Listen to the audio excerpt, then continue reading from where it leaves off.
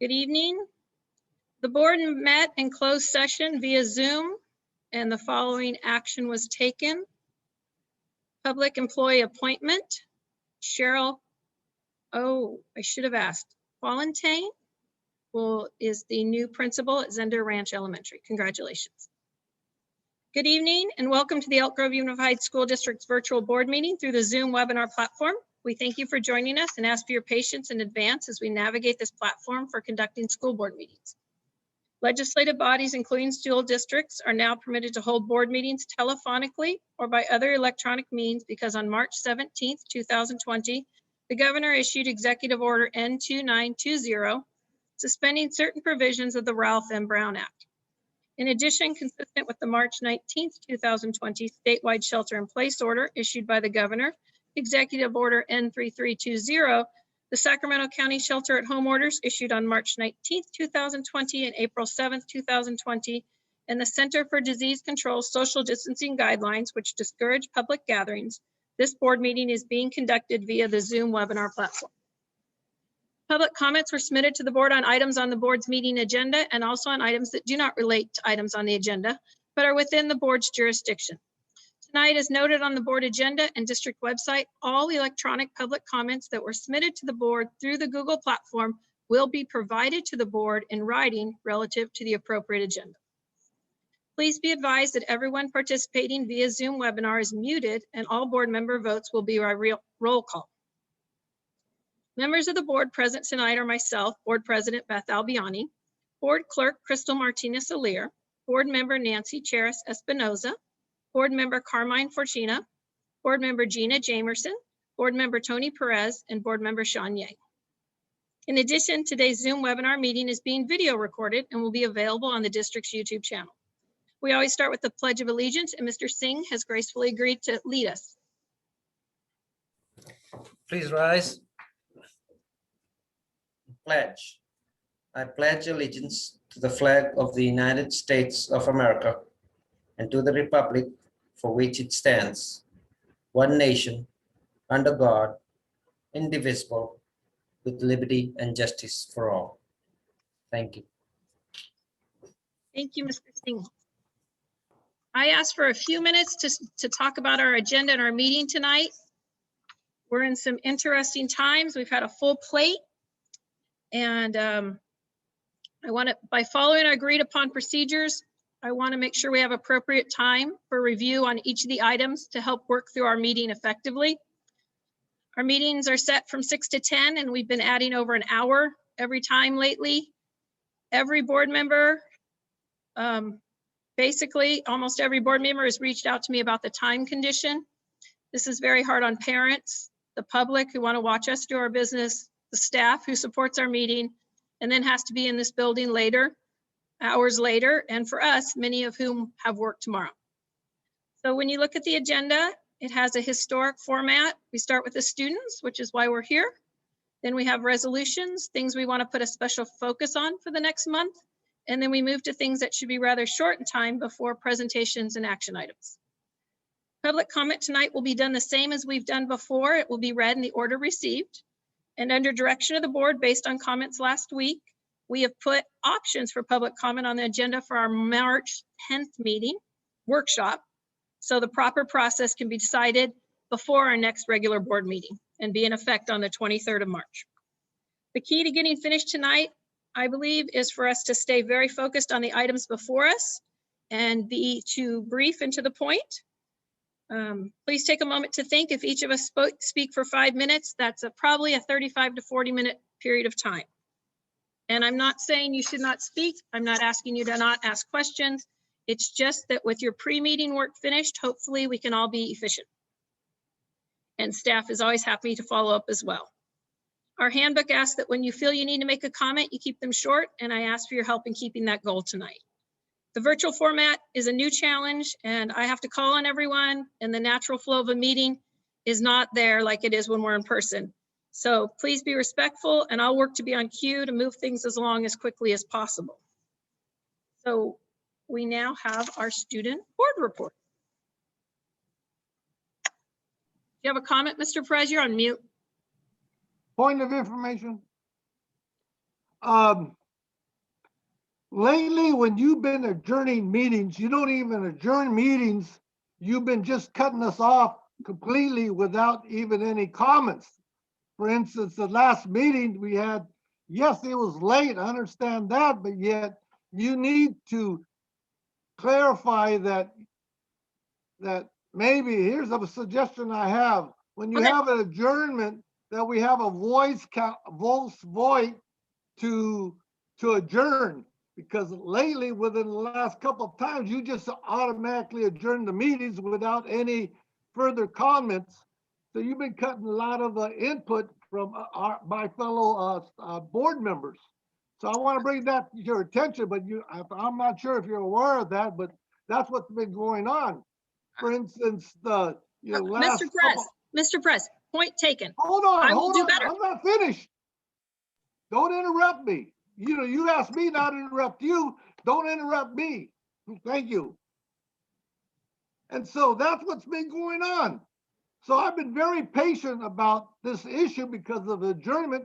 So I'm suggesting if you're going to adjourn the meetings, that it be a voice vote that yes, we all agree to the adjourning the meeting. Is that possible? I will make sure there is plenty of time that we can adjourn. I did push the button sooner than I realized last time, but you can't get back in. It's such a weird thing.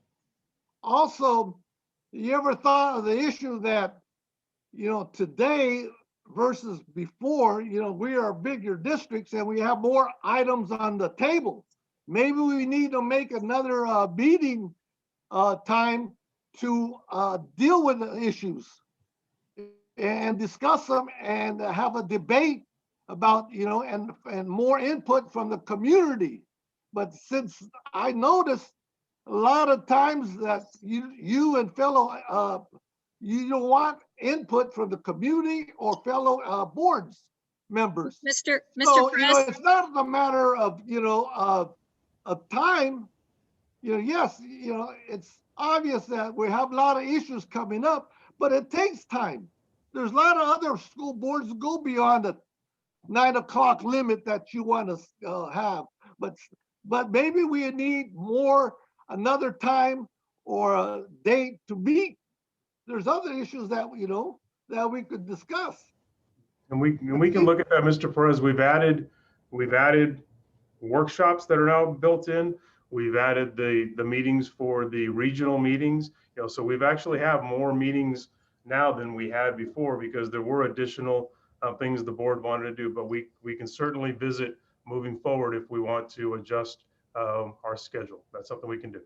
Exactly, but and it's not an issue that people are not prepared. They want to debate and discuss these issues because they're very important. It's not like we haven't did our homework. It seems like, you don't want to discuss the issues. That's what I feel. That's my feelings.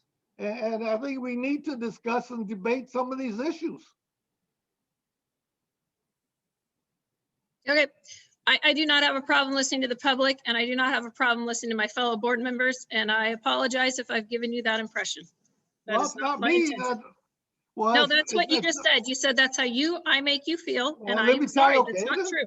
It's people in the community that are telling me this also. People and the parents are telling me, why she cut you off? Why she treat you so rude?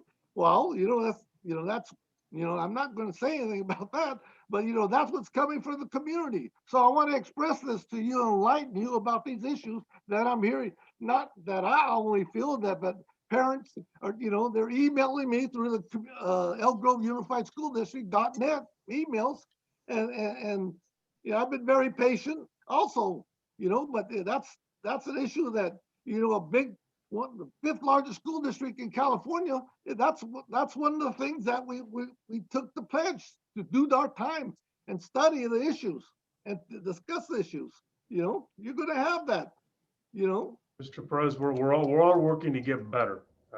We can be better than we've been recently. And that's the whole idea. We want to be better for ourselves. We want to be better for the community that we serve. Exactly. That's the point.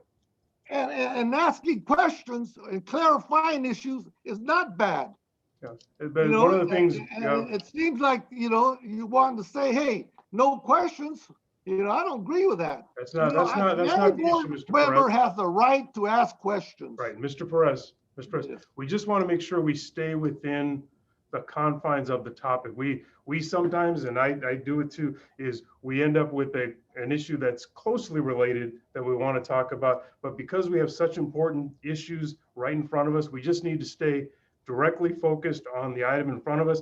And if there's another one that we want to talk about, we need to agendize that and we give it its due time. But we have a tendency to get off a bit and end up talking about related topics, but not the actual topic in front of us. And that's the piece we're going to try to see if we can be better at. So our community hears what we have to say about the topics on the agenda. Yes. And if the public wants to speak, I think we ought to give them, 100% time to do that. We should be good listeners.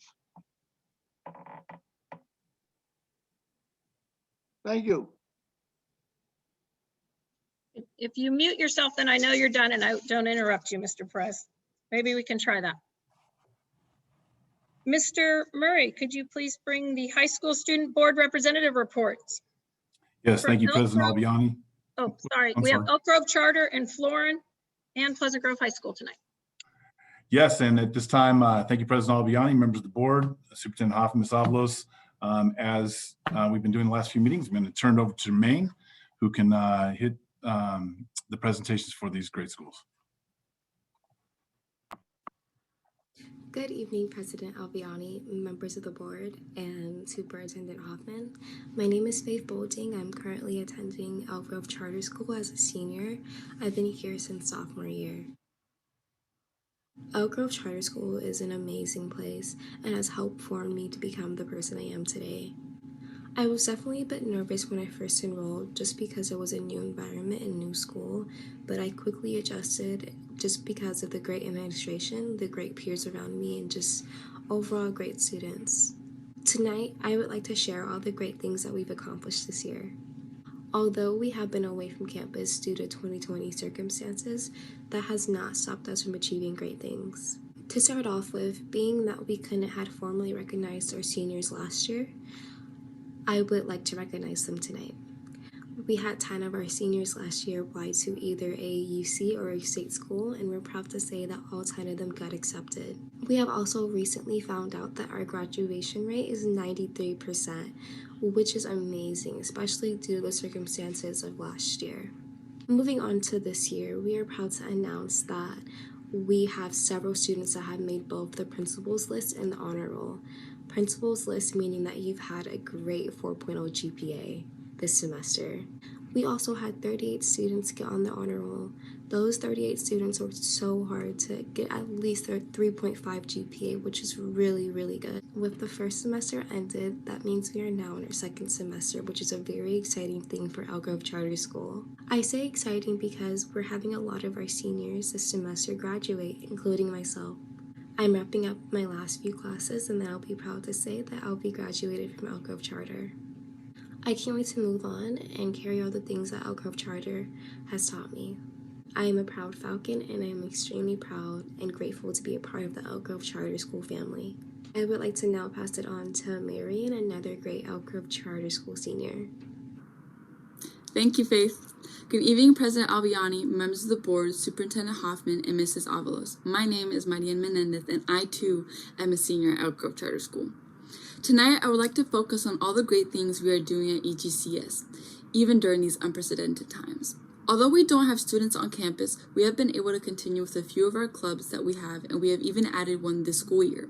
An ongoing club that is thriving at EGCS is Friday Night Live. Friday Night Live meets every Tuesday and completed a public service announcement about the harmful effects of vaping, and are currently working on a social awareness campaign and a parent pledge.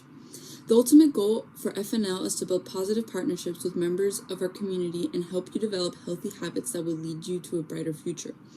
A new club we added this year is the Anime Club that consists of 6 students who meet weekly to watch anime over Zoom and share it with each other after watching an episode. A huge shout out to Mrs. Moore for putting this together and being the club advisor. Individually, we have had some students accomplish great things not only academically but outside of school as well. We are lucky enough to call one of our own classmates a professional soccer player. Sophomore Rafael Jauregui signed with our local professional soccer team, Sacramento Republic FC, and became the youngest in the club's history to appear in a match, and his talents continue to shine with his signing. Born and bred in Sacramento, Rafael grew up playing soccer with his family in the area and now gets to show his skills to the community on a high level. Rafa is a talented soccer player, but he is an even better student, and we are proud to call him a Falcon. Rafa is now the second player from EGCS to sign a professional contract with Republic over the last 2 years. We are also recognizing students weekly through our PBIS program and sharing out with our community who they are and with our weekly public principal announcements. Our Falcon Feather winners are nominated by Staff Weekly and are recognized for their hard work and dedication throughout the week. Several of our classmates are now using this time to also broaden their horizons by working. Several students have stopped by the office to get work permits and are excited to share out where they are working. We have students who are bakers, farmers, cell phone technicians, and other cool jobs that we are all excited about. Lastly, I would like to recognize our awesome teachers at EGCS. Shout out to Mrs. Kim. Without their time and dedication, we wouldn't be as successful as we are at Charter. This school year has been different for all of us, and the teachers and staff at EGCS has worked tirelessly to help it make it as smooth as possible.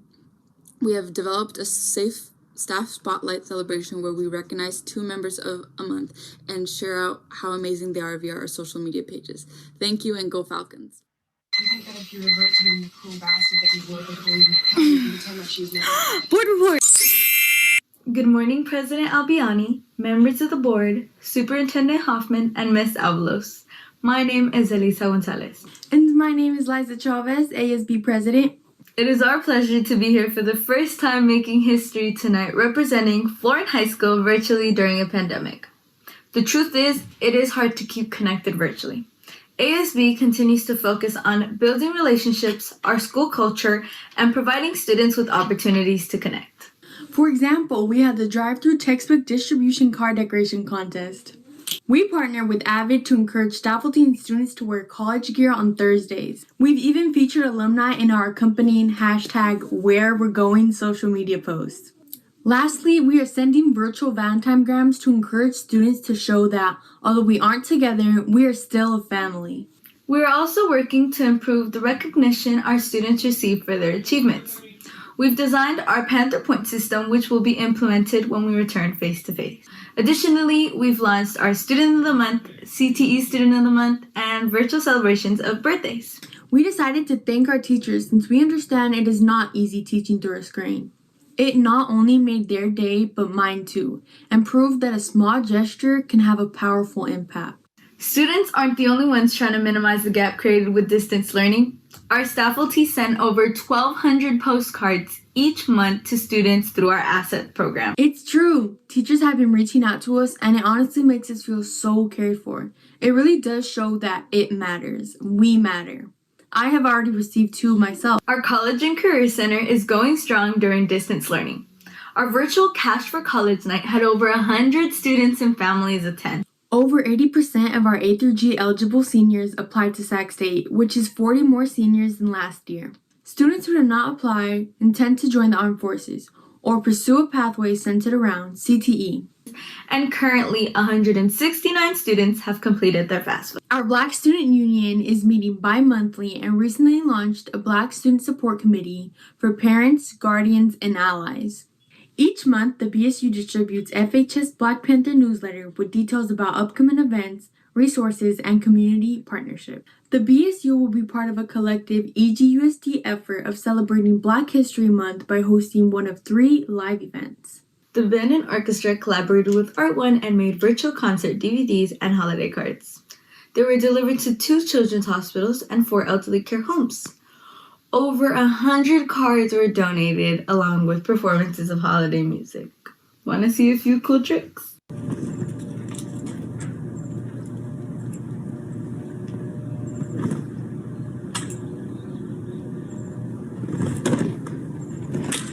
That's so cool. Imagine the practice it took to learn that. Speaking of practice, many of our athletic programs have navigated the COVID-19 protocols to offer our students an opportunity to stay active at Florence High School during the pandemic. We had over 26 FFA seniors receive the prestigious State Farmer degree. We also have 2 proficiency winners that will be going on to regional participation. At our recent Super FFA Career Development Event Days, we had 56 students participate in a variety of competitions including creed recitation, public speaking, job interviewing, and written examinations. The IT Academy launched a speaker series and has included prominent industry leaders such as Newton Lee, a software engineer at Twitter Cortex, Jack Aloga, a AWS technology marketing executive, and Madeline Pratt, the founder and CEO of Fearless Fronty and Women Talk Money. Next up is Law Academy. Law students have attended online workshops in social justice and increasing diversity in the legal profession, including recently sworn in the California Supreme Court Justice Martin Jenkins.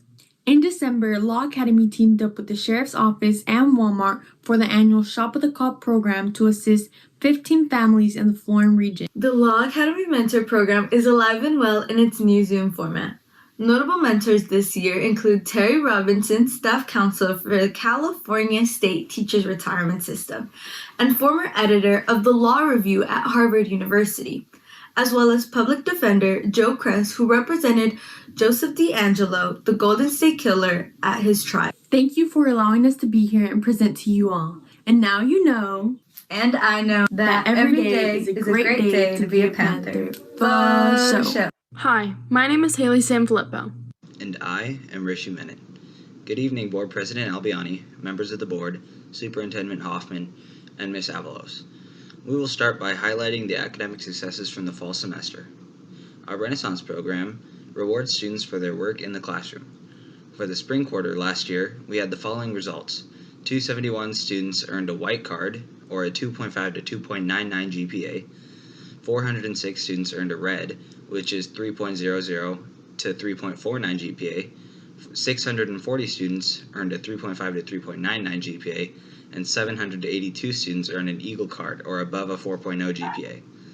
Overall, in grades 9 to 11, we had almost 2,551 students eligible to receive the Renaissance Awards, and 2,098 earned them. That is 81% of our student population. We are proud of their efforts. Also, we honor our students with Academic Achievement Awards, which are awards given to students with over a 3.6 GPA for the entire semester twice a year. For the spring of 2020, we had 371 students sign up for this award, and 128 of those earned over a 4.0. They received a certificate for their accomplishments. On the athletic front, we have teams that are currently practicing to prepare for competitions in late February and early March. Our men's and women's golf teams, men's and women's tennis, and cross country began practice in early February, and some of them have started competing against other schools. Our baseball and softball teams are eagerly awaiting the move to the red tier on the coronavirus scale so they can begin practice and league competitions. It will be great to see our student athletes representing Pleasant Grove and competing against other schools. For club news, BSU has prepared an entire month of celebration and acknowledgement dedicated to African American heritage in February. They are excited to present this year's Black History Month theme, Nothing for Us Without Us.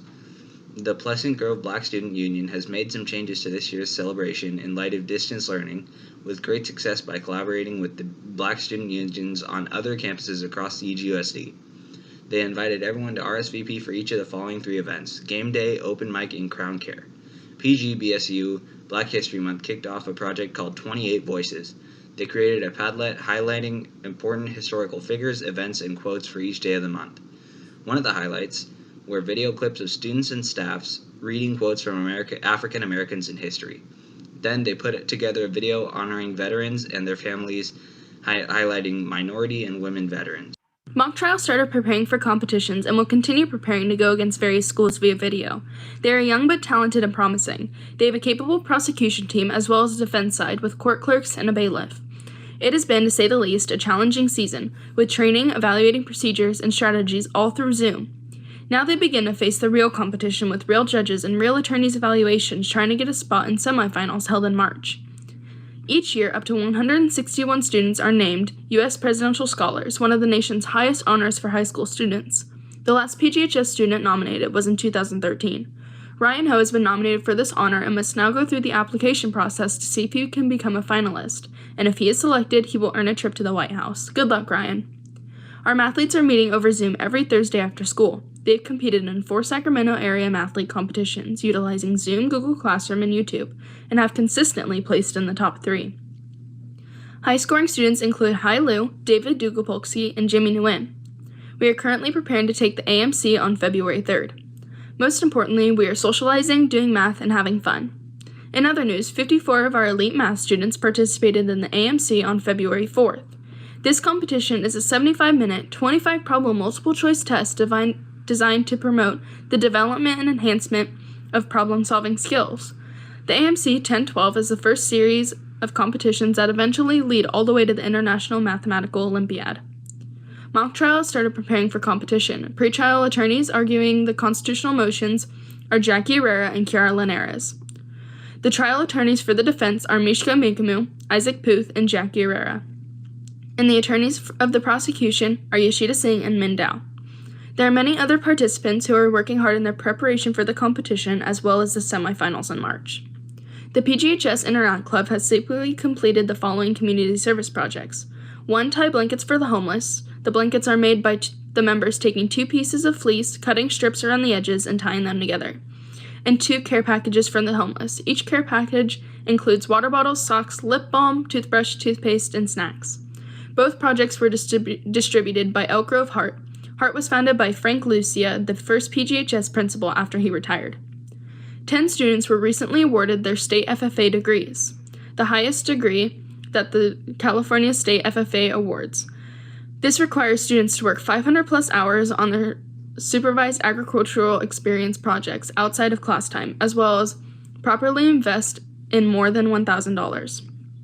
Outside of the classroom, the Ag Department has been busy acquiring their livestock for animals for the Sacramento County Fair. The barn is currently housing 3 beef steers, 23 pigs, 4 lambs, and 7 goats. Students are busy and excited to get back to the barn. These are just a few updates we have for Pleasant Grove High School. Thank you for listening, and we are both excited to show off our school. Go Eagles!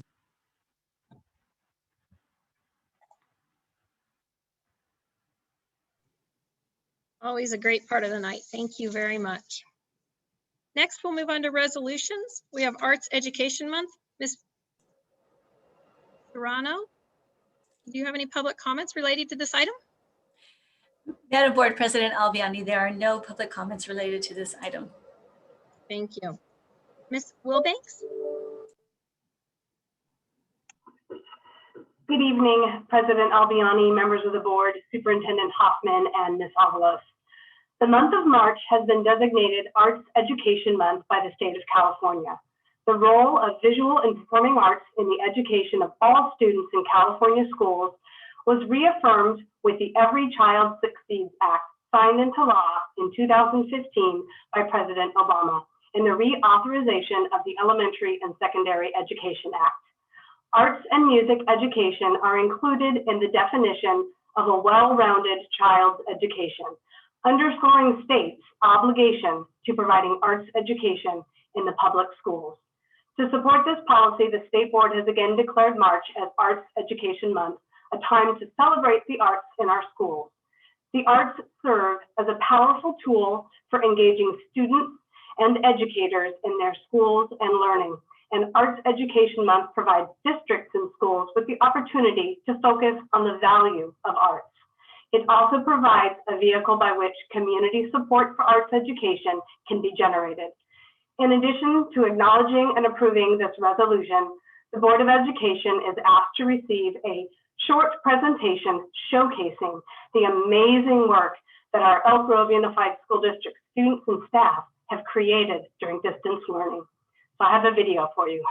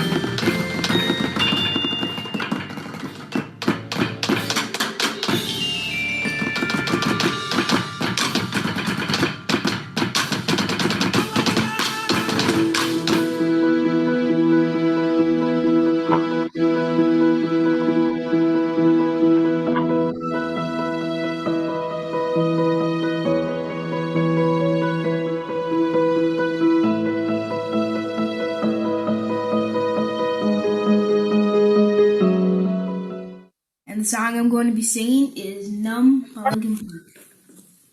This song gives me hope because it's about taking the negativity out of your life and thinking about good things.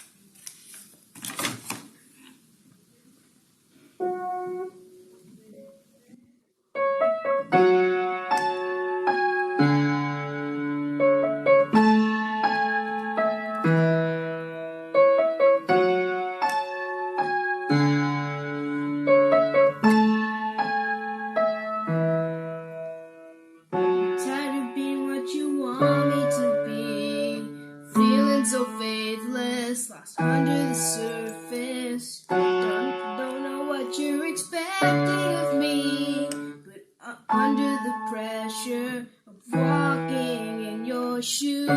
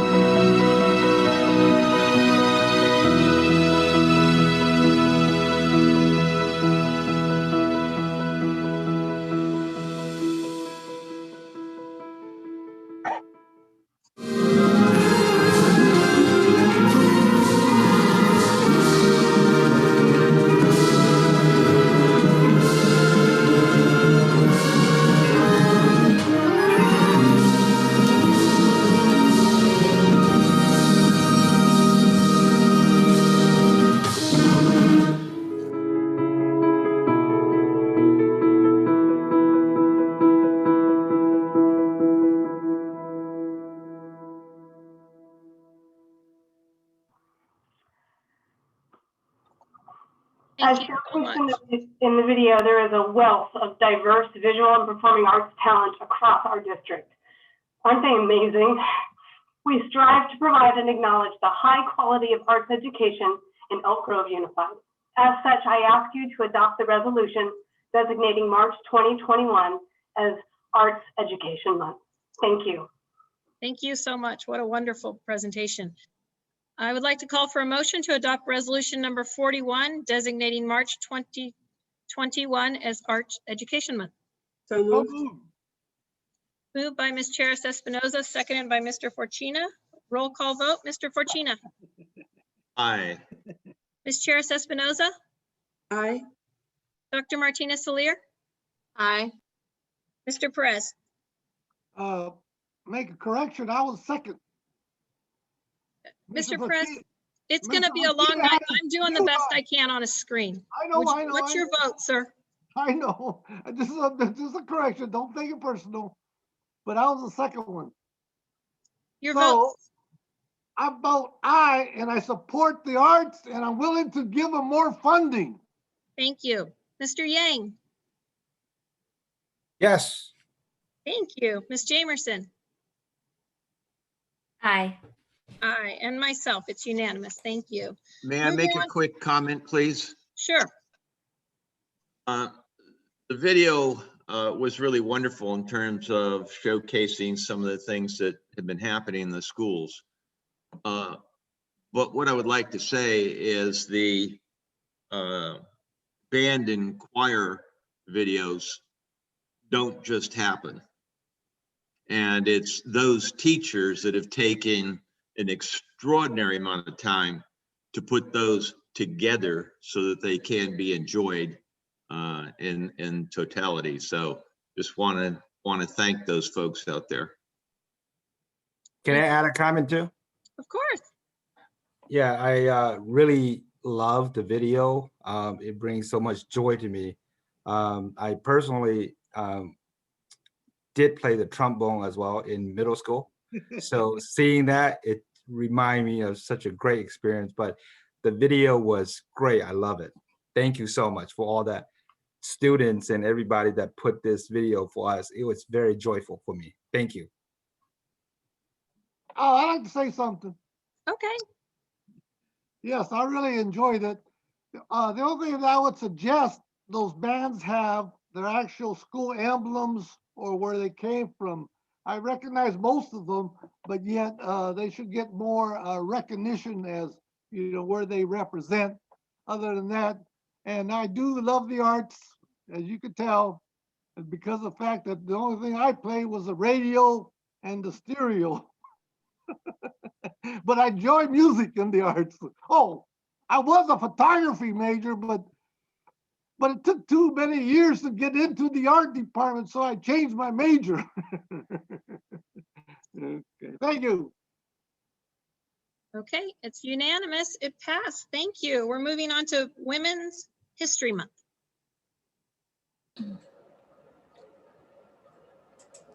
Good evening, President Albiani, members of the board, Superintendent Hoffman, and Ms. Avalos. I feel fortunate this evening to bring to you a recommendation to adopt Resolution Number 40, designating March 2021 as Women's History Month. The month of March has been recognized both federally and by the state of California as Women's History Month, but we know that throughout the year, elementary and secondary teachers are using pieces of literature where they're showing women in both traditional and non-traditional professional roles. In areas of math and science, information is being shared about famous female mathematicians and scientists.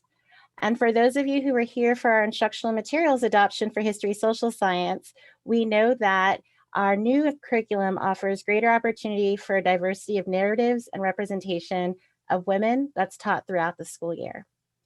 Along with school sites that may be offering events in recognition of Women's History Month, I will be working with Matt Espinoza in the Office of Equity to offer an educator workshop, community event, and book talk focused around valiant women in the vote, as we've seen an unprecedented number of women moving in and throughout government. And of course, we have the election of the first female vice president.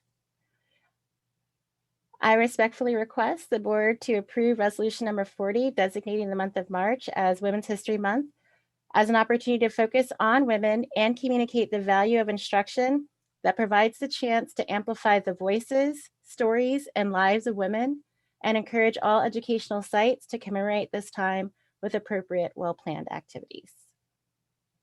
Thank you very much. I neglected to ask if there was any public comment on this item before you started. Madam Board President Albiani, there are no public comments on this item. Okay, thank you. So then I will ask for a motion to adopt resolution number 40, designating March 2021 as Women's History Month. Move adoption So of moved. resolution 40. Moved by Mr. Fortuna, seconded by Ms. Jamerson. It is a roll call vote. Ms. Charis Espinoza. Aye. Dr. Martinez Alier. Aye. Mr. Perez. You're on mute, sir.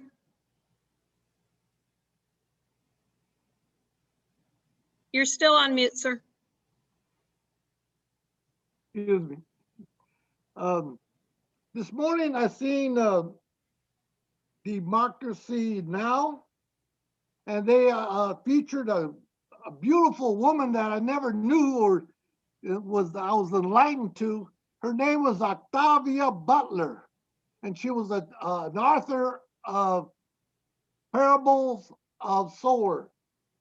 And her history is, man, I recommend that we could also get her Democracy Now! Presentation that they provided on the TV today on our Elk Grove Unified School District. Madam Yeah. Chair, I believe comments to come after the vote or before. Yes. So anyway, I'd just like to make that announcement. I was so impressed that this woman so beautiful and the books she wrote she was a visionary literature writer. And so if you please possibly research that, Ms. Black, and maybe present it to our board in the upcoming month. Thank you. Yes. Did you want to vote? Okay, Yes. great. Mr. Yang, Aye. thank you. Ms. Jamerson, Aye. thank you. Mr. Fortuna, Aye. thank you. And myself, it's unanimous. Thank you very much, Ms. Blackwell.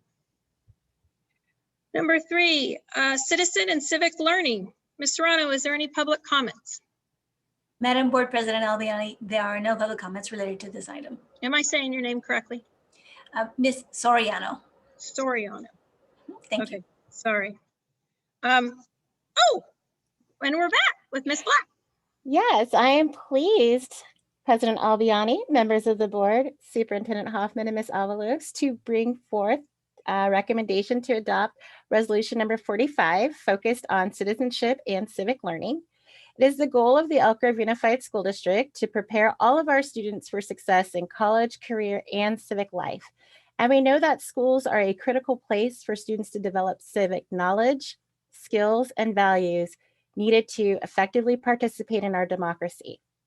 The 2016 California History Social Science Framework notes, from the earliest grade levels, students learn the kind of behavior that is necessary for the functioning of a democratic society in which everyone's fundamental human rights are respected. They learn sportsmanship, fair play, sharing, respect, integrity, and taking turns. They should be given opportunities to lead and to follow. Classroom instruction in government, history, law, and democracy, discussion of current events, service learning, extracurricular and co-curricular activities, student voice in school governance, and simulations in the democratic process will support and encourage students' understanding of the importance of civic engagement. It's also important that our educators understand the importance of civic engagement and the history of civics in our country. Just this afternoon, I was engaged with 20 educators where we did an educator workshop on is voting a right or a privilege? The history of African Americans' struggle for the right to vote. And it was an amazing experience and opportunity for educators to learn the history of voting rights in the United States. And we hope to continue to provide educators and students with those opportunities. Based on the district's graduate profile, students who engage in the community and participate in civic action gain knowledge about school, local and global issues, and are prepared to succeed in college, career, and life, which is what the nation and the state require. We need to make sure we have educated, informed, and engaged citizens and residents, and it starts in our classrooms. I respectfully request that the board approve resolution number 45 to support and the continued development and implementation of developing our civic literacy of all of our students. Excellent. Thank you, Ms. Black. I would like to call for a motion to adopt resolution number 45, citizenship and civic learning. So moved, Madam Chair, and I'd like to make a comment at the appropriate time. Thank you. I have a first. Second, a first by Ms. Charis Espinoza, a second by Mr. Fortuna. And someone wanted to make a comment. I'll start with you, Ms. Charis Espinoza, as the maker of the motion. Sure. Thank you, Ms. Black, for that presentation. It just dawned on me as Ms. Black was describing what the work is to implement this resolution, that some other things that we are doing that we have been doing more recently are really extensions of this work. So the student equity councils, both at the school site level and at the district level, are really an extension of this. We're really using ourselves as a training ground for civic engagement and activism. And the ethnic studies courses as well are really honing our students to have a lens through which they can understand what's going on out there in the world, and to engage with it in a meaningful way. So I just wanted to point that out, that this work is even broader than what we're honoring with this resolution tonight. Thank you. Where's anyone else before we take a vote? Mr. Press. It is obvious that it's important to vote. As a result of people in California and throughout the nation, we have changed the political climate of this world, this nation. No political comments, please. This is a board meeting. And California. And a nonpartisan board. As a result, we are going to get more educational funding. As a result, at the federal level, at the state level, at the county level. So thank you, all you citizens out there in the community, in the world, or in the United States of America. Thank you for participating in your civil duty to vote. And I see something. Thank you. I'll stop. If you mute, then I know you're done. Thank you. Dr. Martinez-Soler. Are we taking a vote? We are taking a vote unless you want to say something. I'm sorry. No, thank you. Aye. Mr. Perez. Aye. Thank you, Mr. Yang. Aye. Thank you. Ms. Jamerson. Aye. Thank you. Mr. Fortuna. Aye. Ms. Charis Espinoza. Aye. And myself, it's unanimous. Thank you. Moving on to item number 5, student expulsion and voluntary transfer recommendations. Ms.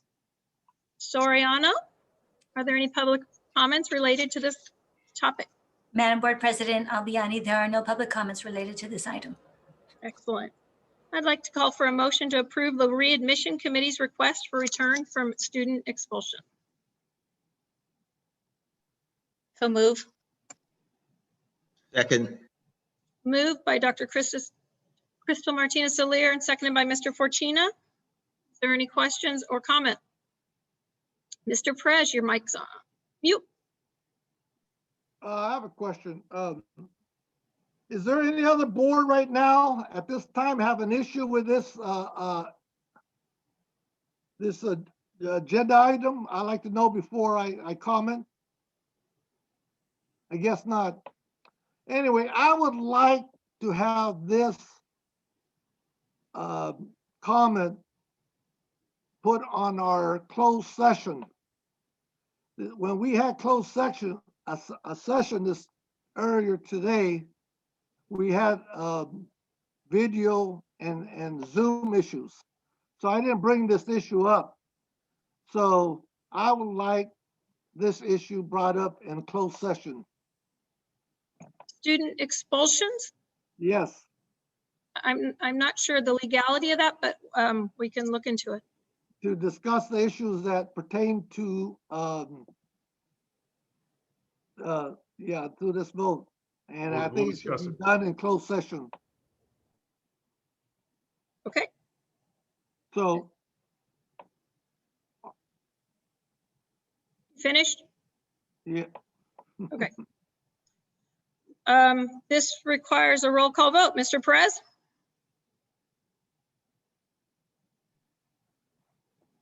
Oh, well, so I guess there's no issues regarding trying to talk about this issue in closed session, or just a We vote? can look at that in the future, but we have to take action on this one because it's already on the open session agenda. So we can look at that for future agendas, but it's not something we would change tonight, but we can look at it moving forward. Well, I'm gonna vote no. Okay. Okay. Mr. Yang?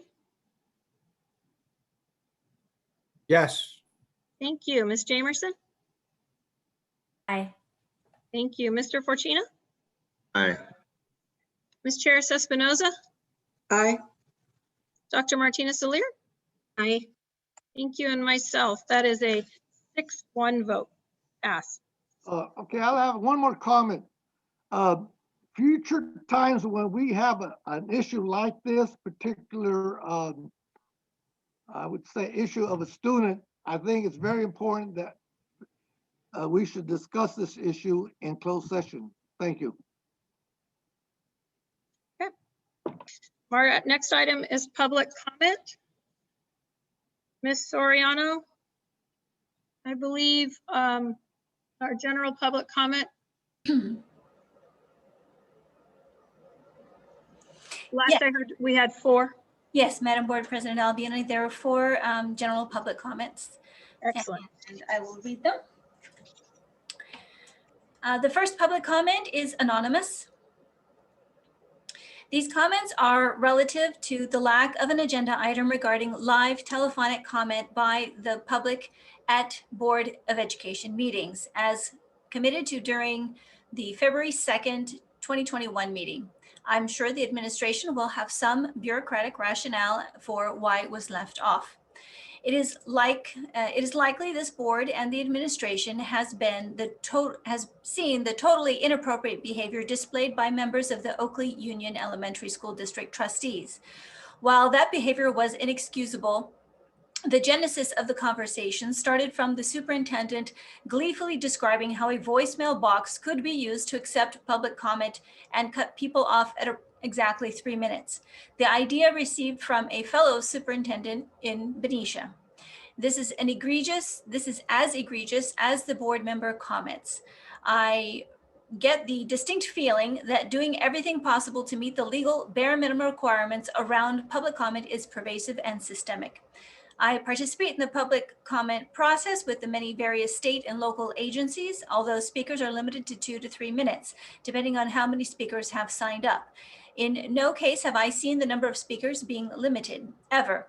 This is particularly important as the board has repeatedly refused to incorporate parent voices into the invite-only echo chamber club relative to return to school planning. Bluntly, this is one of the few avenues to provide input to the board. This board seems more interested in getting through the agenda than taking testimony from constituents. I'll remind this board that as elected leaders, it's your obligation to take and carefully consider constructive input from constituent stakeholders. If that results in longer than historical meetings, so be it. This topic may seem minor, but it speaks to the greater issue of equitable and inclusive participation of all stakeholders, especially associated with return to real in-person learning. Not only should you immediately implement the ability to provide live comment, but you should swiftly expand the return to school planning group beyond the hand-picked few and include other relevant stakeholders. The goal is to develop return to real in-person learning for school year 2021-22, as well as an option for remote learning. The concurrent plan is not satisfactory. The community demands a voice and is organizing. Although recalling board members is not the preferred path, that option is absolutely on the table. The next comment comes from Elena Simmons. Members of the board, please be sure to stand strong against parents who want to bring the board and district leadership down. The comments certain people are spewing regarding teachers, administrators, and board members at the moment is horrific. Schools have been open and remain open. Yes, some families argue to reopen schools, but many students are thriving in distance learning and most are doing just fine. Do not doubt that what this school district and board decided to do has saved lives and been a good decision throughout a terrible time. When we move to the concurrent model, they will still complain, but I applaud you for keeping our teachers and community safe. Please continue doing so. Thank you. The next comment comes from Holly Bigley. I have a few things I would like to address. At the last board meeting, Mr. Perez called out for teachers. He asked, "Where are they?" So I wrote you all a letter sharing my concerns as teacher. And the only person to respond was, of course, Carmen. If you ask for us to speak up, then we do. I would expect a response, just as you would expect me to respond to all my parents. So I will hope to have a response in my inbox tomorrow. In my letter, I pointed out that I am witnessing a decline in student motivation. This has gone on long enough, and while we will be returning April 1st, Tuesday, 2 days is not enough. From item number 1 to now, my students have a class average decline of about 7%. My D's and F's have doubled. Students who once received A's are now getting D's and F's. This is a real problem. Oh, by the way, I teach middle school PE. We have other options to get students to school longer than 2 days. We need to allow them to come back 4 days. The numbers are proof that it will be possible. The equity issue cannot be used as every school is doing different things already, which is not equitable. I have spoken to my union and learned the concurrent model was chosen because it was easier. Doing a hybrid based on choice was too much work.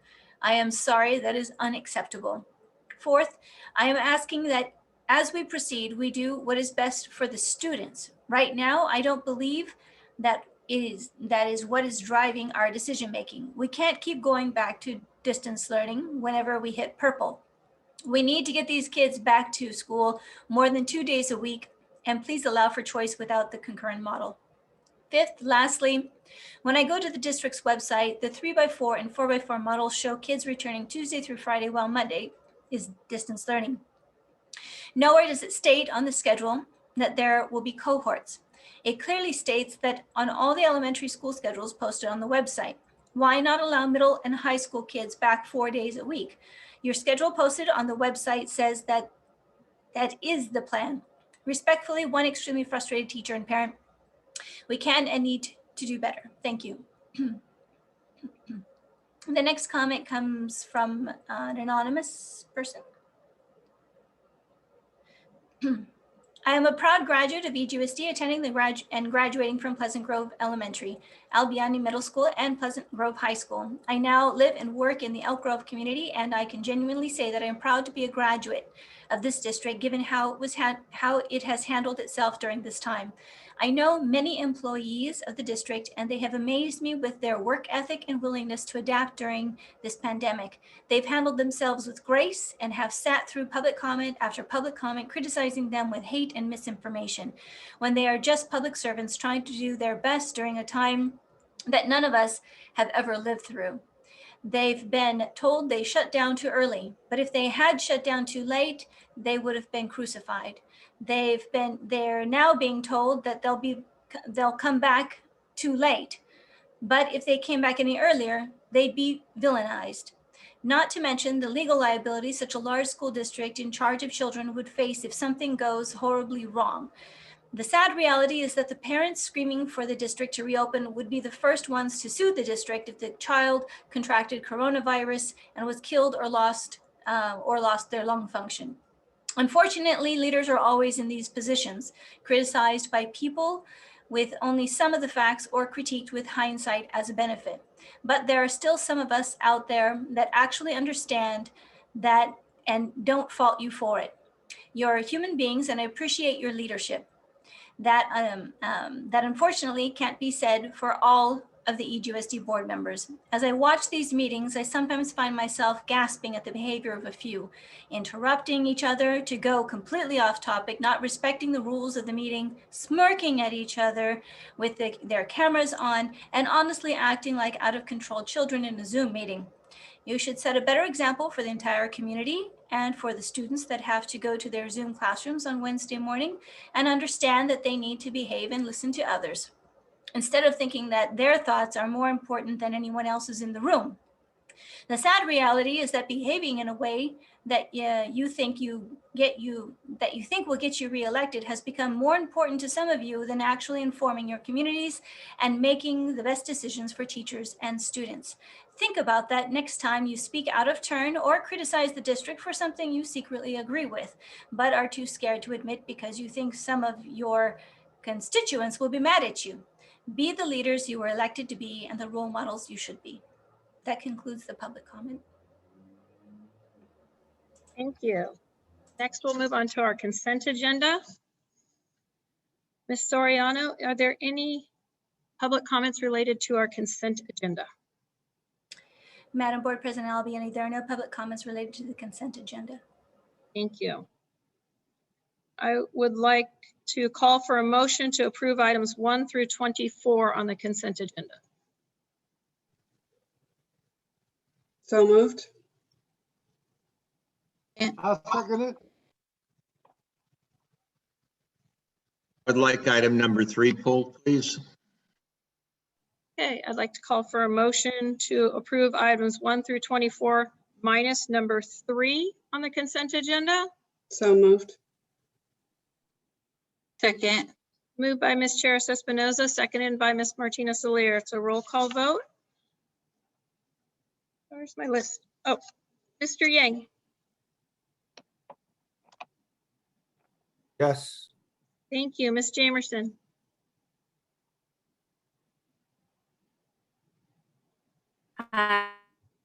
Thank you. Mr. Forshina. Aye. Ms. Charis Espinoza. Aye. Dr. Martina Soler. Aye. Mr. Perez. Aye. And I for myself. Mr. Forshina, number 3. Thank you. Yeah, I'd like to make a couple comments.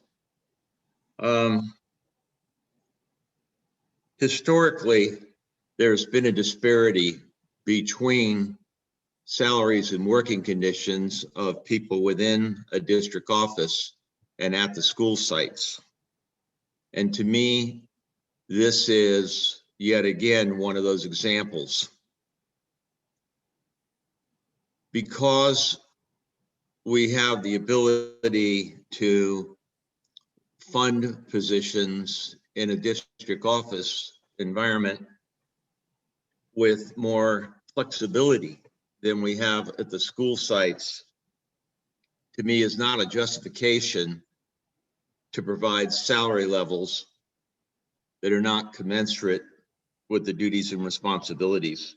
The position that we've been asked to approve, the communications manager, has a beginning salary that would require a teacher to work for 22 years to attain.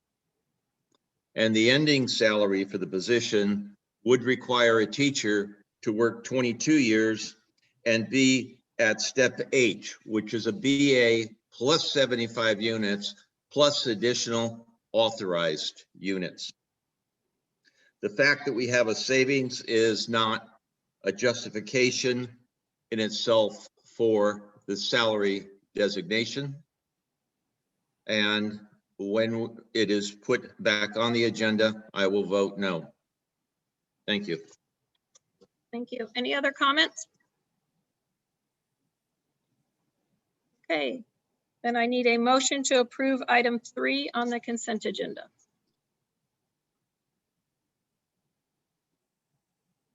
So moved. And a second? I will second it. Can I do that? Okay, I will second it. Roll call vote. Mr. Yang? Are we supposed to go the opposite? Well, Mr. Yang, I get one roll call vote per thing and we got pulled, so I was just repeating it, but I can move on one and then it will get repeated next time. Ms. Jamerson will start twice, but that is fine if you would prefer. I would love to have your vote, sir. Yes. Thank you. Ms. Jamerson? Yes. Just thought you made a mistake. You made a mistake, Mr. Yang? No, I got you. I thought that you forgot to rotate it. That's all. Oh, no, not a problem at all. It's all a weird world in this thing. Mr. Forcina? No. Thank you. Ms. Charis Espinoza? Aye. Thank you. Dr. Martinez Solir? Aye. Thank you. Mr. Perez? Aye. Thank you. And myself, that is a 6-1 pass. Next, we will have our bargaining units comments, which is a move up in the agenda. Ms. Serrano? Sorry, Anna. I'll get there. Yes, Madam Board President Albiani, there is, I believe, one public comment related to the bargaining units.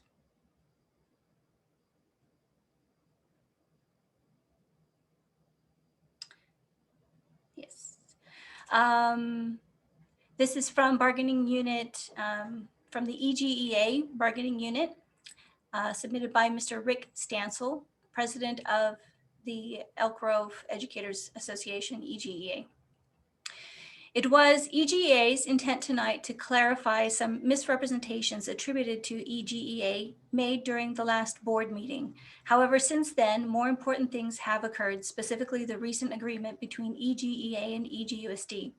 In the fall, EGEA and EGUSD agreed to an MOU to follow science and agreed to implement in-person instruction once Sacramento County was officially in the red tier for 2 weeks. It is our belief that agreement helped to keep our staff, students, and community safe. But the considerations that led us to make that agreement have since changed.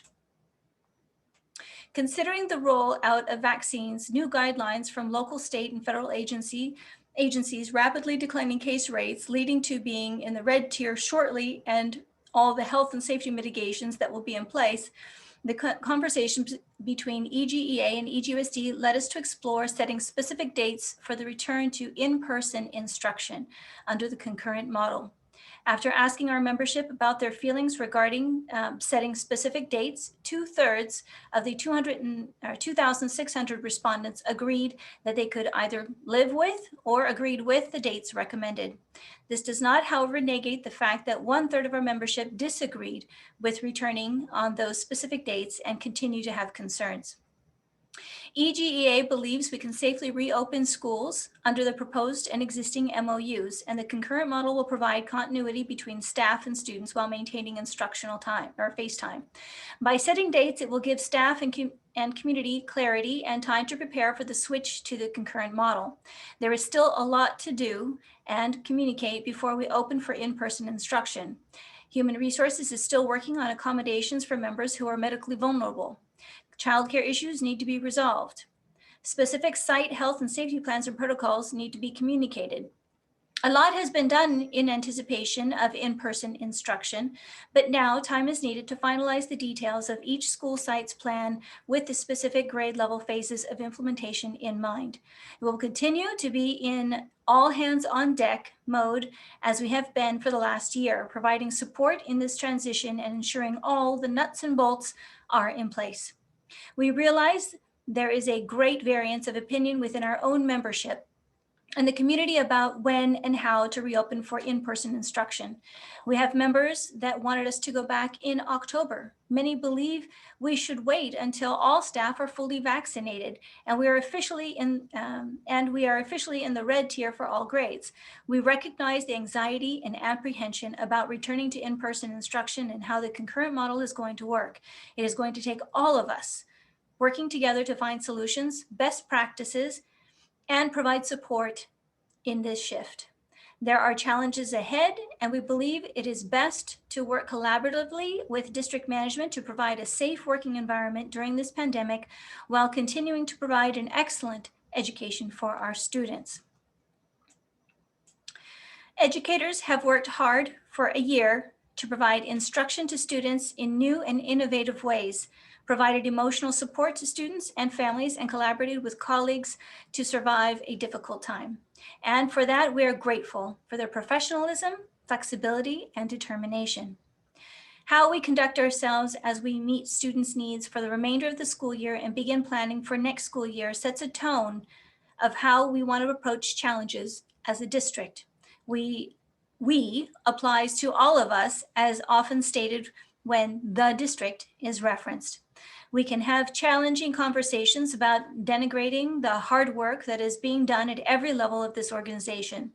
Words matter, and it is our expectation that everyone in this organization remember to see the challenges, hopes, and dreams of others as we do our work.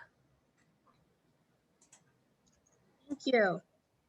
So now we will go into public hearing and action items. Our first addendum to Memorandum of Understanding dated October 23rd, 2020 between Elk Grove Unified School District and Elk Grove Education Association for the 2020-2021 school year. Mr. Riley, would you please present this item? Thank you, President Albiani. I will be giving a brief overview of some of the salient highlights from the addendum to the MOU that was originally signed with the EGA on October 23rd, 2020. I'll start by highlighting the county tier metrics that have guided this most recent effort, broken down into two different categories. We have for grades pre-K through 6th, including our pre-K self-contained special education classes. They will be returning on prescribed dates for in-person concurrent instruction, provided that the state's adjusted case rate for our county is below 25 cases per 100,000 population. And then our other group here that we'll be looking at grades 7 through 12, including our self-contained special education classes. They will return on prescribed dates for in-person concurrent instruction, provided that the state's adjusted case rate for Sacramento County is equal to 7 or less than 7 cases per 100,000 population and is within the red tier for 5 consecutive days. And I might add there, and it's emphasized in several places during this presentation, that is according to state orders in terms of the difference between the thresholds for allowing pre-K 6 students, elementary students to return, and our secondary cohort to return. And then part of the agreement is if the state's adjusted case rate for the county exceeds 25 cases per 100,000 population or greater, all grade levels shall return to the full distance learning model that we are currently in. Some of the changes due to the addendum, and again, I'm not going through the entire addendum. It is posted on the agenda for people to review in total. But some of the changes that are specific to our implementation of the in-person concurrent model include that pre-K 6 students can return or will return rather while the county is in the purple tier designation with prescribed return dates, and they do not have to wait for Sacramento County to enter the red tier. This addendum to our agreement, our October agreement, shortens the implementation timeline delineated in that agreement from October for the return of secondary students. Previously, there were 2 weeks in between each of the 3 grade level phases, that being pre-K 3, 4 through 6, and grades 7 through 12, with secondary students returning a minimum of 6 weeks after the county reached the red tier designation. Under this new agreement, per the addendum, secondary students can return April 1st, contingent upon the county reaching the red tier for 5 consecutive days per the state orders. There's 3 slides that are going to delineate the actual dates. I think once I conclude going through those 3 slides, there'll be an appreciation for the complexity of our calendars, in that we have year-round calendars with 4 different tracks. We have modified traditional, we have traditional calendars, and we have elementary and secondary schools operating on those various calendars and tracks. So I'm not going to read through all of the dates. It's meant as a visual, and I do want to emphasize to our community, our students and parents out there, that specific communication will be coming from the school sites that will clearly delineate where you fall in the spectrum of return dates. The following slides are organized in 3 different columns. You'll see the calendar, reference, and grade levels. In the middle column, you'll see the on-site teacher prep and adjusted synchronous learning days. Those days are designed to limit the synchronous instruction for students on those days, to allow teachers to be on site, to prepare their classrooms, to test the technology, and to prepare their classrooms for the return of students in person. And then the final column delineates the student start date for the in-person concurrent model, when students will actually enter our classrooms again in person. So here we have dates that are specific to our year-round B, C, and D tracks. The first row there is pre-K 3. The second row is relevant to grades 4 through 6. Continuing down here, next slide here, the year-round B track. The B track is separated because the B track is off track during this return time.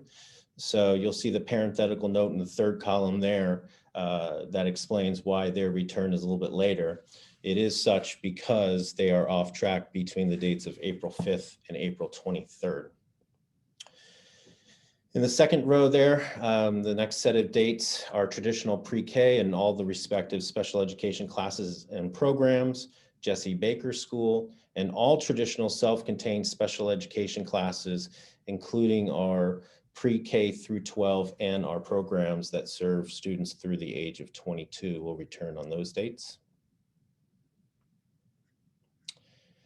And lastly, we have our modified traditional pre-K, which will return, and pre-K 6, the modified traditional special education classes and programs will return on those dates delineated there on April 1 and 2, with the on-site days being March 30 and 31 for our staff.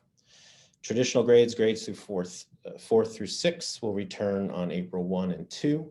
Modified traditional grades 4 and 6, April 8 and 9.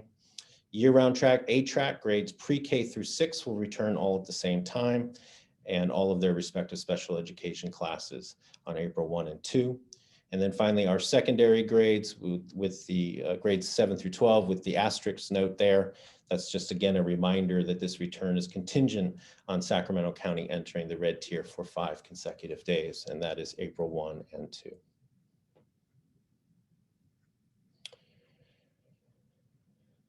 As such, the recommended motion here is the Board of Education is asked to conduct a public hearing to present the agreement reached through negotiations dated February 19, 2021. The board will be asked to 1, open a public hearing and receive comments on the agreement, and 2, close the public hearing after listening to comments. After closing the public hearing, the board will be asked to take action to approve or ratify the agreement. Thank you, President Albiani. Thank you.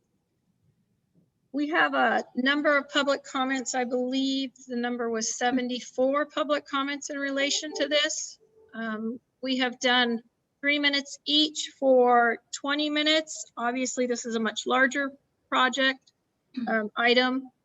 do not feel reading 79 is viable in the evening.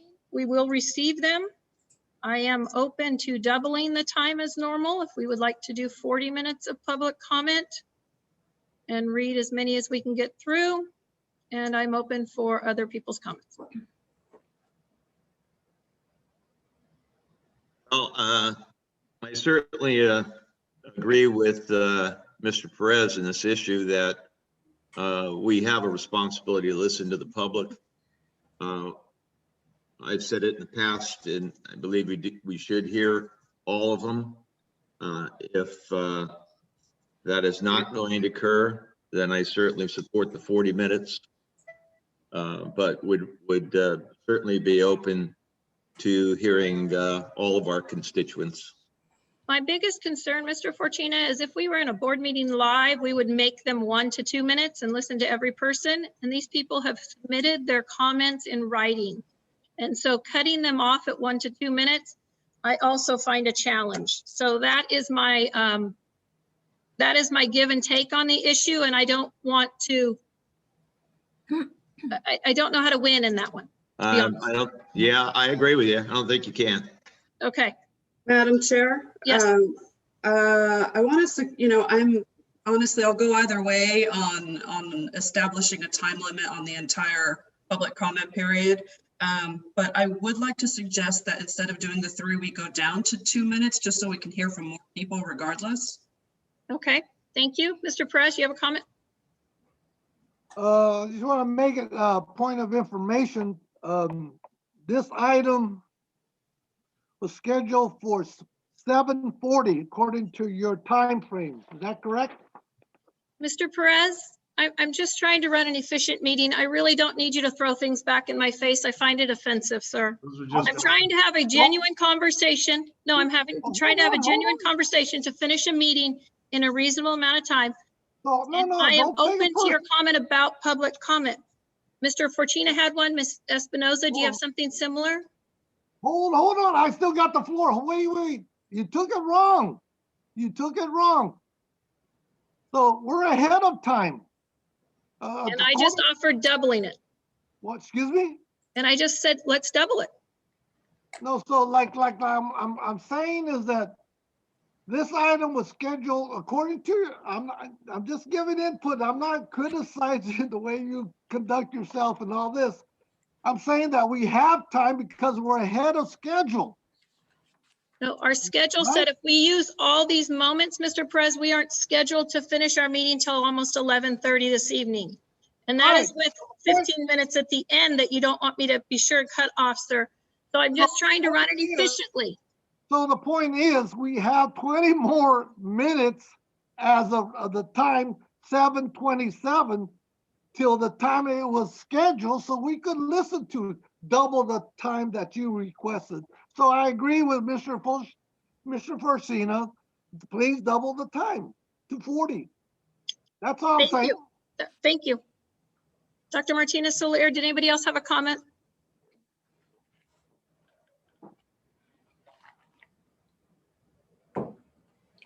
I'm having problems with the space bar to talk. So just so you know, that's why it's muting a little bit. Can you hear me okay? Yeah. I can now, thank you.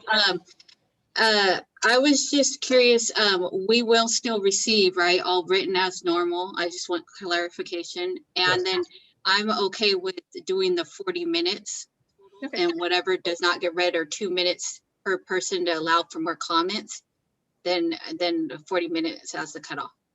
Okay, Ms. Jamerson? I agree with that. Thank you. Mr. Yang?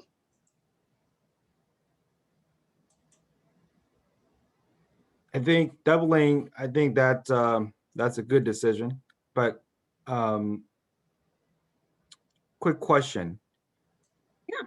Do we have like an average on kind of in the past where what is a typical written comment would last till? Do we have any idea? Mr.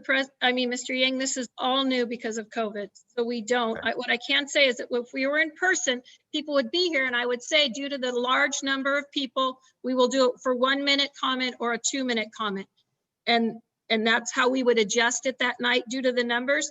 But again, the challenge is being this format, it's hard to do. So Well, I'm sorry, I don't have a better answer. I was thinking, ideally, we want to hear everybody that has spent their time and sending in their comment. So 40 minutes, I actually heard Trustee Espinoza earlier about cutting to 2 minutes. I wonder if we cut it 2 minutes, we could, maybe hear more. I'd rather, that might be, to me, might be better. Because, that's my thought. One point of clarification, I think maybe my brain was sleeping. We've had 30 minutes for the public comment, correct? Tradition is 3 minutes per topic for 20 minutes per category. I thought we'd been talking about 30 per category. We have made lots of adjustments due to the intense participation that we are trying to be respectful of, Mr. Fortuna. What I would like to do is do a 3-minute versus a 2-minute vote. If you can let me know if you prefer 3 minutes per reading or 2 minutes per reading. And then we'll move ahead for 40 minutes with the will of the board. Mr. Fortuna, 3 minutes or 2 minutes, please?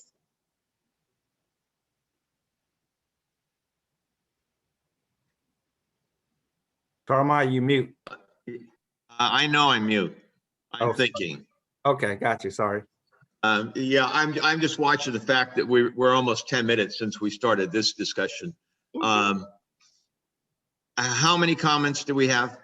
64. 64 at 2 minutes. We're still not going to get. No, we're not going to get through all of them, sir. I appreciate that. We are going to give them in writing. 3. 3. Ms. Charis Espinoza. 2. 2. Mr. Perez. 2. 2. Dr. Martinez Alier. 2. 2. Ms. Jamerson. 2. Thank you. Mr. Yang.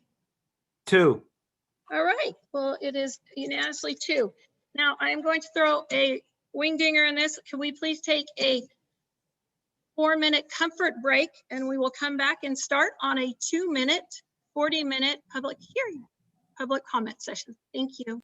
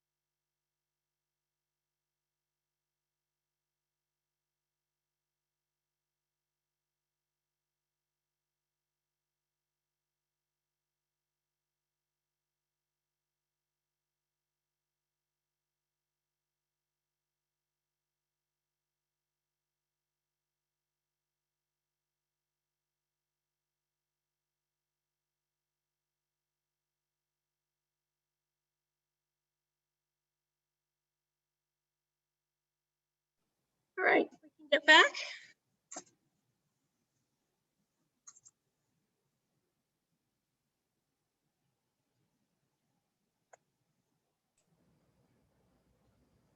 Mr. Press, can you hear us, sir?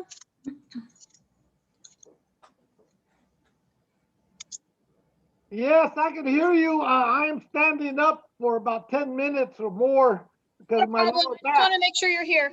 yes, my lower back's hurting.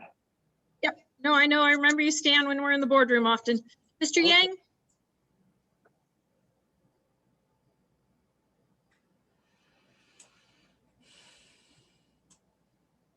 Mr. Yang, do we have you with us?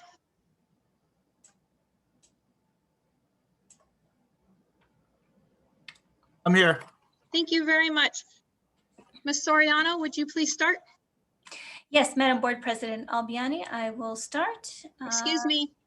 Dr. Martinez-Soler, can you keep the 2-minute time, please?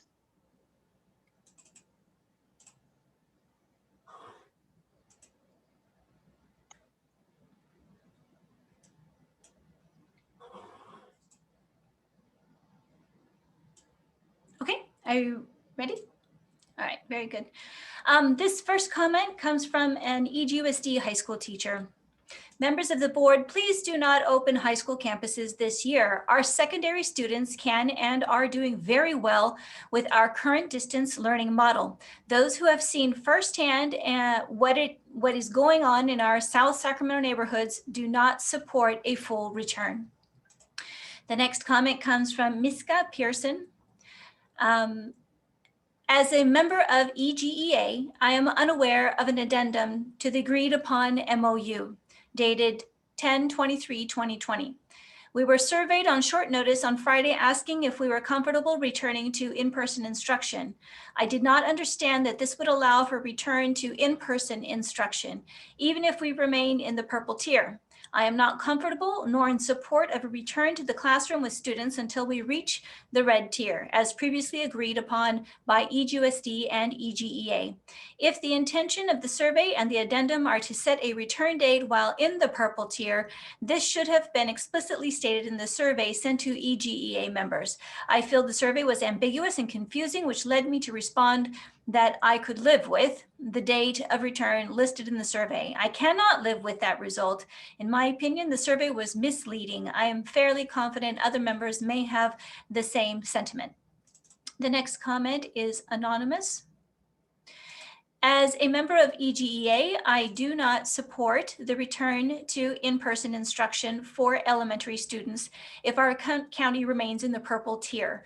Even with the distribution of vaccines for educators, there are still employees that cannot receive the vaccination for medical reasons and many that just don't feel comfortable getting the vaccine.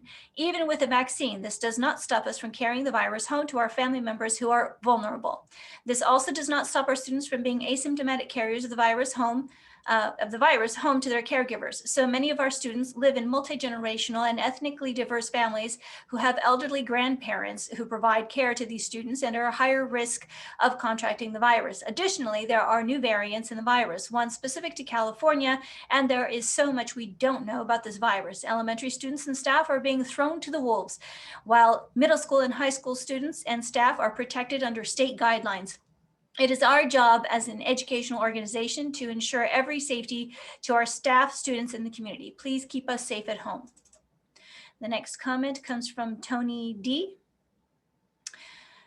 Dear EGUSD board members, please vote to approve the addendum to the MOU. This is a very, very small step, but at least it's in the right direction. Elk Grove Unified should never have stricter reopening criteria than is allowable by the state. Our state is already stricter than almost anywhere else. I just want to add the concurrent model is a terrible model. The overwhelming majority rejected it not because they prefer distance learning, but because the plan is just bad all around. It offers almost nothing to families who want real live in-person instruction. And it worsens distance learning by having masked teachers. Under no circumstances should it be offered in the next school year. Thank you, Tony D. The next comment is anonymous. As an EGUSD first grade teacher, I ask that the board please consider pushing the return to the concurrent model for primary week 1 week to the 22nd. If teachers followed the directions on the vaccine distribution sign up, us teachers who were not presently working with students were not to sign up for the vaccine until the week of February 22nd. This leaves many primary teachers to receive their second vaccine the week of March 15th, the proposed week to return to in-person schooling. Just pushing the start date back by at least 1 week would allow for fewer subs to have to cover the newly in-person learning schedules for teachers who have symptoms after the second shot. Also, by pushing the start date back but 1 week, we would allow for that many more primary teachers would have the chance to be fully vaccinated before return to in-person learning. The next comment comes from a dedicated teacher. Hello, I thoroughly love my job and have been doing this for 21 years. I, along with my fellow colleagues, have done all we've needed to for the sake of our students. My message tonight is for the parents who are writing to the public comments here. Parents are complaining about not being involved in the planning for reopening. Well, parents, we teachers have not been either. We are merely told what to do, then expected to perform flawlessly without any hesitation nor forgiveness from you. Now, in this concurrent model, we are expected to continue to care for our students in distance learning, to look them in the eye, engage with them, chat with them, yet somehow also duplicate ourselves to interact with the students in the room, monitor and supervise their screens and overall selves, etc. And we will do so for the students. Parents are saying all over social media that they want to just have their kids attend to get their foot in the door. That's a horrible reason to take a spot from potential other students who really need the time in the classrooms. Parents, rather than use the concurrent model as a political protest and statement, how about you back off and allow students who really are struggling the time to come to school and let their teachers continue doing the best we can to reach as many as we can. When you throw your politics and protests into the mix, it complicates the overall goal of everyone involved. Please don't force your children to attend just to make a statement on your behalf. Just allow the teachers to teach and the students to learn as best as we all can. Parents, please stop demanding and expecting more and more. It's nearly everyone's first pandemic, and we all need to extend each other respect and graciousness. We are all damned if we do and damned if we don't in your eyes. Please do not take away from the integrity of the model of carelessly sending your students in. If they are okay at home, let them continue schooling from home. Save the in-person spots for students who don't have siblings or adults in their homes. For those who are alone in the dark rooms for most of the day, we promise you we are trying our best and dream of your students every night, knowing that we need to do more, that our best is never good enough still because there is one more phone call to have. There's time. Okay. The next comment comes from Elena Villalba. I'm writing in response to the amended MOU dated 2/19/21. First, the positives are that EGUSD is finally making baby steps toward the reopening of schools. I was also happy to see that the metric for opening grades TK through 6 in person was changed to more accurately follow the state guidelines for opening schools when cases reach less than 25 per 100,000. Thank you. As for my concerns, I am not a fan of EGUSD's hybrid plan. Most parents who would like to send their kids back to in-person learning are not.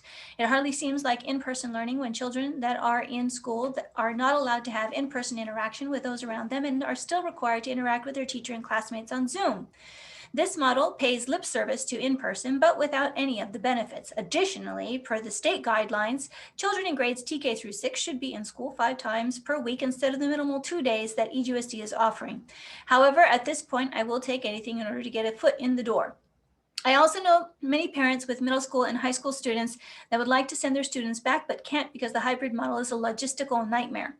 Where I live, middle and high school are a 40-minute round trip drive, which turns into 80 minutes total per day for drop off and pickup, 160 minutes a week. And this is a poor trade for 2.5 hours of instruction 2 times a week, especially for parents who need to work and make a living. The biggest area of concern is that EGUSD left the door wide open to shut the schools back down in the event that the state moves from the red tier back into purple. Of all the districts around us that have reopened, Folsom Cordova, Rancho Cordova, RCSD, and EDUHD, none of them have closed back down once reopening, even if the color tier changed from red to purple. Additionally, it's important to note that even while in purple, none of these school districts are experiencing outbreaks. Perhaps a better metric for shutting the schools back down should be based on school outbreaks within the district instead of community outbreak. All the data thus far shows that schools have a minimal transition rate when compared to the community as a whole. Next comment is anonymous.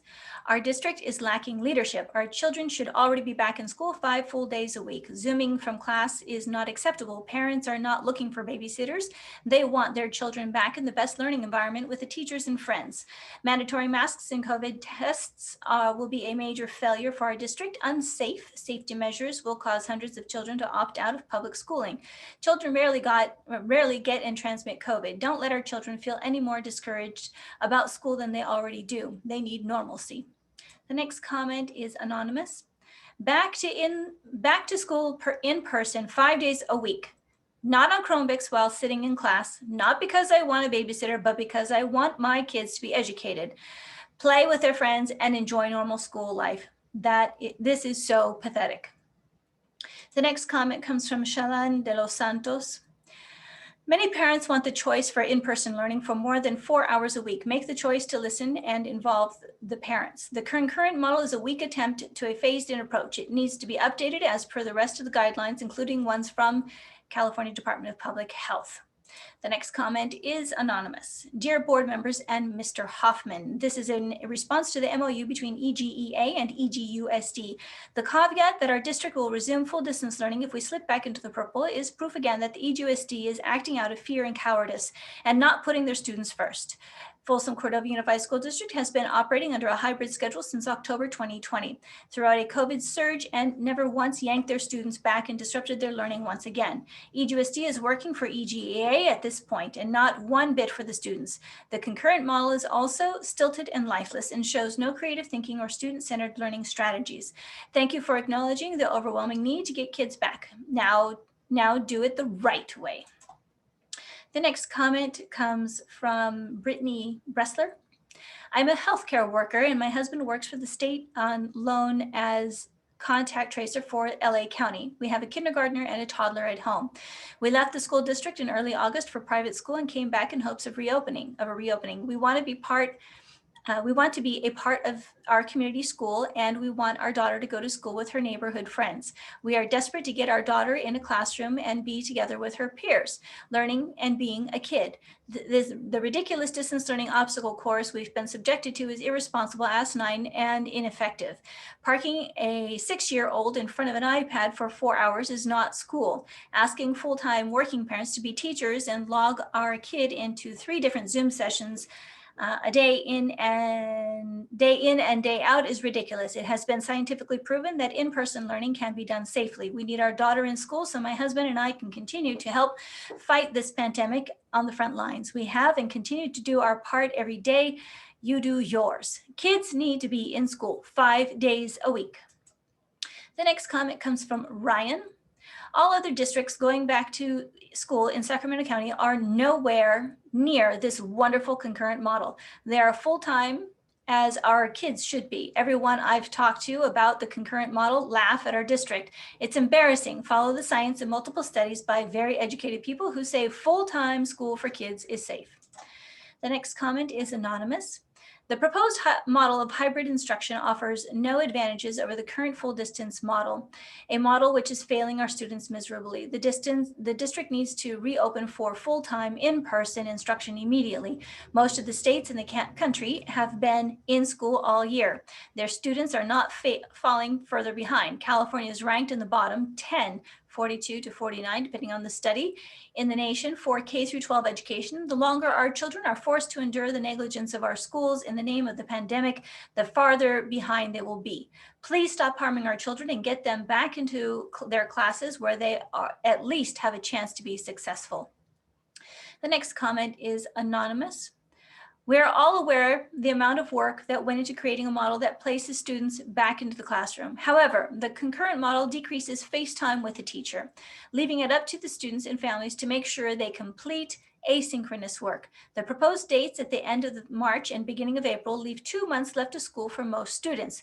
Aren't we at a moot point now? Systems that have been put into place will be severely disrupted, not only for students and families, but teachers as well.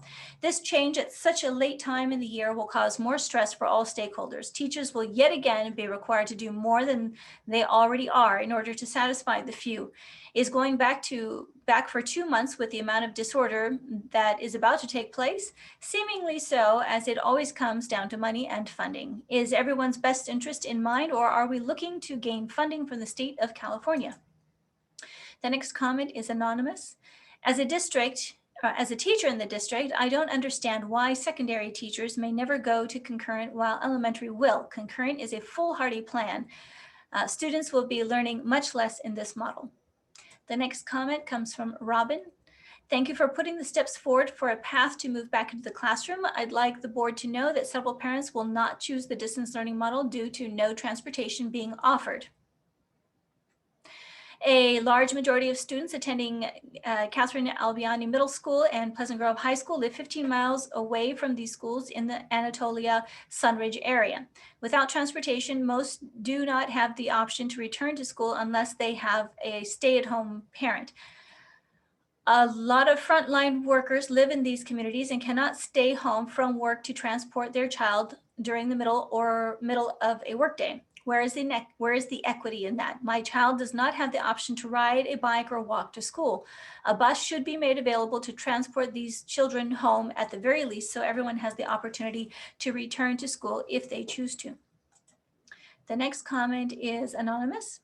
I would like to address grades 7 through 12 only being in school for 3 periods a day. They are only getting half the education. Most of my daughters let her off Zoom after 1 hour, so she's basically getting 3 hours of instruction a day, which a lot of that time is not actual instruction. This is not acceptable. Please get these kids back in school 5 days a week. My daughter has lost all her social skills. Please follow the science that shows schools are safe. Let those that want to distance learn do that. You have had almost a year to figure it out. Now figure it out for the kids. The next comment comes from Christina Marone.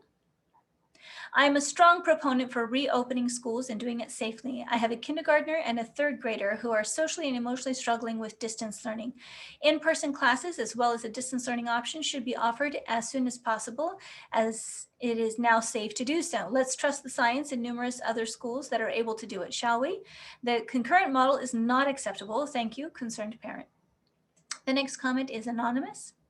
EGUSD is making it nearly impossible for a student to return to campus with the proposed current schedule. Working parents will never be able to accommodate such a schedule, which is completely unfair to a student who wants to return.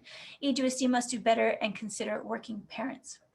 The next comment comes from Amanda Scott. SCOE first released their guide for reopening schools in June 2020. It is inconceivable that EGUSD has remained in a distance learning model for nearly an entire year, while other districts and private schools have successfully reopened with the approval of the Department of Health. My child has not received essential services since March 2020, which has resulted in deficits and major developmental regression. He cannot use computers or communicate via video calls, therefore being completely excluded from learning. I know he is not the only one. If EGUSD does not act quickly to reopen for in-person learning, we will not re-enroll children and will seek legal recourse for the district's failure to comply with IDEA. The next comment comes from Carrie Franklin. First addendum to MOU comment, let's see. My children need to return to the classroom and so do so many others. The concurrent option is no option at all. You're basically offering me a very inconvenient babysitting service, which does not solve any problems regarding returning to school. I need my children to be learning, and distance learning has not provided that. We can return to school safely. The science says so, offering both in-person instruction, real in-person instruction for the families that are comfortable doing so, and distance learning for the families that are not is what is best for everyone. Teachers can now receive their vaccine, making it safe for them to return into the classroom. The concurrent option will only make our already struggling families have a larger burden. You aren't offering transportation. I work a full-time job and can't stop every 2 hours to pick up my kids. And sitting in a classroom staring at a computer is not providing education for our kids. It makes me sad to think what this model will do to their little minds. Your videos showing what this will look like were sad and might as well be criminal. Our kids are not diseases. They do not need to be put behind plastic walls. They need human interaction, education, and support. They need to learn to socialize and have some independence from home.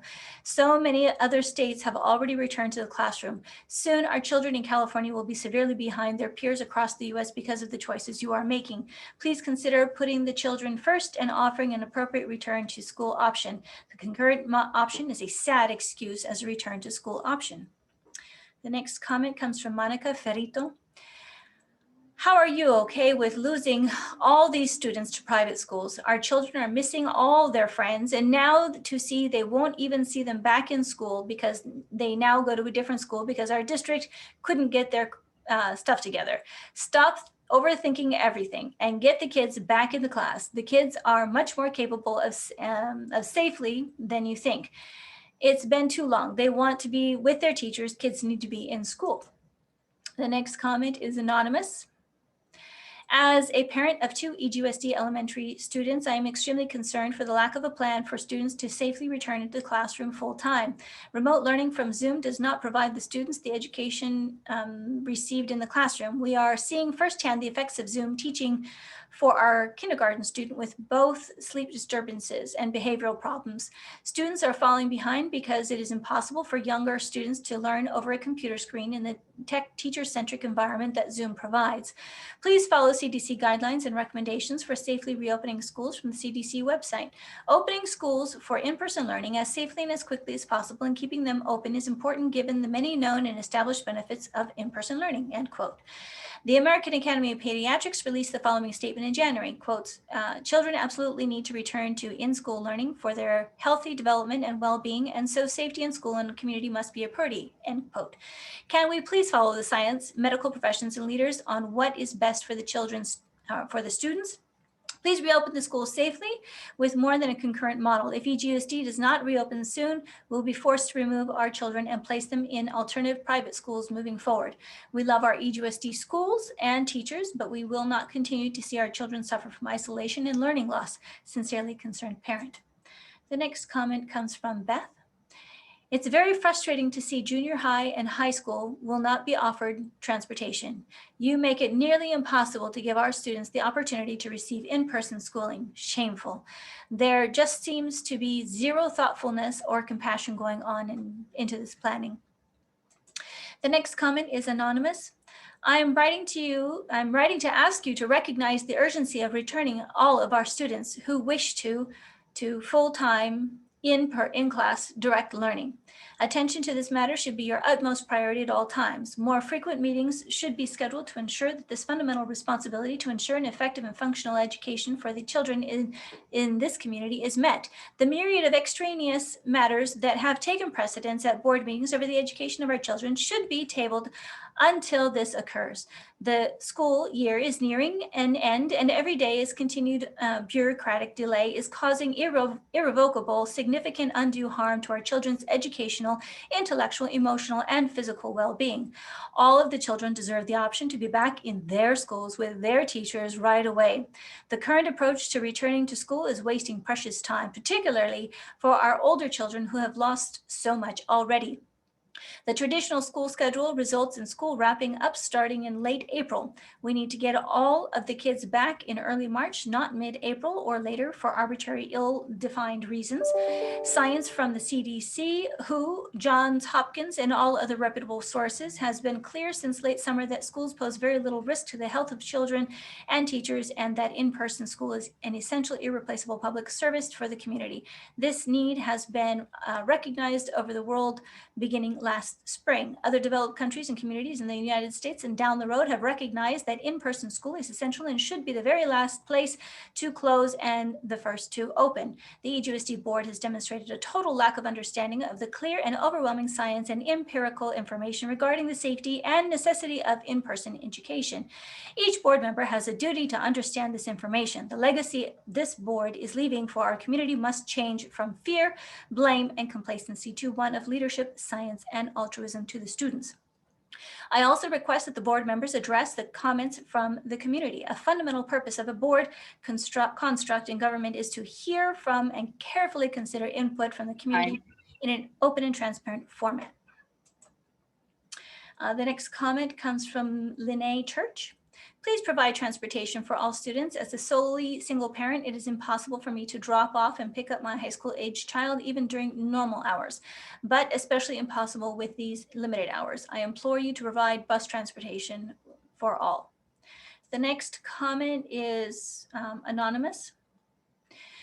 The amended MOU is a start, but it's overdue and not enough. Students are suffering, teachers are suffering. The place to learn is in school behind a desk without being attached to a Chromebook and headphones.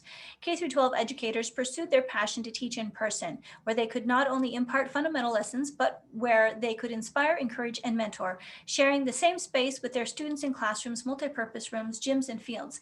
And then COVID-19 happened. Understandably, in the beginning, closure of campuses nationwide was unavoidable, but remaining closed for nearly a year makes most of California a winner in losing. Students have been stripped of their safe place to learn, to connect, to challenge themselves, to grow, to compete, and to succeed. Instead, in direct conflict of these goals, the learning loss, the social and emotional loss, the vast amount of our children's suffering is unparalleled in this state. We are part of that right here in Elk Grove. Sadly, EGUSD was an active participant in delaying a safe return for our students. EGUSD had an opportunity to trial the concurrent Zoom in the room model under guidelines that allowed for reopening last October, but it was quietly bargained to reopen under more stringent guidelines than the state's own requirements, without any public participation in that decision-making. In retrospect, that seems poorly played by our leadership to appeal to the union demands while not considering the extensive damage to the very public they serve, our K-12 students. Voluntarily keeping our students closed despite meeting the case rate threshold for reopening was a terrible decision. Today, our schools remain closed not because of the pandemic, but because of an agreement that our children's interests should be cast aside. More egregiously, I don't believe this was a decision that was within the board's discretion. I am unaware of any authority that permits the board to voluntarily close the schools in the middle of the school year during a time when there are no legal obstacles to being open without any input from the taxpayers. According to the EGUSD board bylaws, quote, the district's educational program shall be founded on the principles of democracy. The board of trustees, district administration, school administrators, staff, and students shall adhere to all finish the sentence, all duty established laws and regulations. The next comment is anonymous. Can you please do another survey asking if parents want their children in school full-time or to continue distance learning? I bet it will be much more than 20%. When will we get grades 7 through 12 back at 25 to 100,000 cases like elementary? We also need to look into transportation for children, as some schools are 30 minutes from neighborhoods and walking, riding bikes are impossible. If there are only 20% of students back in school, it seems the bus should be pretty easy to social distance. Thank you. The next comment is anonymous. The proposed schedule is almost impossible for working parents to transport kids to and from school, which creates inequality for accessing in-person learning. Full-time in-person, or at least full-day in-person learning should be offered to those who needs it, and full distance learning for those who prefer and have the options to stay home. The next comment is anonymous. Parents and kids want to be in an actual class where they can actually interact with the teachers and students while adhering to social distancing.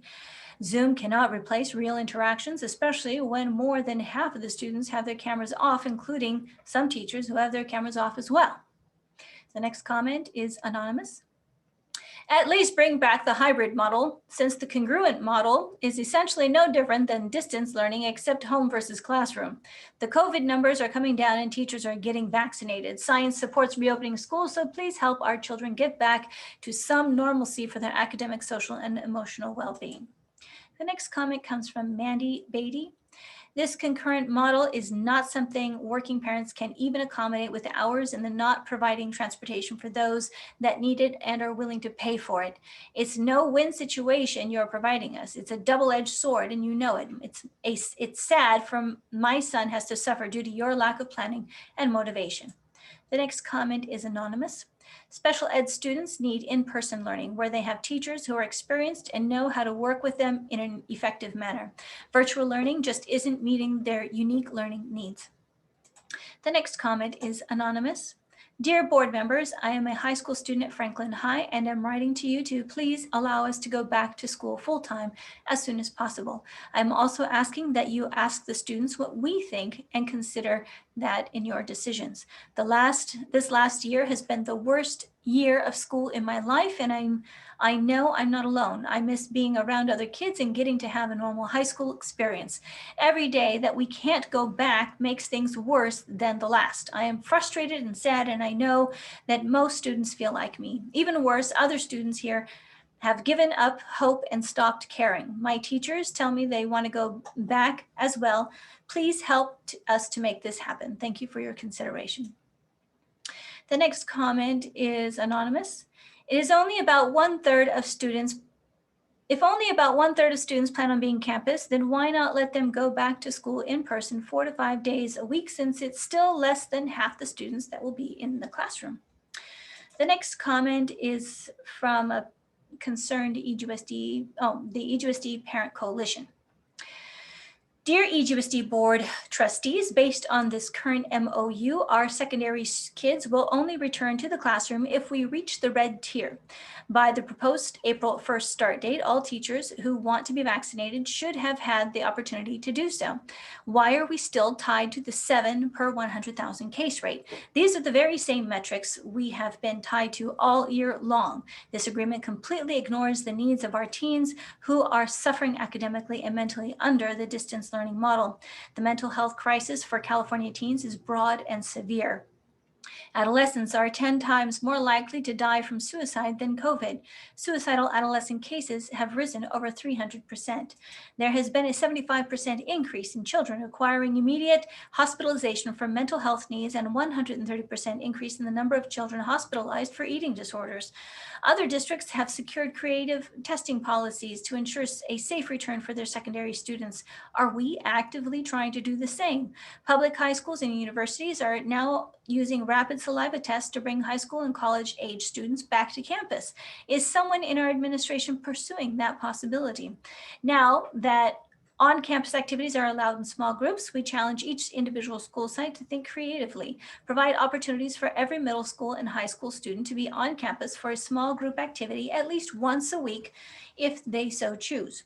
It can be a club activity, sports, science lab, writing workshop, etc. Give our students something to stimulate their minds and something to hope for. Our parent organization is more than willing to help with this endeavor. In order to thwart a continued feeling of disconnect and growing apathy toward education, do something to illustrate that education is essential. Again, we respectfully ask for a parent committee to allow for inclusion representation of all students and parents on the path to a full reopening of our schools. Various association stakeholders have a process for input and negotiation. Who negotiates on behalf of our children, if not the parents? Sincerely, EGUSD Parent Coalition. The next comment is anonymous. Once the school reopens, it should remain open like other school districts, even if the tier changes. Next comment is anonymous. Open school back up, in person 5 days a week, full-time and in person, please. Virtual academy for those who prefer to stay home. The next comment is also anonymous. My kids are depressed and have anxiety. They used to look forward to going to school, but now they dredge logging into Zoom just to see a bunch of black boxes because many choose to keep their cameras off. Distance learning is almost like watching educational videos, so what's the point? Let teachers do what they do best, educate and inspire students through real person interactions and not the cameras. The next comment is anonymous. Teachers are essential and have a huge impact on society and our country's future. Kids need their teachers in person to build rapport and motivation to succeed in life. To some kids, teachers on screen is like someone who's talking on TikTok or YouTube, but give them homework. Our teachers and students deserve much better. The next comment is also anonymous.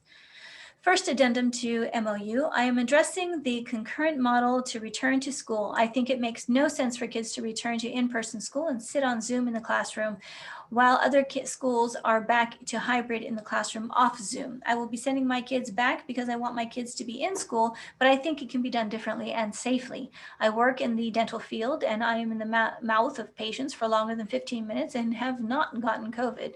Teachers are essential. It's time for them to return to school full time with the safety measures in place. I believe it can be done. Let's trust the science and start thinking about these children who aren't getting the education the rest of their world is getting.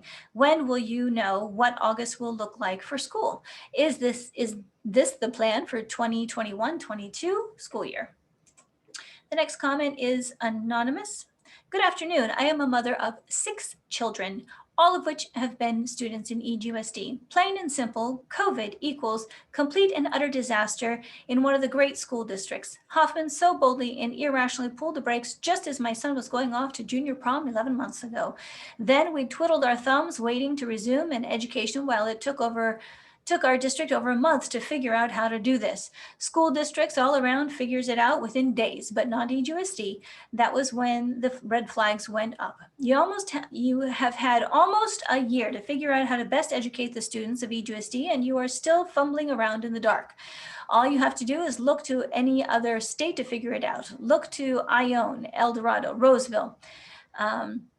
We are literally surrounded by districts, private schools, and states who put the students first and made it work. Instead, you have made deals with unions that are deep in the CTA pockets, and it's sickening. Since when does EGEA and CTA come first? You should be ashamed of yourselves playing with children's livelihoods, mental health, and education. Please do what needs to be done. Renegotiate, break ties with unions, be motivated by children that are suffering. Please get them back to school. I know over 30 kids who no longer go to EGUSD schools. If things do not change, we will no longer be part of EGUSD. Carmen, thank you for being the one true advocate for children. The next comment is from Amanda Hickson. I am writing to express my frustration in how the planning or lack thereof is being handled for returning our children back to any form of in-person learning. We are coming up on 1 full year of distance learning for our children. While I understand the need for this at the beginning of the pandemic, I feel that more than enough time has gone by to plan how to help return our children to at least some form of in-person learning. There are countless districts around the country, including our neighboring counties, who have found solutions. While I understand that our district is quite large in comparison to many of these, it seems that many lessons can be learned and applied to reopening our district. I know that some surveys have been sent throughout the past year inquiring parents' opinions of distance learning, returning to school, etc. However, I also know that a very small percentage of parents actually returned them. Furthermore, the surveys were vague. One in particular asked about how we thought things were going, but no opportunity to answer about multiple children. Each child is having a different experience with distance learning, and we as parents should be allowed to speak to this. Personally, we have one teacher doing a great job, and I wanted to give her praise. However, our other child is not having a great experience, and I wanted to reflect this as well. How are we to do that? I find it very frustrating that in the summer we were given an option for hybrid in-person learning and matched to teachers who were seeking the same experience. When this was deemed not safe, the next plan was for the Zoom in the room experience. My understanding is that not very many families chose that option. I would venture to hypothesize that the reason for this was not because these families do not want to return back to school, but because it is seen as a pointless option. I've spoken to many families who can attest to this. We chose to return to Zoom in a room if we can. We chose to return, and as we feel it is important for our children to have the experience of interacting with their teacher in a different way and being on campus versus being at home where they are comfortable, relaxed, and at times disengaged due to the comforts of home. As you and I have all seen and read, there are several other reasons for bringing children back to school, ranging from mental health to unsafe home environments to learning social interaction skills. The CDC states that it is safe for children and for children. That's fine. Thank you. I can't scroll down.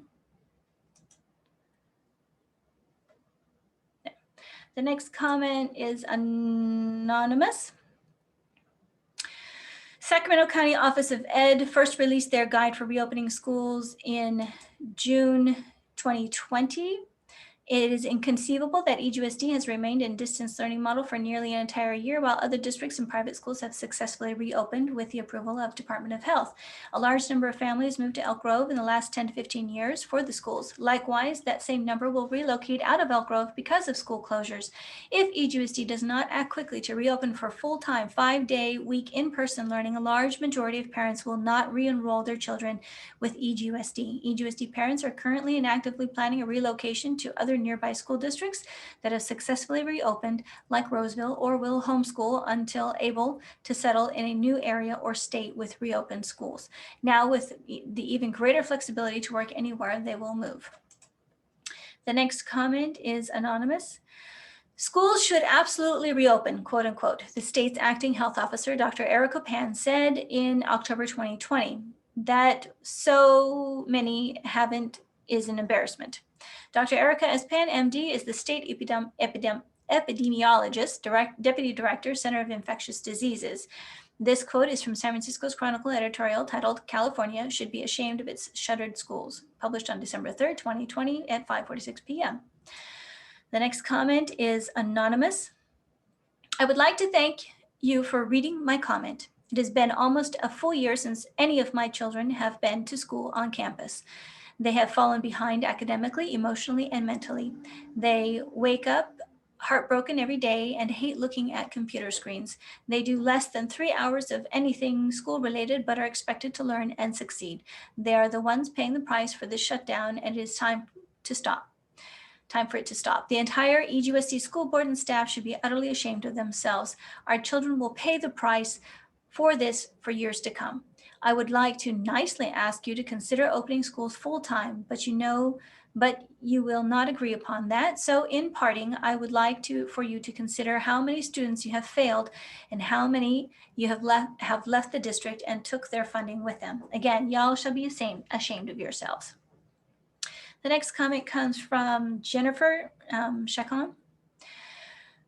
I would really appreciate to see transportation available for all students who live in rural areas such as Wilton, Rancho Murieta, Anatolia, etc. upon return. We are not able to walk, bike, etc. And when we have a working household, it is impossible to get them to and from, especially with all these different times and days. These kids deserve a chance to go back to school in person as well. I purchase bus passes every year and would continue to do so. Thank you. The next comment comes from Victoria Nelson. The science states it is now safe to open the schools completely. Truthfully, it has stated that for months now, yet it seems politics and needs and wants from leaders of the teachers union and a failed overall responsible plan to open has gotten in our way of our children. My child has developed social anxiety, depression, and a complete lack of enthusiasm for our school. Over the last year, we have been asked our opinion, and not once did the school board bother to listen or even pretend to care. We, the parents, are tired of the excuses and the delay to open our schools. These excuses that you've made will affect my son long-term in life. For all of us will never be the same. As a former student of Kerr and Elk Grove High School, I am extremely sad to say that we will not be returning to EGUSD next year. I've heard many parents state the same complaints of not being heard, felt cared about, or not even given transparent answers, and they also have decided to not return. Medical doctors recently stated the increase of mental health problems with children ages 9 through 11 has increased by 33% since August. It's a sad ending to a school district that I attended my whole childhood and used to think of so highly. I hope moving forward, you remember the children are the most important ones in this situation, and they are the ones crying and suffering, begging for interaction from fellow classmates, their teachers, and the environment they are accustomed to. Thank you. That's 40 minutes. Okay. Okay. So I would like to close public hearing and call for a motion to approve the first addendum to the memorandum of understanding between Elk Grove Unified School District and Elk Grove Education Association for the 2020-2021 school year. Madam Chair, will there be discussion or questions? Yes, but I need to have a motion first and then we'll go through. Before we make a motion, can I ask a quick question? Sure. How many do we get to read? I truly have no idea, Mr. Yang. I didn't keep track of how many. I'm just curious if you guys were keeping a track on it. No, I was just keeping track of the overall time. Okay, that's fine. Madam Chair, my questions pertain to the agreement. Doesn't it make sense that we would have questions before the vote? Yes, we're going to have a motion and a second, then we'll have discussion and then we'll vote. Got it. Thank you. So I need a motion so we can get to the discussion. So move. You have a first? And I will provide the second. So Dr. Martinez-Alier has a first. I second. Oh, thank you. And a second from Ms. Jamerson. And we'll go through Ms. Jamerson for discussion. Doesn't it go to Dr. Crystal Martinez-Alier since she made the motion? You are correct. Thank you. Dr. Martinez-Alier. So I appreciate the work that has been done up until this point with the staff and all our employee groups to bring forth the MOU. I know it was reintegrated in the presentation as well. My understanding is that there are different timeframes regarding students coming back, the secondary versus the elementary. So if you could just please clarify, if David, if you don't mind, again, I know you've mentioned it a few times, the reasoning for that information. Sure.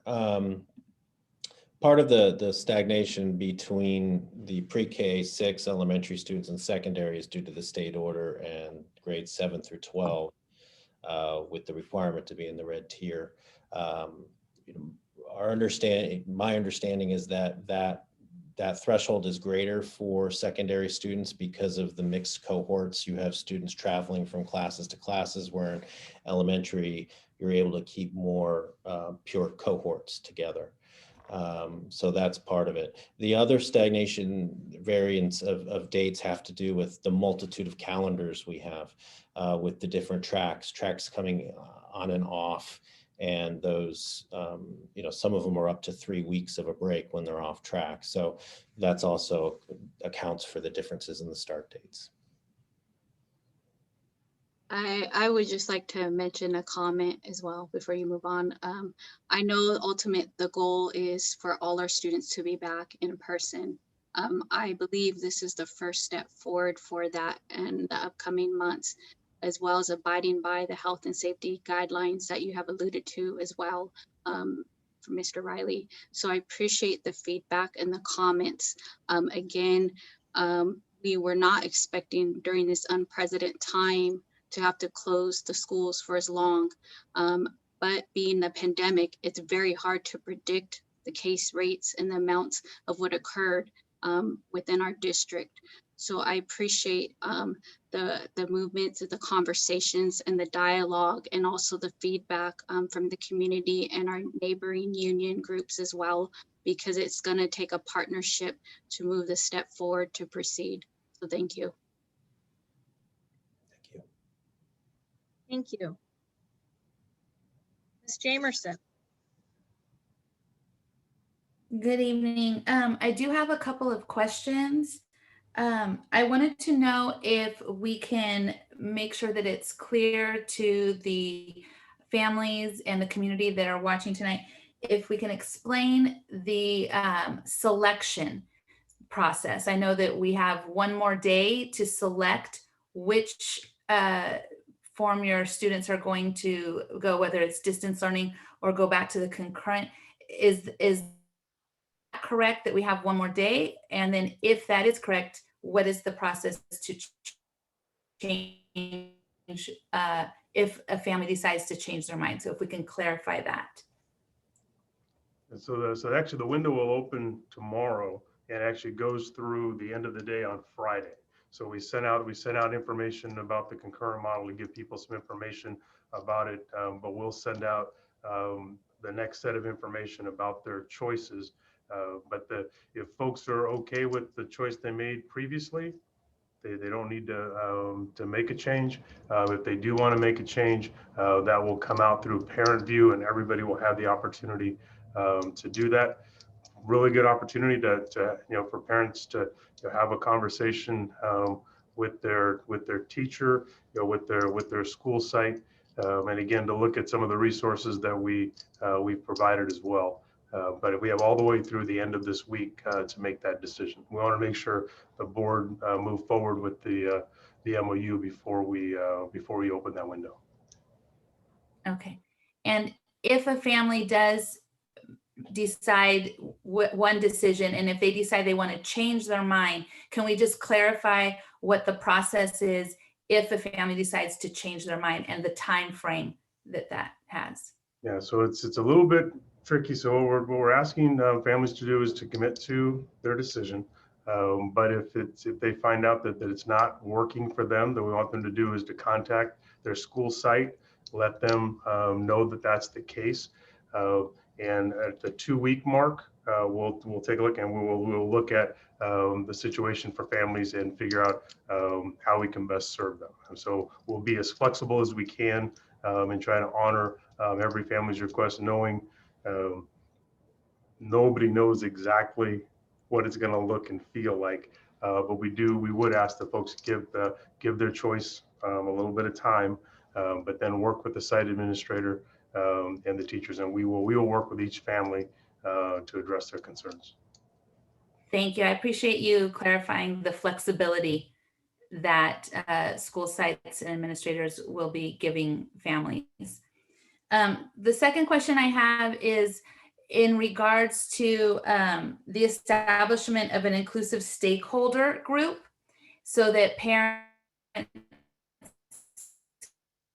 can provide input as fall starts, July 1. So I just wanted to see what the intention was in terms of creating that inclusive stakeholder group and the timeline.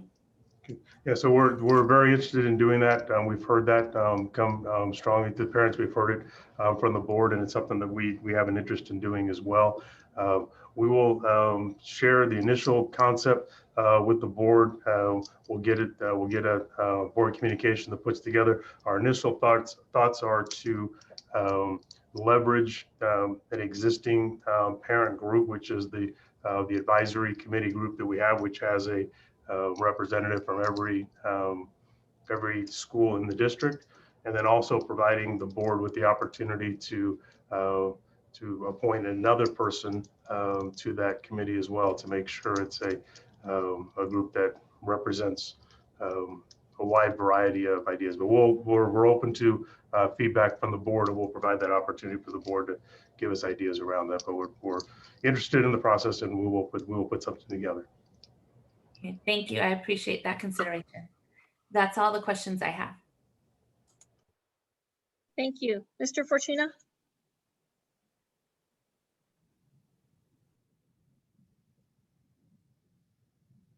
I don't have any questions, just maybe a couple comments.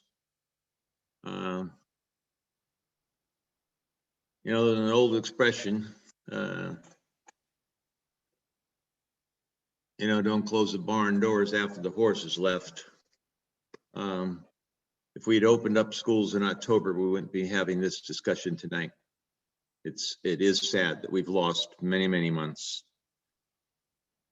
And later on tonight, I will be discussing my thoughts on the data we've collected with respect to the harm that children have suffered. The thing that one of the things that I've been continuously amused about is that I hear we need to follow the science. Probably the more accurate statement would be we need to follow the science we agree with. Because truly, that's what I have seen occur throughout the process. CDC, Dr. Fauci, American Pediatrics, and so many others have said the safest place for kids is in school. All the studies that have been done have shown that the kids in school have not been transmitters, and only in those locations where there's been a spike in COVID at a school site, it's been as a result of one of the teachers, an adult. We're going to vote on this, and I'm just one person, but I will be voting no.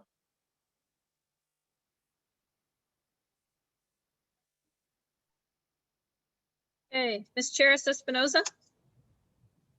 Thank you, Madam Chair. I have a few questions and probably a few comments as well. So this is for whomever, Mr. Superintendent, you can tell me who the right person is. We're going to reopen this window for a few days for folks to tell us if they're changing their decision. And just so I was clear, parents need to they initiate that process by logging into their ParentVUE account, or are they receiving a link via email? Yeah, we'll send them a communication, but they only have to respond to it if they want to change their decision. Okay. So we're going to take that information, and that's going to tell us how many kids we have per classroom. And we are still under orders to do this, I believe it's 6-foot distancing. So we are limited as to how many bodies we can have in a classroom. What happens when we are over that cap in terms of the number of folks who want to return to a classroom? Because that's the reason we have the kids coming back, eligible to come back 2 days per week, because we're taking each class and dividing it in half, and half the kids are eligible to come back on 2 days a week.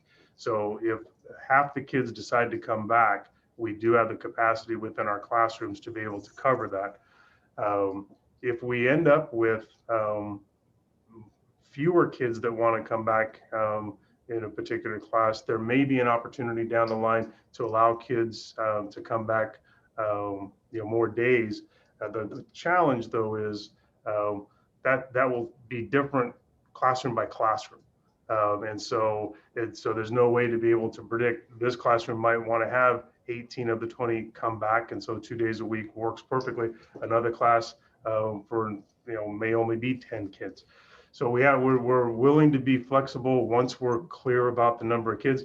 But the other challenge is, as soon as we say, oh well, it could be 4 days a week, well, now do we have more kids want to be part of it, which wouldn't allow us to have all of them there 4 days a week. So we're doing the 2 days a week because it allows us to do the social distancing.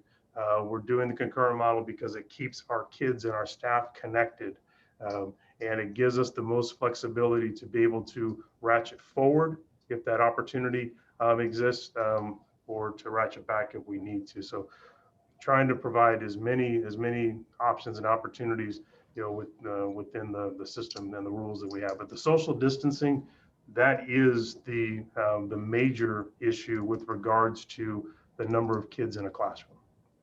So just so I'm clear, and I do remember from the beginning, we roughly had a third of parents who wanted to do distance learning, a third who wanted to return, and a third were somewhere in the middle. So we could end up with, over 50% of a classroom saying, I want to return in person. Do we get into a situation where we randomize and say you have to wait for a spot to open up to come back in person while we're in concurrent mode?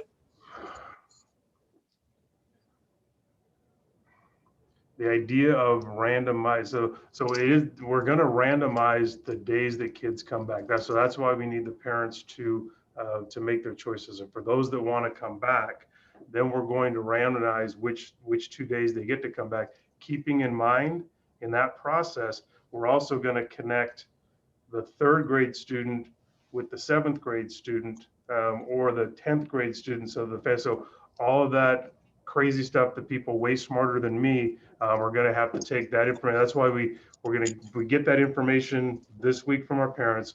Over the weekend, we will do the random selection matching process so that we can get that information to our principals on Monday and our teachers, and they can begin having those conversations with our families. So there's just a ton of work that needs to happen. As soon as the board moves forward with this tonight, that rings the bell for 20 more things that need to be up and running and ready to go, so that and again, we said earlier, once we get the selection process done, we do the random selection piece, we get that information to our principals and our teachers, then it really is our principals and our school staff talking to their parents, and it'll feel more like school again, instead of the district being so heavily involved in all of the logistics that we're doing right now. Okay, thank you, Mr. Superintendent. So staying on the same topic of the constraints of the physical distancing requirement, I was intrigued by the comments of folks during the public comment that other schools public schools in our county are open in person 5 days a week. My understanding, and you and I have had a lot of conversations about what our neighbors are doing, my understanding is that all the other schools that are open are doing some form of hybrid. So are you aware of any schools that are essentially disregarding the distancing requirement? And if so, how is that possible? None of the schools that I'm interacting with and deal with on a regular basis are doing that. I will say the term concurrent didn't exist in September. It was our thought process in trying to come up with a way, knowing that if we went to the transitional model, which was our version of the hybrid that we had come up with originally, if we were to implement that in October or November, we were going to re-switch all the kids and all the teachers because those who wanted to stay home, stayed home. Those who want to go to school, and rematch all of that. So, and the other thing we learned by visiting schools that were doing the hybrid model is they said, wow, it's really cool when the kids are there, but the day the kids aren't in school, they have no interaction with their teachers because those teachers are dealing with the kids that are in school that day. So the concurrent model came out of the idea of not having to re-switch all the kids, and it also maximized the amount of time that teacher and student spend together. If you go to a hybrid model, you cut the amount of time that teachers and kids directly interact. And if you look around the MOUs that were done in local districts following our decision, many of them implemented what they're calling the concurrent model. So the idea that that it was an idea that came out and no one else did it, again, hybrid has advantages, disadvantages. Concurrent has advantages, disadvantages, but the idea didn't exist. The word concurrent, or relation to schools as a model, didn't exist in September. It was something that we worked through in October in trying to maximize relationships with our teachers and our kids and maximize instructional time within these constraints. Thank you. My next question is about transportation. I'm going to assume that this information was shared with us and I just missed it. But could someone please address why we would not be providing transportation in secondary? Again, the public commenters did a fine job of explaining the kind of burden that is. So whoever is best suited to answer that, if you could please elaborate. I'll give it a shot, and then Mr. Pierce can fill in the details more eloquently than I can. The reality is it's the limitations on the number of kids that we can actually physically get on the bus because we have to socially distance kids on the bus. And the reality is based on the number of buses we have, the number of drivers that we have, and the other piece is we don't know, but we think that the number of special needs students that we're required to provide transportation to, there will be enough of them that come back in the concurrent model that they will use all of the resources with the number of buses and number of drivers we have in place. Now that might not be the case, and if that's the case, then we could look at opening potential routes and we can work through that process. But right now, based on what we think is going to be the reaction from our parents of special needs, that the resources are only there enough to be able to cover our required transportation through special ed. Mr. Pierce, anything? You answered it exactly, Superintendent Hoffman. And for the members of the public, what we've tried to be careful in our communications is not to overpromise. I can assure the board and the public that we're committed to whatever our capacity ultimately is in transportation. We're going to provide as many transportation opportunities as we can. And the department as a whole is poised to do that until we know how many mandated special needs students want to come back to school and receive transportation, because there'll be a mixture of both. You'll have some where the parents would just assume transport the student, and then some where the parents want us to transport them. Once we know those numbers, we can then run our capacity analysis, and then we can start determining where we can provide non-mandated general education transportation. Again, we didn't want to overcommit. We know we have to provide transportation for mandated special needs. And to give people an idea, if you can imagine a school bus with 30 bench seats, under the social distancing protocols, we're talking about 15 or less students as opposed to 60 in a typical day, non-COVID versus COVID. So the transportation capacity is going to be greatly limited, and we just won't know until we know the numbers. But we're gonna be working on that, just like Superintendent Hoffman said, immediately upon having our parent choices made. Thank you both. And this has been obviously a conversation we've been having for a year. And I do remember, the exploration of different options of, if we sit the students, every other seat, if we do zigzag and measuring from one child to another. And I know that, the district has been trying everything possible. And again, for the members of the public, the fleets of buses that we would need literally don't exist in the state of California. There aren't enough to do what we would want to do. But I do want to acknowledge that the lack of transportation, particularly for our families in Rancho Cordova, is a tremendous burden, and it presents some equity issues that I do hope we are able to address, Mr. Pierce, going forward.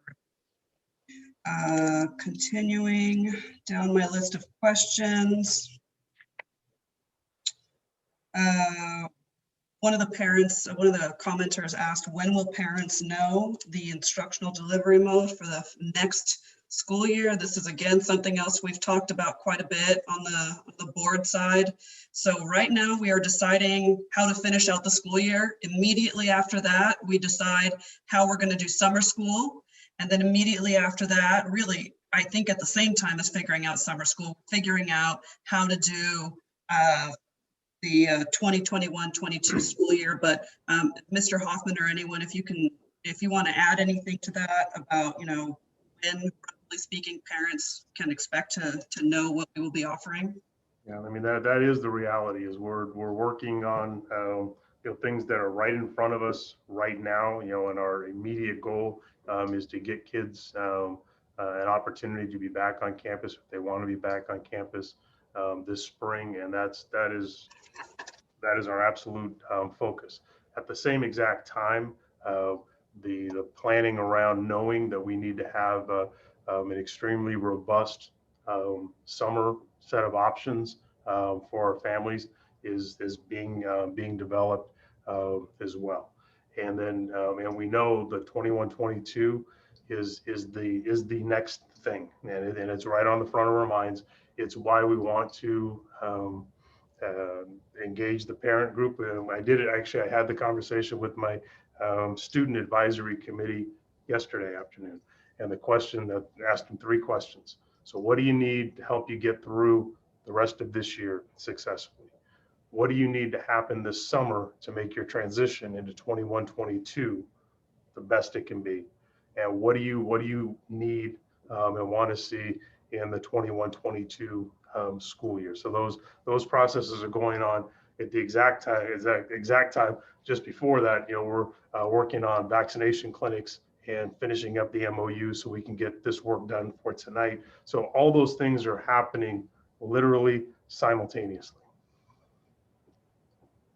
All right, thank you. That's all of my questions. Just a brief comment, Madam Chair, and I will stop. The public comment as a whole really did an excellent job of describing the ways in which all of the options before us have shortcomings. And I just, encourage folks to really take in what people with different opinions are saying, because truly every option before us since the start of the pandemic has not been a good one. So any direction that this board takes is going to have drawbacks, and our challenge is to minimize those, choose the least bad option because there are no good ones. And of course, try to make sure that whatever those negative impacts are don't fall disproportionately on anybody in the district. And I will also say that, folks had a lot of very specific questions or comments during public comment about adhering to science, about local, state, or federal rules. And I just want to be very clear with everyone, both on the side of the district and in my own personal professional development process as, since the start of the pandemic. I read and consume absolutely everything. I think those of you who send me additional resources to date, no one has sent me anything that I hadn't already read. Although I will give props to the gentleman who sent me a podcast that I had not seen, but I take very seriously my responsibility to make informed choices. And, as others have said, there's certainly enough out there to, read the science you want to read. It's, very often folks send me newspaper articles and tell me that they're arguing for one thing when they're really not. So there's a lot of nuance and a lot of detail. But I want to acknowledge, the engagement that folks are having and really trying to make sure that we, the decision makers, are prepared to make these weighty decisions that we're making, because I sincerely appreciate it. I also heard another theme in the public comment, which is folks being let down and not heard, and feeling like they didn't have a chance to be part of the process. Obviously I've been here since the beginning, so I know what all those opportunities were, but I know that people have lives and other responsibilities, so you may have missed those. So I'm glad that we're looking at ways to continue expanding those opportunities. I've always said that we're not going to be able to deliver the decision that every individual wants, but we can at least ensure that people understand that that they have a voice and that they're a part of the process. So I take seriously, my failures and our failures as a district to ensure that you all have that sense. And I hope that we can continue to do better in terms of your sense of your participation and the fact that you are being heard and that we care what you think and how these decisions affect you going forward. So with all of that, Madam Chair, I do plan to vote aye on this agreement when the time comes. Thank you. Dr. Martinez-Solir. I already made my comments and the questions. I am so sorry. I'm reading my paper. Mr. Perez.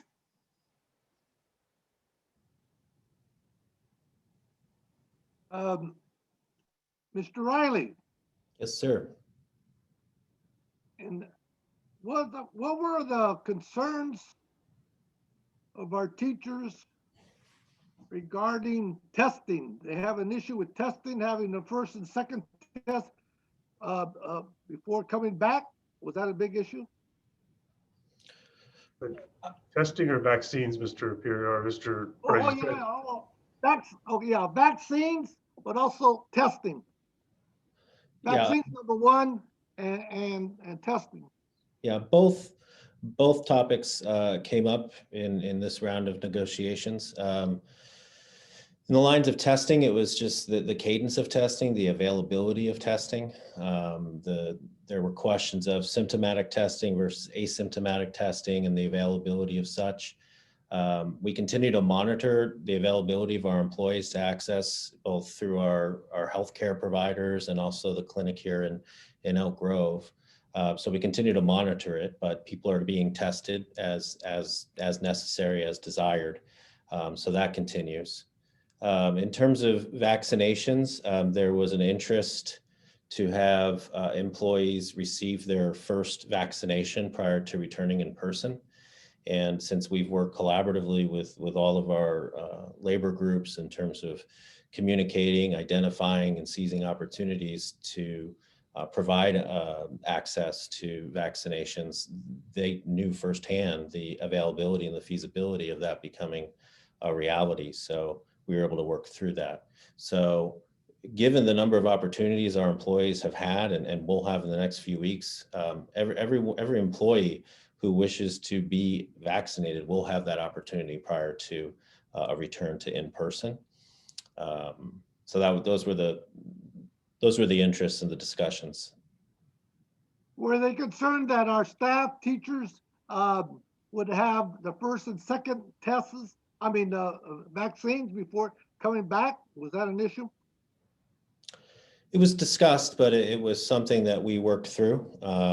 We did a fair amount of research about, the risk factors after the first shot as opposed to the second shot and how that works. And so we were able to agree that vaccinations weren't a condition upon an in-person return, and that we've been working hard, literally around the clock for the last few weeks, making these opportunities available. We've had almost 200 volunteers or employees helping at these events to make it happen. So, overall, everyone is working together and very motivated to return students to the schools. We're educators. That's what we do. So that was wind in the sails to that whole effort, and you can see it in the agreement. So were they concerned that students be tested if they have positive or negative results before they come back to school? Was that an issue? Not with the student testing, had come up questions with all of our groups, but in terms of it being a requirement, the cadences for student testing to return to our classrooms, no, we were doing the passive screening approach and having our students. There are certain requirements that we're looking at right now for athletic participation in terms of cadences of testing and such, and that is something that we're focused on as well.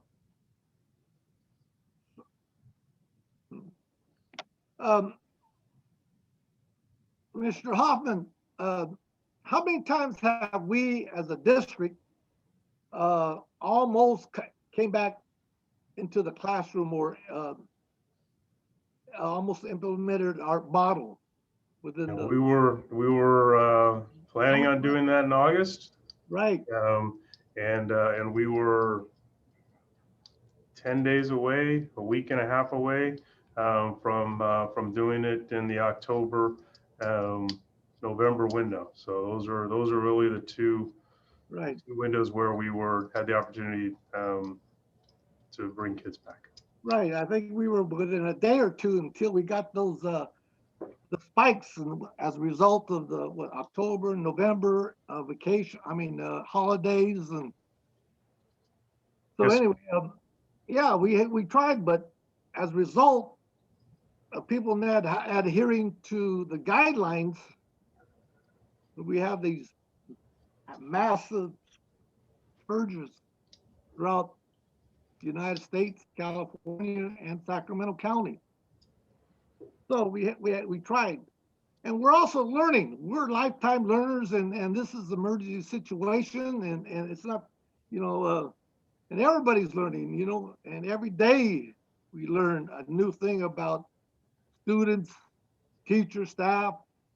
And now, like I said before, I expected that we were going to have a mutation of this COVID-19, and it's happened. And as a result of it, these variants, these new ones, are more dangerous than the one that originated. So that's what I fear coming back at this time. Open up schools and not testing students prior to they come to school or walk on campus, and having the ability to test and access to testing for each particular student who steps on campus and staff. Yeah, I hear you completely, and the variants are a concern for me as well. The recommendations from the county health and from the CDC, is the screening. I mean, that's a partnership that we need to have with our parents. That if kids have symptoms, that they stay home. And it's one of the advantages of the concurrent model is the kids, as long as they can be symptomatic but still feel okay to participate, they can participate with their same teacher. In talking to other school districts that have done this, they say that they've had very, very good cooperation with their families because the families want the schools to stay open. Right. And so by keeping their child home, if the child has symptoms, they're helping us stay open. So again, opening the schools is actually the easy part. Keeping the schools open is going to be the challenge. And keeping the schools open is going to be a partnership between us and our parents and our overall community and our staff as well. So our parents are going to play a key role in this, in that the screening of kids before they come, and staff screening themselves. And if a staff member has symptoms, then the staff member can't come to school either. So that's how we protect each other in this process. So what I want to say, we have to have all these conditions in place, even like, what about all in place before we open up schools, like daycare? Is it true that we don't have daycare, or I thought we already had that issue resolved and we have daycare for our staff? So we do. We addressed daycare in the first agreement, and that hasn't changed. That's still there. We've worked with our partners that provide daycare, so there are slots available. We also have the option for staff to be able to have a child on campus an additional day if they have if there's room for the student to be there. So there's 3 or 4 options that we have built into the original MOU that are still alive and still in place to help with daycare as much as we can. I mean, it's not 100%, but it's what the groups agreed on. So it's a good plan. And I support this organizations that are wanting to get our student athletes back onto their after school curricular activities and sports, and also support testing. But not only the student athletic students, but all students, because what I've read in the literature and the models that other states are using, testing is a big component of keeping schools open. And as a result of that, a good, strong economy after that in different communities. So that, I support testing. So, okay, so number 2 is that the timing of everything is very important in this situation. Okay, can you tell the public how, the timing also, there was one remark that said that we would like to start school maybe a week later. And I kind of agree, maybe 1 or 2 weeks later than your targeted date, only because that, I think I mentioned this to you, the legislative body and the governor's plans are in the mix right now, but the timing of the funding that we have to, or the opening of schools play a part in the funding of testing and all that. Could you also explain that to our community? Yeah, so that's been one of the absolute challenges in all of this work is that the guidance changes pretty right. We have the new guidance both from CDC and from the state, and it's solid and it's built on the science that we know right now, and we're working forward from it. We had the governor's version of the original plan, and that thing was all about testing and didn't include anything about vaccines. And now it's been a month or more And now and so all of his dates didn't happen, but it's in with the legislature now. And the legislature is doing what they do, and they're doing their best with all the information that's in front of them, trying to support districts in coming back, and really in some cases trying to support districts that are having trouble getting there for whatever reason.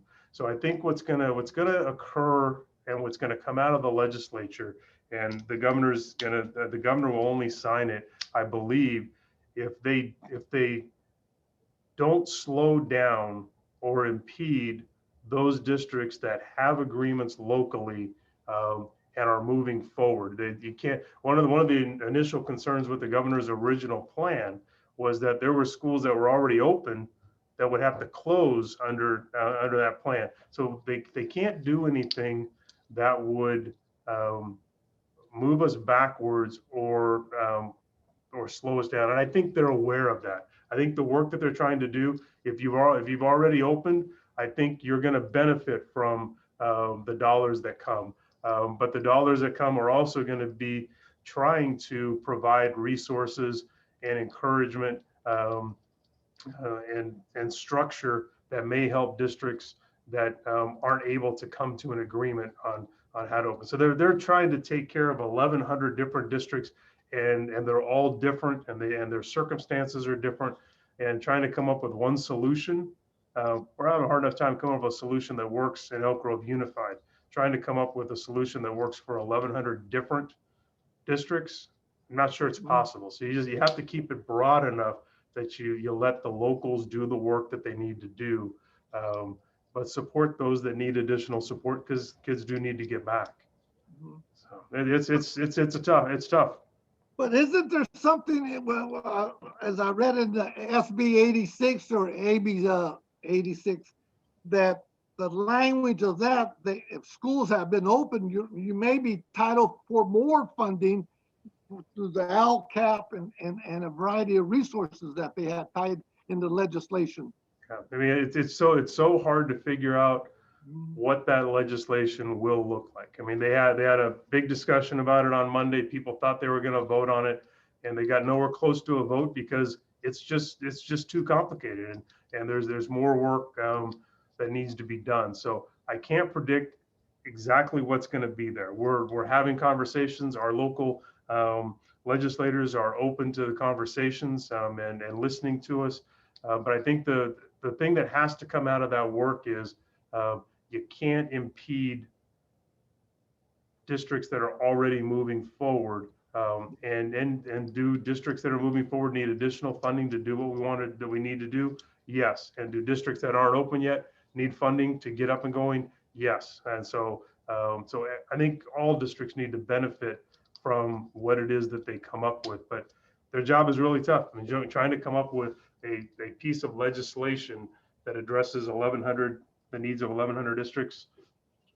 I don't know if it's possible, but they're going to come up with something.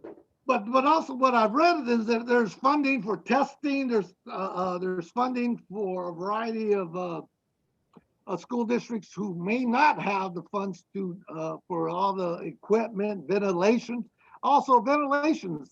You assured me that our schools are up to date in ventilations, but what I read in school districts throughout California, some school districts, especially the old schools, the ventilation systems need help. That's not the case in Elk Grove, partly because we have more modern ventilation systems than most districts because of Measure M. And if you remember, the first work we did with Measure M was was energy conservation, and was getting our roofs sealed and getting our heating and air conditioning pieces, because we didn't want to do all the work in the classroom and have the classrooms leak. So we've done, and Mr. Pierce can speak to this, but we've done a phenomenal job upgrading our heating and ventilation systems in Elk Grove Unified, and we've upgraded the filter systems on top of that. So we're not like other districts when it comes to the facilities that we have in place and the air systems that we have in place. Okay, very good. Again, I'm going to bring up the subject about geographical areas within Sacramento County. Yeah, we've had that conversation today. Right. And again, I want the public to be aware also, and staff, is that there's geographical areas that still continue to have high rates or cases of COVID, both confirmed cases and what's this right here? I'm not sure if you could see this. This is from Sacramento County Right. epidemiology, website. the epi maps that they provide to our community. And again, they have cases they have cases since day one, and they have cases, the 30-day case report. I think you're responsible for them having the 30-day number on there. That was something you brought up to Dr. Kasiri months ago, and I think she listened to you. So that came directly from you, Mr. Perez. And they're using, and I knew they were doing maps, but then I was looking at their maps and what map maker they're using, and they're using that ESRI mapping.com software, ArcView. And they didn't hear me. What else I wanted the school, not only do they have the census tracts, zip codes. I know you don't get everything you want, Mr. Perez, but they give you something. But what happened is that I asked for the overlay of the school districts in Sacramento County so we could see the picture by the zip codes within our boundaries. So I didn't have time to do this last night to give the totals, but right now they are about 1, 2, 3, 4, 5, 6 high density zip codes in our community or within our district. And that's what you see right here in this picture right here in this area. And I've been noticing, and I told you in the community that the Florida High School 95828, Valley High School 95823 have continuously been the highest ones from day one. Because why? People of poverty and people living in the houses in one house, et cetera, et cetera. Well, I mean, there's other ones that are in that same range. I mean, exactly. Yeah, it's not but I wasn't aware of this. So and they didn't have this. And they brought to my attention the 95757 and 95758. That's I think. Yep. These areas are growing, and their caseloads or cases totals 4,342. Those are totals though, Mr. Perez, and, yes, and exactly. The overall numbers are coming down across the area. They're still high, but they are coming down. Yes. But like I said earlier, the issue is, these are cases that have been documented. But how many people are walking around asymptomatic that have not been tested? And we're going to be opening up schools, and people are going to be transporting their kids back and forth, interacting here and there. We're almost, and this variant, the new variant that's more contagious, more, and so, Perez, that's what I have in my mind. I know you're speaking to the choir, Mr. Perez. Right. I hear you. And the way we're going to do this is all of us doing this work together. So the symptomatic piece, our parents have to work with us. Our staff has to work with us. We have to do this together. And if we do it together, we can do this. Exactly. That's the bottom line. We got to work with this. Our community have to adhere to the mask, the 6 feet social distancing, and wash your hands, et cetera, et cetera. And so I've been monitoring this, and that's what the concerns I have. But there's the equity issue. I found out today that within the Department of Public Health Community Diseases branch, they also have a plan there and how they're doing outreach and funding through Sacramento County through the Sierra Health Foundation. We need to partnership with them to do their objectives, which they are receiving millions of dollars to do this partnership that we've been talking about. And you know, earlier, last meeting, I mentioned that we should partner with hospitals and provide testing at our schools. You know, And we're doing that work, Exactly. Mr. Perez. Yeah. So We're doing that. So one thing I want to say, I just want to, this is all the stuff that we still have to do moving forward. But exactly for tonight, can we just focus on the decision about the MOU? Because if we get that done tonight, then that frees up all the staff to continue working on all these other things. But we have other stuff that we need to get. So I just want to just asking you, you're right. It's all stuff we're going to do. But for tonight, it is, do we want to move forward with this MOU and get the ball rolling on bringing our kids back? That's the topic tonight.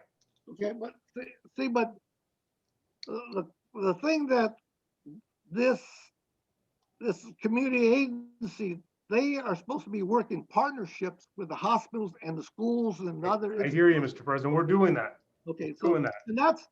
And we need to educate and tell our staff that's what we're doing.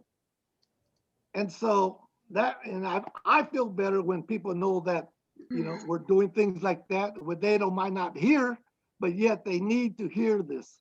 You know what I'm saying, that I hear you. Okay, we're in the loop of things. So there's community of equity. So yes, I support going back to schools, but geographically we have like I said earlier, there's demographics within our districts that, you know, they're more healthier than other schools. For instance, Valley High and Florence High School. We can support those kids better, you know, when they're with us, and so we're going to be able to do in this moving forward.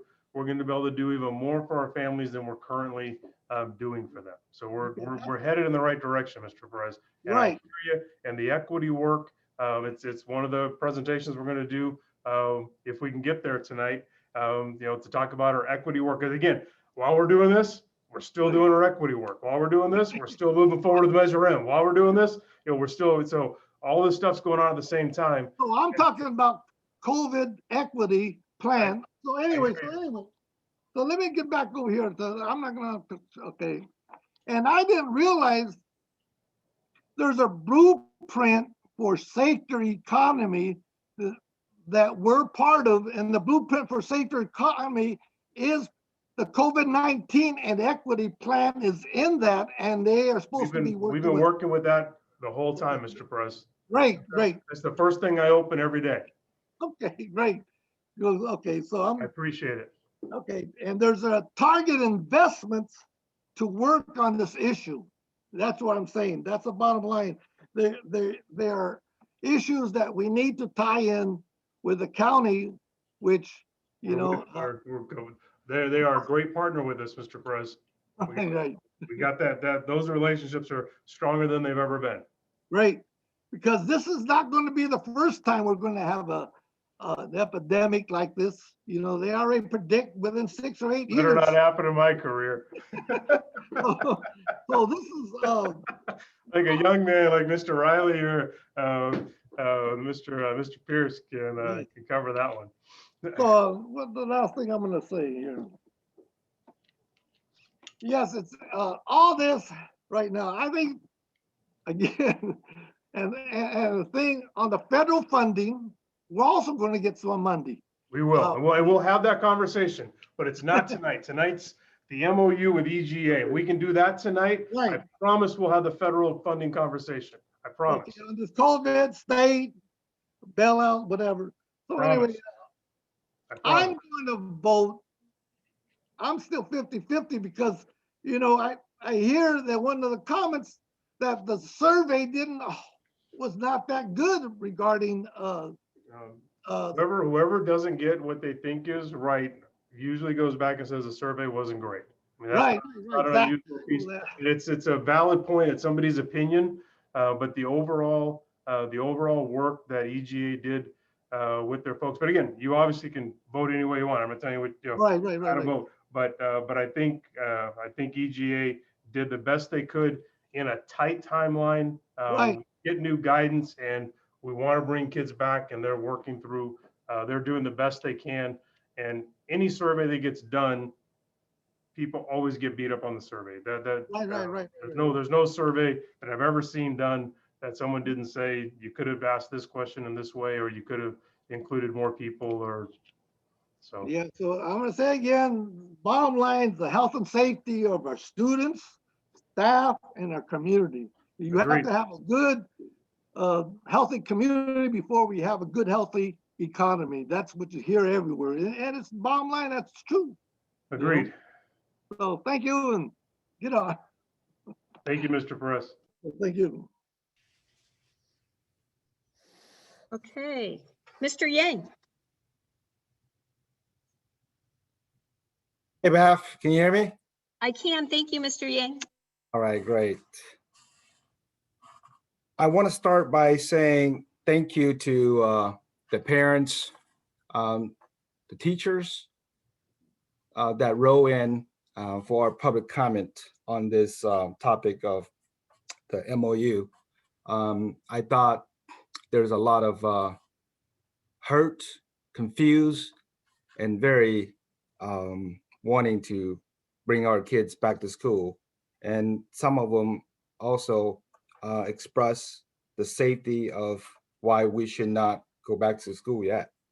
But the majorities of the folks that wrote in are encouraging us to take the baby steps, take our kids back to school.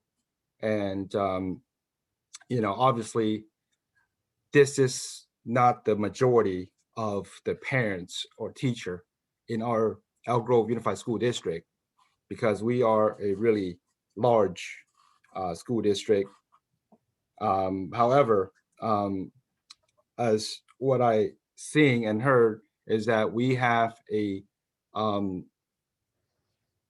three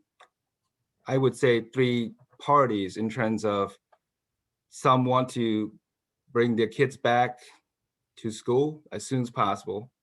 Some don't because of COVID-19, and some is on the fence, undecided. And we don't know how it's going to be like, you know, with the survey that we're going to get. And I believe Mr.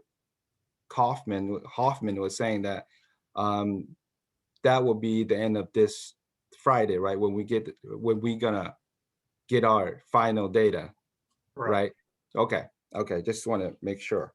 Okay, but I also want to thank Mr.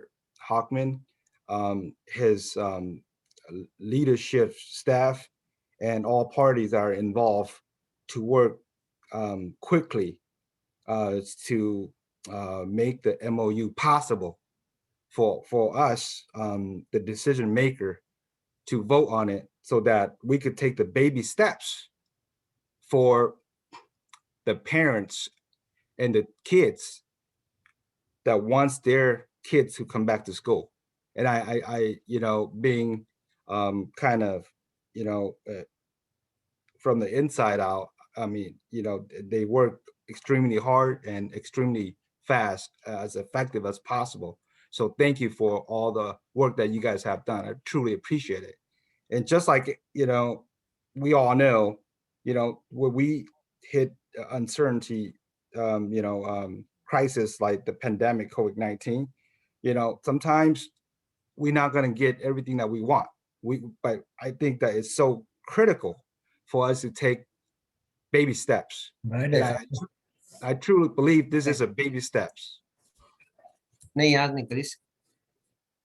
Somebody just, I think, breached our meeting. Emery is needs to be on mute. I wonder if he's He's aware. now. Okay. All right. Sorry. We're good. Okay. So this is a very critical baby step that we must take toward the goals that we all want, meaning and what that is, full in-person schooling like we are accustomed to. With that said, I want to ask a question and then I'll make a comment to follow. The question is, just so that I and our listener have a better understanding. So let's just say, for example, if we were to have our pre-K to sixth grade, have in-person schooling, and then got the secondary also in-person schooling. Now, if we find out that let's just say certain schools, some students are contract with COVID-19, higher than other schools, are we closing that school only, or are we going to close the whole school? Because most of the stuff that I'm hearing is we are being led by the Sacramento Health Department, their numbers and so forth. Now, are we going to go into like an in-house, conditions at all, Chris? So our agreement says that we're going to move the opening. Now the elementary schools are going to move forward, still in the purple, under 25, and we're going to move forward. And that the secondaries can come back 5 days after we enter red. We did have a conversation about, so what's the backstop? So when do we go back to distance learning if health conditions get to a certain place? And the way we had it set up before, if we were red for 2 weeks, we were going to start it, but if we went to purple, we go back to distance learning. The agreement now is it's not returning to purple, but it would be hitting that number of 25 again. So that's the backstop now, is all the way to 25. And that's for our elementary age kids and our secondary kids. Now, there are very specific protocols that are in place for what they call an outbreak at an individual school. And so that's built into the state guidance. And I'm not going to be able to quote it off the top of my head, but it's very, very clear. It's how many, there's a number for when you need to shut a classroom down. There's a number for when you need to close down a grade level or an individual school. And then there's another set, if X number of schools, percentage of schools within the school district, then you would be required to close the entire district. But those are pretty big percentages for that to happen. I think the more likely, if it were to happen, it would be something going off the rails, whether Mr. Perez said the new variant, ended up spreading way faster than anybody thought, and we ended up back at the 25 level. I'm not a doctor. I didn't stay at a Holiday Inn last night, so I'm not an expert in that level. But I have to believe, with the vaccinations that we're doing now and the ramp up of that work, that can only buffer us and make us safer than where we were in October and November. So I can't say we're not going back to purple, that we're not going to 25, but man, I just think something would have to go really, really badly for us to go there, with all the safety protocols that are in place, with the efforts that we've done with our partners, CNU and our CSD, to get our people vaccinated.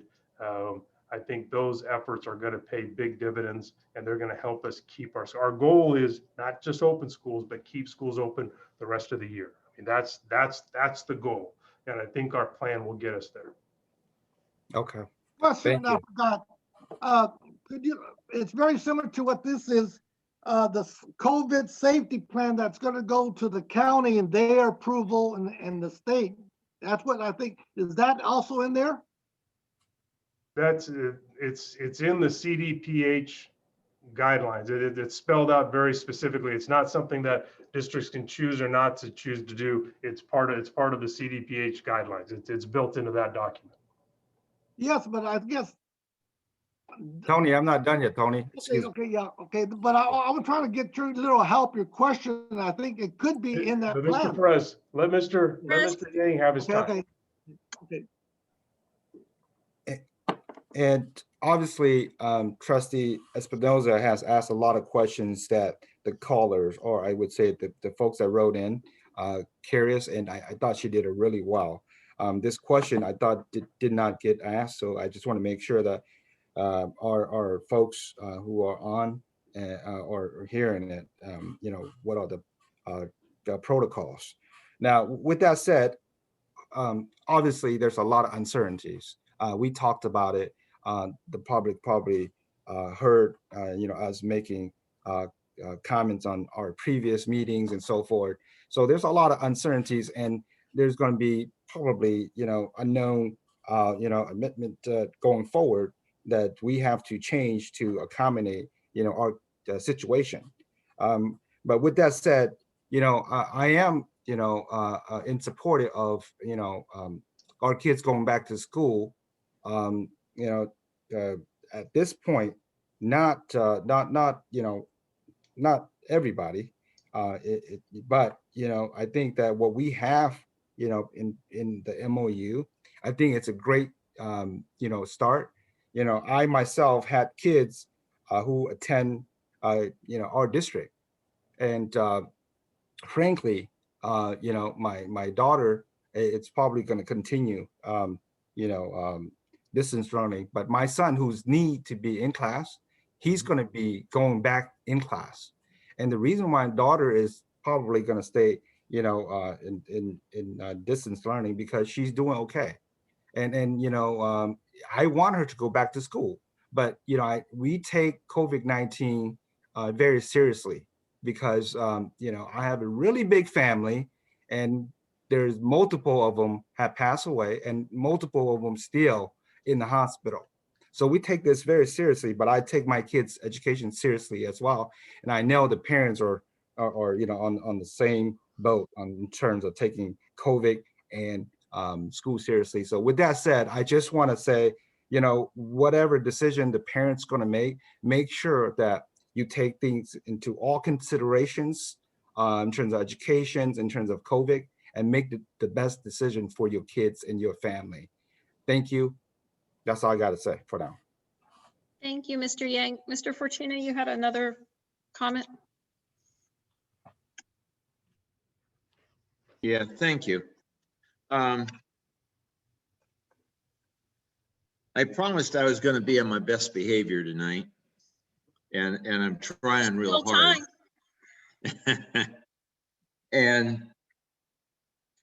But I have to make some comments on three statements that were made. Number one, the increase in the cases did not drive the October-November decision not to reopen our schools. Agreeing to wait until we were in orange is what drove the decision not to open.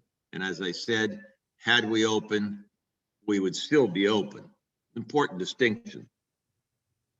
Secondly, Gina asked an important question, which Chris responded to, with respect to this parent committee that administration is now having discussions about with respect to what it should look like and do based on hearing the parents and the board. Well, I'm only going to speak for Carmen, nobody else. And what I proposed in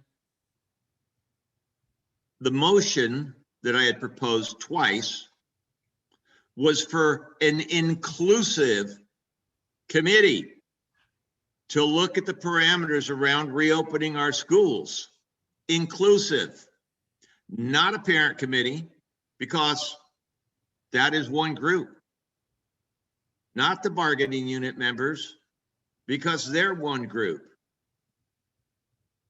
Inclusive, our students, our parents, our teachers, our principals, our vice principals, those who want to come forward to volunteer their time to take a serious look at what the obstacles are to reopening school and begin to work on them to mitigate them. It's almost the 1st of March. The work has to be done by June. We open school in July. Inclusive means everybody. It doesn't mean picking from a hand-picked group of people. And lastly, just to clarify, I know we've done a heck of a job with the Measure M, with upgrading our HVAC systems, and with the CARES Act money to buy the filters. But COVID-19 is not an airborne transmittable disease. It is a droplet transmitted disease. Very different. Thank you, Beth. Okay. Thank you. I'd like to say just a few things. My board members have covered many topics and very well. Thank you. I just want to stress a few things. The concurrent model we used, and I think it's been explained well, having kids not with teachers for 2 days was a huge negative. I would like to point out, we did make a different plan for kinder and first grade, did we not, Mr. Hoffman? We did. Would you speak quickly to that? I think Bindi will be, can probably speak to it even better than I can, but it's an AM PM model that so the kids are there. 4 days a week. Dr. Graywall? Have an option to be there. Yes. Dr. Graywall, you can correct me because I'm just trying to get moving here. I just want to speak to the fact that we are not unaware of the challenges of kindergarten, first grade, and I can't imagine, and I feel for you parents. So we do. It is a different model for them, and it's split AM PM. But so Dr. Graywall's been the ins and outs of it. So TK and Kinder there'll be a group that'll be from 8 to 10, and then another group that'll be from 10:10 to 12:30. Well, no, that's at lunchtime. There's going to be like let me look at this a little closer. I'm sorry, I didn't have it handy. Do you know what, Dr. Grewal, the point I want to make is we are bringing them to school 4 days a week, and we are sanitizing the entire room in between. And we made that a priority, and we made sure that we see those kids twice a day, which I thought was very important. Is any of that incorrect? No, that is not incorrect. Okay, I'm good with that. I want to state again, next school year, we don't plan it to look like this. I don't plan it to look like this. I don't plan to have 3 teenagers in my house all the time or 3 days a week. We all have hopes for something different. The biggest deterrent we have is the 6-foot rule, and just as things have changed, things change. I would like to give some recognition. CDC came out with guidelines on a Friday. We had clarification from our county health by Tuesday. By Wednesday, we were talking with our union. And by Friday, we were able to put it on an agenda. And tonight we're voting on only an addendum on time based on the change in the guidance. And I just want to thank the staff because Mr. Hoffman, I write to almost every day and ask him when we can get back in school. And I want to thank the unions for being able to work with us. And I want to let the parents know that I am working for your child. I'm working for my 3 children and your 3 children. And it was impressive. It's very impressive. And we're going to start offering the option for kids to come back in the thousands in 3 weeks. I have stuck tight to county health guidelines. No need to go there. Tonight's vote is only on the timing of the addendum. While we have talked often and much about the concurrent model, that is the original one, and tonight's vote is only on the addendum to start calendar and move the timing up. So I just wanted to make sure we know that. And you have very valid concerns with busing, and I feel for you. I was a parent who used busing as well at a time. I now have 3 children who drive, and it's a miracle. It's so fantastic. You will love it when it happens in your life. I hope it works well. And Mr. Pierce said there are a lot of unknowns, and we have been very careful not to overpromise. And so we will continue to push to allow more things to happen as we can see where we can let those things happen. I have faith in our teachers, and we need to focus on finishing out this year, getting summer school going on, and getting together for next year. So I would now like to call a roll call vote unless someone had another comment they needed to make. Okay, we'll start. So this is for the motion to approve the first addendum to the memorandum of understanding between Elk Grove Unified School District and Elk Grove Education Association for the 2020-2021 school year. Ms. Jamerson. Aye. Thank you. Mr. Fortina. No. Thank you. Ms. Charis Espinoza. Aye. Thank you. Dr. Martinez Alier. Aye. Thank you. Mr. Perez. Aye. Thank you. Mr. Yang. Yes. Thank you. It is, and myself is a yes, so that is a 6-1. The next item on our agenda is a California Montessori project, Elk Grove Charter petition renewal for a public hearing. So I'd like to call on Ms. Jane Ross to present the item. Thank you and good evening, President Albiani, members of the board, Superintendent Hoffman, and Ms. Avalos.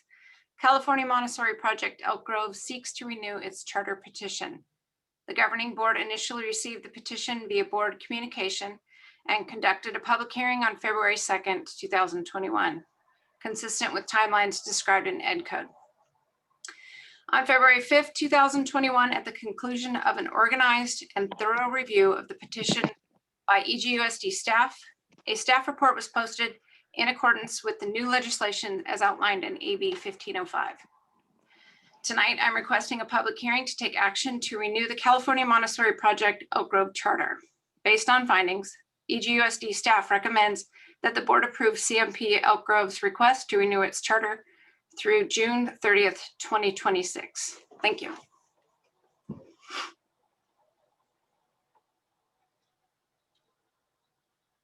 Beth, you're muted. Okay. I'd like to call on Ms. Soriano to read any public comment. Yes, Madam Board President Albiani, there are, I think, four public comments related to this item. The first comes from Brett Barley. Superintendent Hoffman and members of the Elk Grove Unified Board. My name is Brett Barley. I am the superintendent of the California Montessori Project. We are honored to have the EGUSD staff recommend a new 5-year charter for California Montessori Project Elk Grove campus. As we mentioned at our first hearing earlier this month, it has been an honor to partner with Elk Grove Unified to support students and families in Elk Grove for the past 20 years. We know the best is yet to come. We anticipated the late hour of this meeting and worked with EGUSD staff to keep our presentation tonight to a minimum. Rather than send in dozens of public comments that would be read into the record, we shared a selection of letters of support from the CMP community with the board members. In these letters of support, you heard from teachers, students, and parents who all believe deeply in our program. One parent shared with the board members that, quote, the environment that CMP provides each student is unique. A special balance exists. Students have the freedom to explore, to quietly revel in their curiosity and enjoy a sense of adventure in their education. While they enjoy independence, access, and are not unduly confined, the structure of the school day and regular one-on-one and group-based learning opportunities with their educators provide consistency and boundaries in a way that is comforting and beneficial, quote. A teacher discussed how CMP, quote, prioritizes academic success and addresses community involvement and global citizenship. By following Montessori-based pedagogy to teach state content standards, CMP provides hands-on, long-lasting learning opportunities for all students. This allows students of all ages to show their learning and success in numerous ways, including by gaining college and career readiness skills. In addition, being a student at CMP includes becoming an active member of one's school, local community, county, or country, and world, end quote. The board also heard from our primary stakeholder, students, one of whom shared, quote, at CMP, I was given opportunities to learn in a system that did not force me to sit quietly at my desk with my pencil placed horizontally below my name tag. My teachers allowed me to learn in my own unique way that worked for me. Through this, I discovered things about myself that I wasn't aware of. My interest in art, creative writing, and love of reading. In public school, I was not aware of the things that I enjoyed about school, like writing. Writing is something that I enjoy tremendously, and my teacher has given me many opportunities to show that just like this one. My teacher has encouraged me in ways that make me want to become so much better in school. She believes that I will become a wonderful writer, and that makes me want to get better and better, end quote. These are just 3 of the many reasons shared with the board that support CMP's renewal, in addition to the positive EGUSD staff recommendation for another 5-year term. I look forward to a day when we can have you all on campus to see our students learning in person again. Thank you, and we look forward to partnering with you for another 5 years. The next comment comes from Mickey Slamkovsky. Superintendent Hoffman and members of the Elk Grove Unified Board, my name is Mickey Slamkovsky. I have served for over 7 years as principal of the CMP Elk Grove campus. I have also served 9 years as a commissioner for school accreditation for the American Montessori Society and as a board member of the National Center for Montessori Education.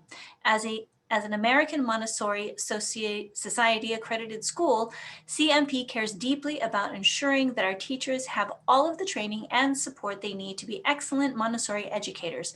We employ only lead teachers with both a California teaching credential and a Montessori certification for the age level at which they would teach. With such high expectations for our teachers, CMP understands that we have a larger role to play in staff development and teacher training. Each certificated teacher receives funding to support their participation in the pursuit of Montessori training, advanced degrees or certifications, continuing coursework at the college or university level, or attendance at educational workshops and conferences. CMP provides mentoring and collegial support, as well as intra-school curricular meetings through our network of existing school sites. The support we provide our teachers and the dedication to being the best teacher they can be helps to ensure that CMP provides an authentic, high-quality Montessori education to our students. Thank you for the board's support these past 20 years and the EGUSD's staff's positive recommendation for another 5-year charter. We look forward to continuing to partner with you to support Elk Grove Unified students and families. The next comment comes from Kathleen Mertz. Superintendent Hoffman and members of the Elk Grove Unified Board, my name is Kathleen Mertz, and I served as principal of the CMP Elk Grove campus for 9 years until I transitioned to a new CMP campus at the beginning of the school year. Over the past several years, we have made a proactive effort to serve a more diverse student population. We have more work to do, but are proud of the progress we have made. The number of Asian students attending CMP has grown 23% over the past 3 years. The number of Hispanic students has grown 32% over the past 3 years. And the number of students who are 2 or more races has grown 10% over the past 3 years. We have done this by being more proactive and visible in the community. Multicultural fairs, tamale festivals, and the Florin Road African Market are just a few of the strategies we have used over the past several years. If you see future opportunities for CMP to engage in community events, please let us know. We have also worked very hard on school climate and culture. Evidence in our success can be seen on the California School Dashboard. Our suspension rate improved from orange to green between 2018 and 2019. CMP Elk Grove's suspension rates have been lower than the district in every year of our most recent charter. CMP staff have been trained in positive behavior interventions and supports to keep our students at school.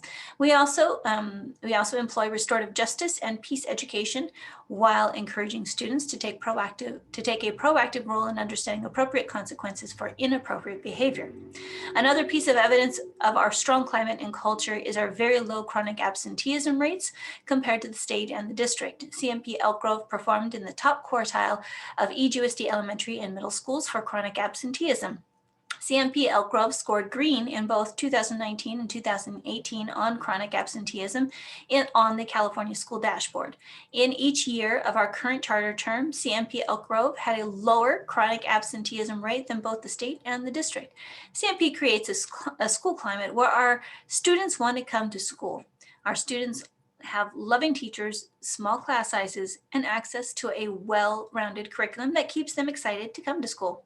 Thank you for your consideration of a 5-year renewal for the CMP Elk Grove campus. And the last comment regarding this topic comes from Jenny Tice.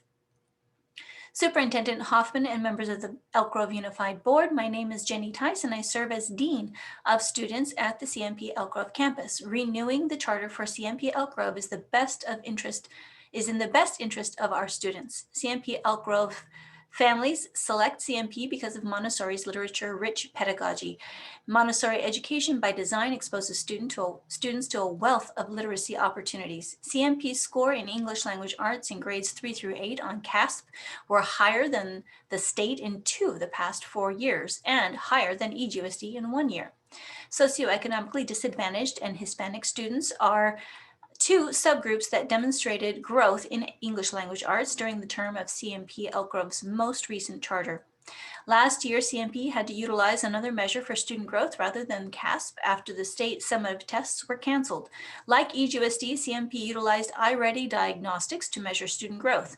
On these CDE-approved assessments, CMP moved from having 21% of its students in the at-risk tier at the beginning of the school year to just 8% at risk at the end of the school year in English language arts. In math, CMP moved from 30% of students at risk at the beginning of the school year to 12% at risk at the end of the school year. Based on the highly correlative iReady assessment, CMP predicts that about 60% of its students would have scored standard or met or exceeded on CASP ELA English language arts, and 42% would have scored standard, met, or exceeded on CASP math.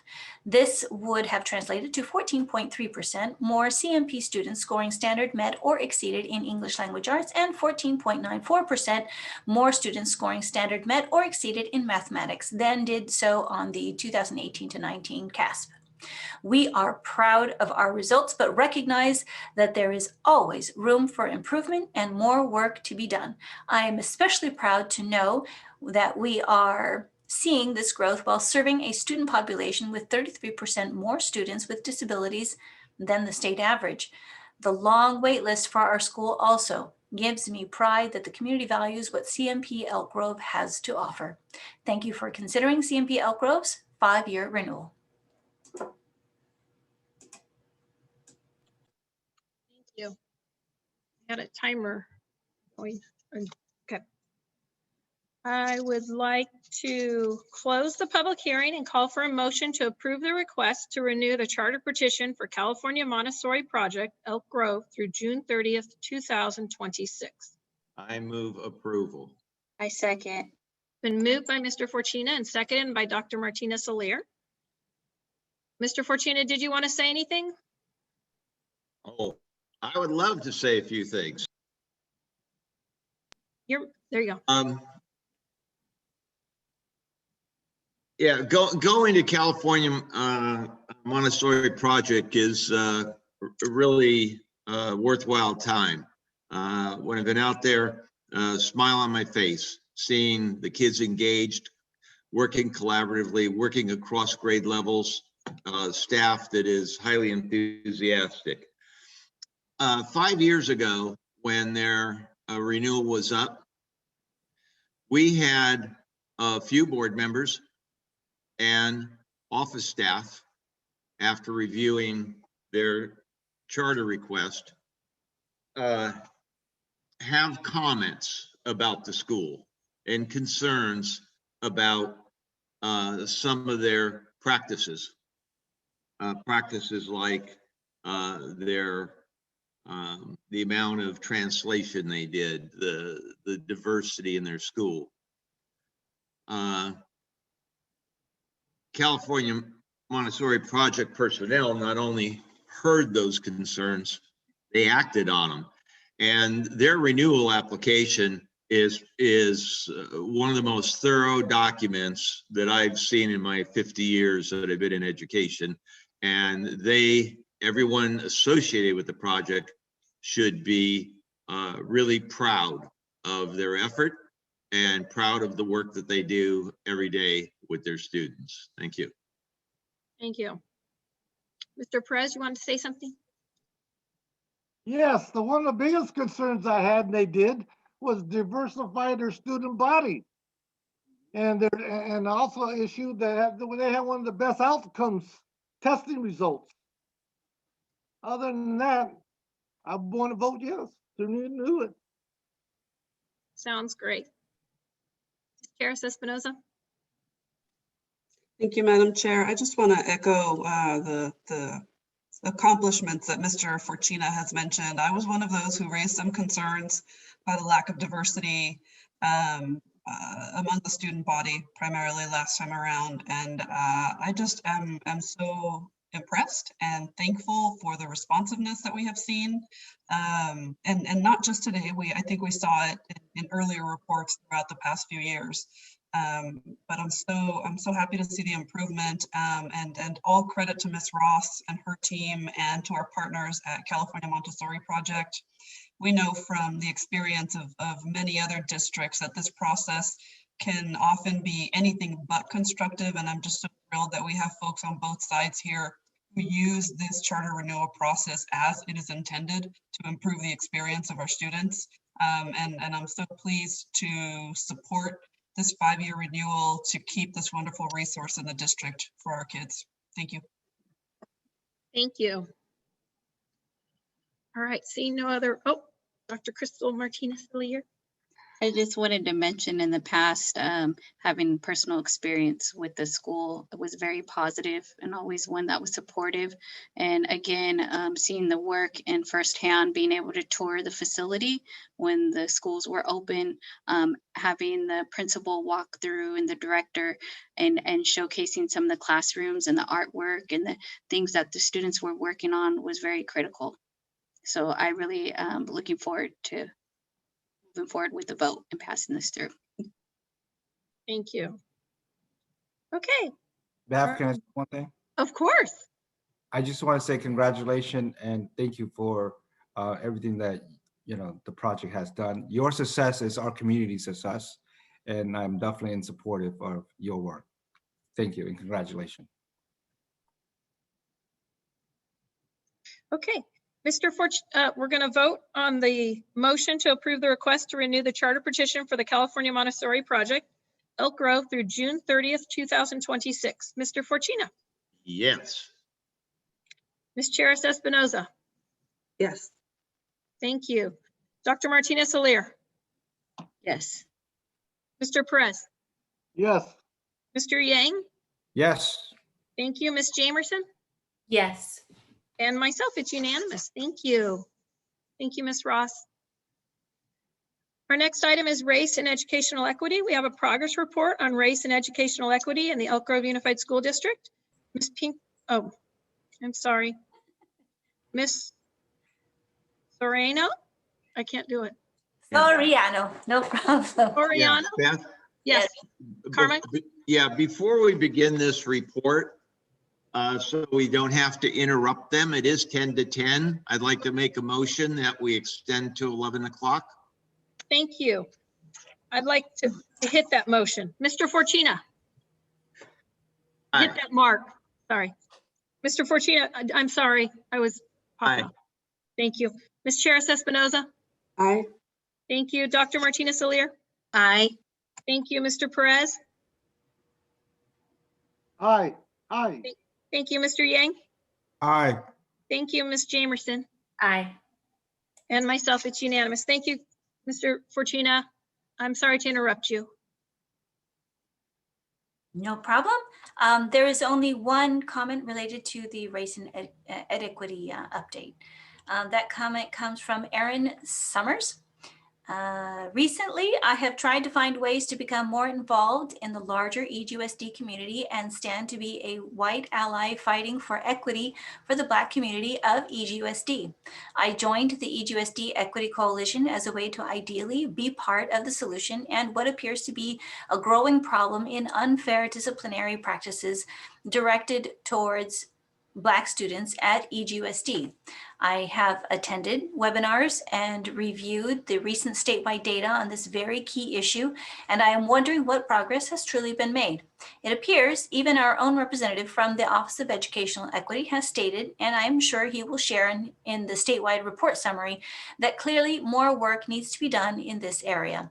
How is it that our district has more school suspension of Black students than any district across the state? How can we be a leader in education when we are failing so many students students and leaving them behind. To be clear, as a parent in this community, I am concerned by these statistics, but I do not plan to just complain about them. I want to listen and educate myself with our community to help solve these challenges together. That is why I am so passionately fighting for parent and student input as key stakeholders. We need to do better as a larger EGUSD community. Thank you, Erin Summers. Thank you. Mr. Espinoza. All right, well, buenos dias, or buenas noches, President Albiani, members of the board, Superintendent Hoffman and Ms. Avalos. We're glad to bring you. I'm really grateful. I joked that to my family that I'd be available around 11 p.m. and I'm glad that you made sure that this would be, that I hold up to that bargain. But hopefully this will be a really interesting, helpful report for you all tonight. If we look through, I'm really grateful in particular to get a chance to speak with to our new board members as well and welcome them and engage them in this conversation as well. So if we go to the next slide, the educational equity work that we're doing is an overview, a lens that we're using to review all aspects of our system. The next slide. Specifically defining educational equity as both a process and an outcome. So we're looking at educational equity work as a process, something that we do using that lens of equity to analyze and inform our decisions, policies, and practices in our schools and district to ensure that they are culturally sensitive, culturally competent, and provide all students with access, opportunity, validation, support, and resources. But it's also a goal. It's this outcome that we're trying to attain, whereby educational outcomes are no longer predicted by identity categories such as race, ethnicity, ability, gender, and socioeconomic status, and all the other identity categories that you see on the outer ring there in our framework. That's what we're trying to attain. And when we see that when there's predictive results based on some identity category, we know that there's an inequity that we need to be addressing. All right, so our main focus this year has been on racial justice. Next slide. And so in this update, I want to share with you a few things about just the action plan coordination that we've shared with you before, and then a couple of updates, and then let you know about the upcoming work with our spring racial justice task forces. All right. So part of the educational equity action plan for the year, this is something that we've been trying to do every year to guide our work and make it actionable. But the focus in particular has been on advancing racial justice as a major key issue of concern, not just in our district, but nationwide. And so I don't know if we can click on that website link.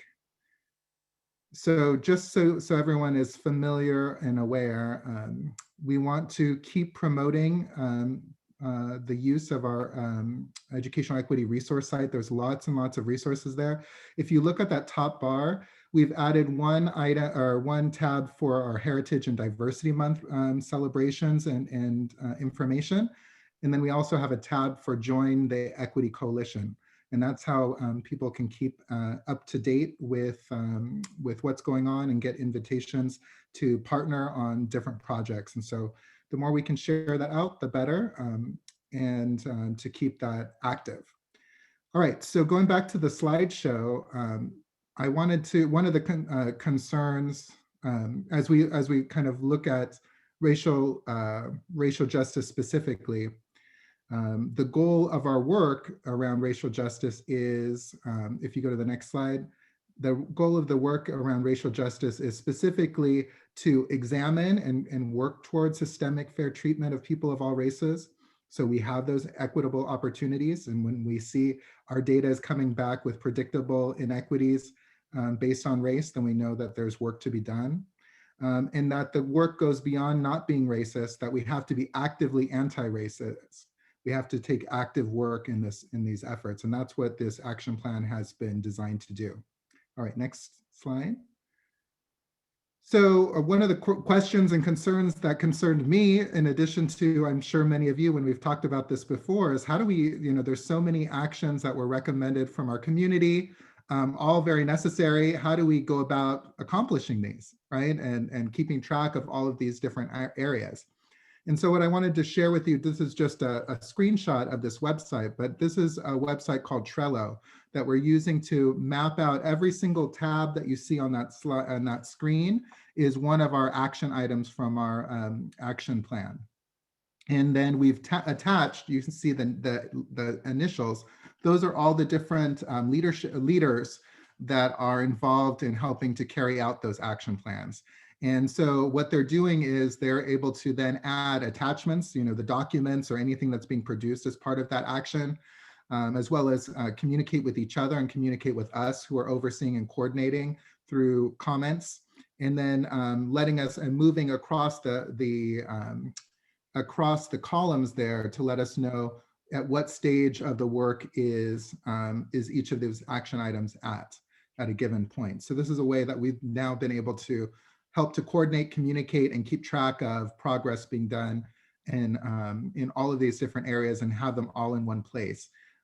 So we can prepare them for communications, for board presentations like this one, as well as to upload to our equity resource site. Next slide.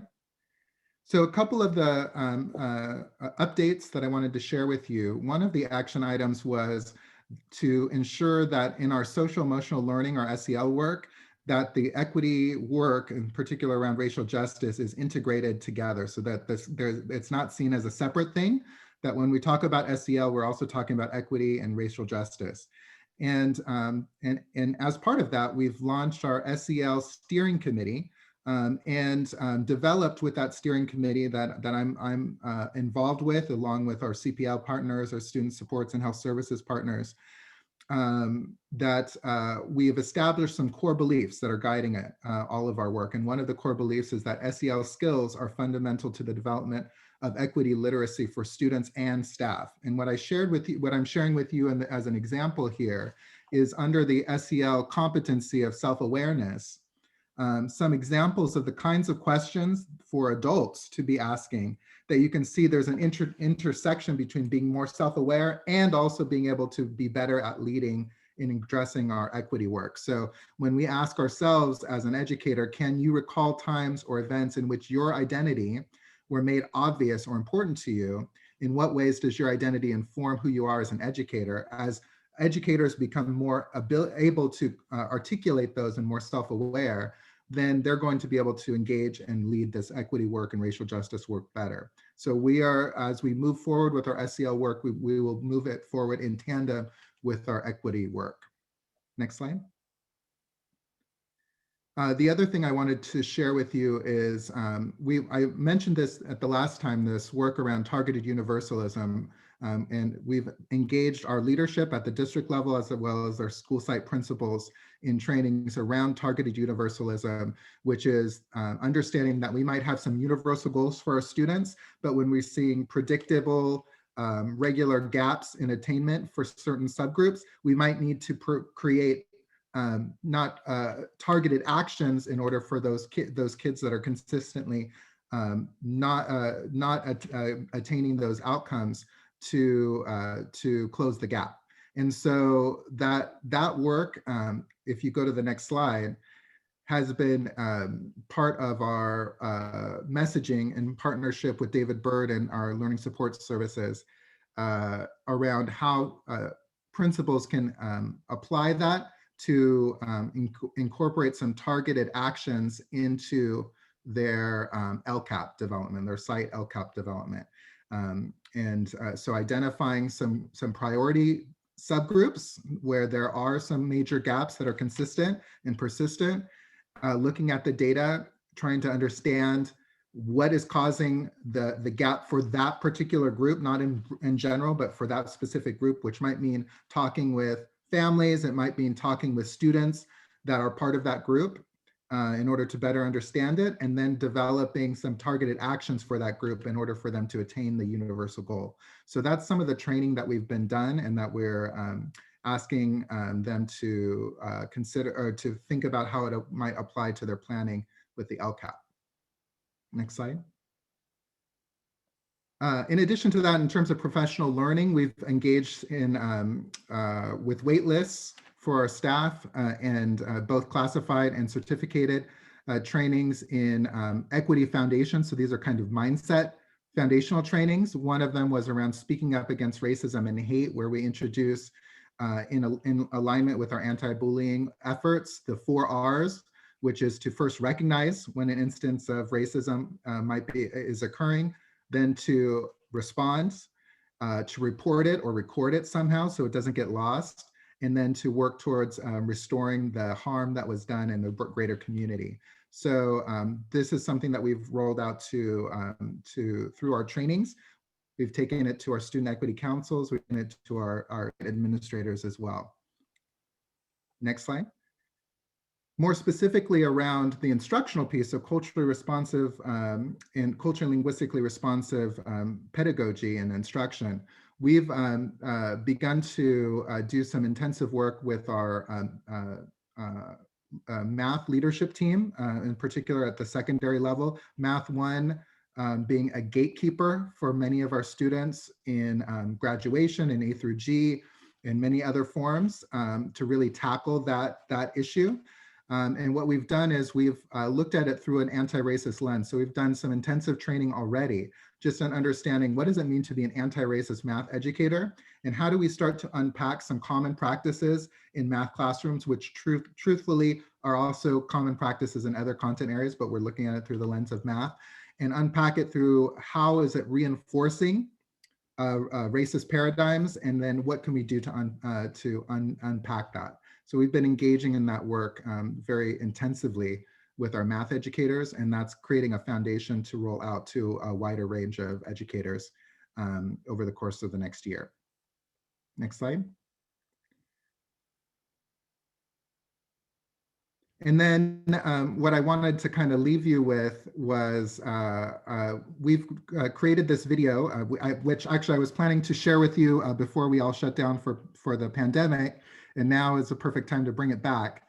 We've made actually a lot of progress with our student equity councils, and one of the beauties of people being on the computers is that we've been able to actually gather together with students and advisors across the entire district on a monthly basis to engage in some leadership development with the students, sharing of ideas, and of course to get their feedback on things such as health curriculum, different campaigns that are taking place, student rights broadly, dress code policies, examining their role in the LCAP development process. So it's been really, really beneficial to be able to meet online all together. And we've kind of, despite the pandemic, we've been able to move forward in this work.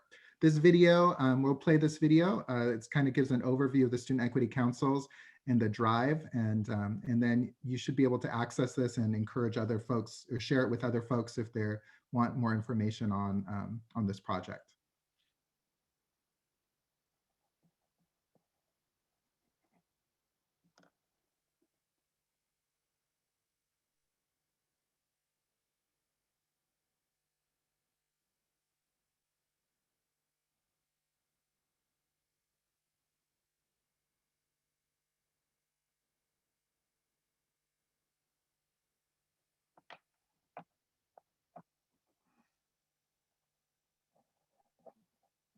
Well, as you can see, it's there's a lot.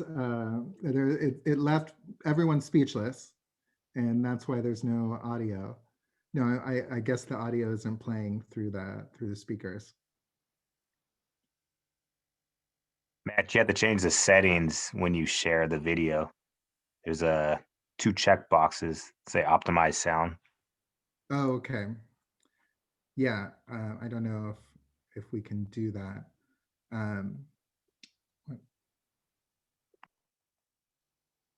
Where are they?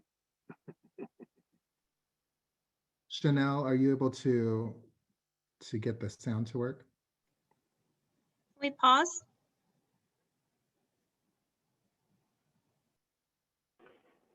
Sorry, everyone. I'm having some technical difficulties now with my speaker.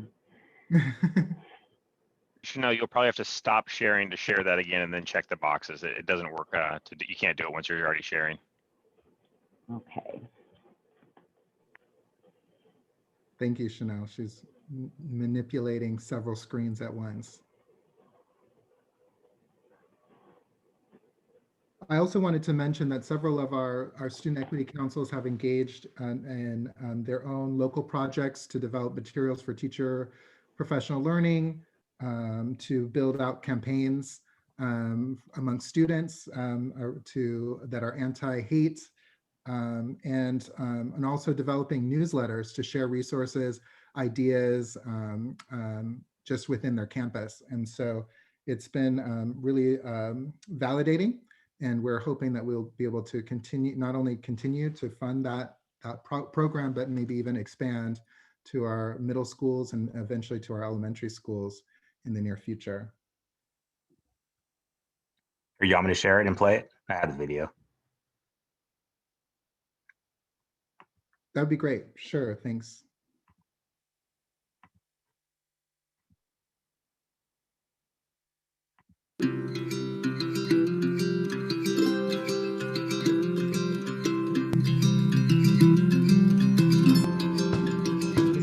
Host, there's a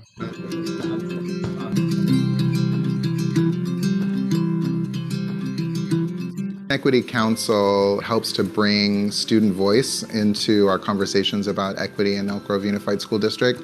We've formed these student equity councils at each of the 9 high schools, and today we've come to the Unity Center at the California Museum to immerse them in the history of activism and to provide them some opportunity to do some leadership and advocacy development that will launch them into their work at their school sites during the rest of the semester. We want you to leave really feeling empowered that you're ready to stand up for your own rights and for the rights of other people in your community. They're pretty excited to do something that's going to make a difference on the campus. I always want the students to be able to recognize the power that they have. As they see what they can do, it's just going to get better and better. My name is Prayer Nayogary. I'm a sophomore at Cosumnes Oaks High School. My name is Brian Ramos, and I'm a senior at Valley High School. I'm a Mariana Washington, and I go to Monterey Trail High School. When I think of equity, I think of I want to be able to feel like I can do anything I want to do without having to worry about my gender, my race, my socioeconomic stance in society. I come from a family who immigrated from Mexico. They came here and they were silenced. So I look at myself as the voice of not only them, but everybody who wasn't given a chance to speak at the table. I saw how things were going on in the world, and I'm thinking, how can I affect this? How can I change it? I see political roles being changed, and I just want to get a part of that, and I also want to be involved in the change at the time. So I am hoping to become president in the future one day. I believe that every single campus has a lot of students that are just waiting to be engaged in this work. And this is an exciting time where we can bring them all together in one room and make sure that not only are they valued and validated, but also that they're not alone. One thing I'm passionate about is helping others. I'm passionate about telling stories through writing.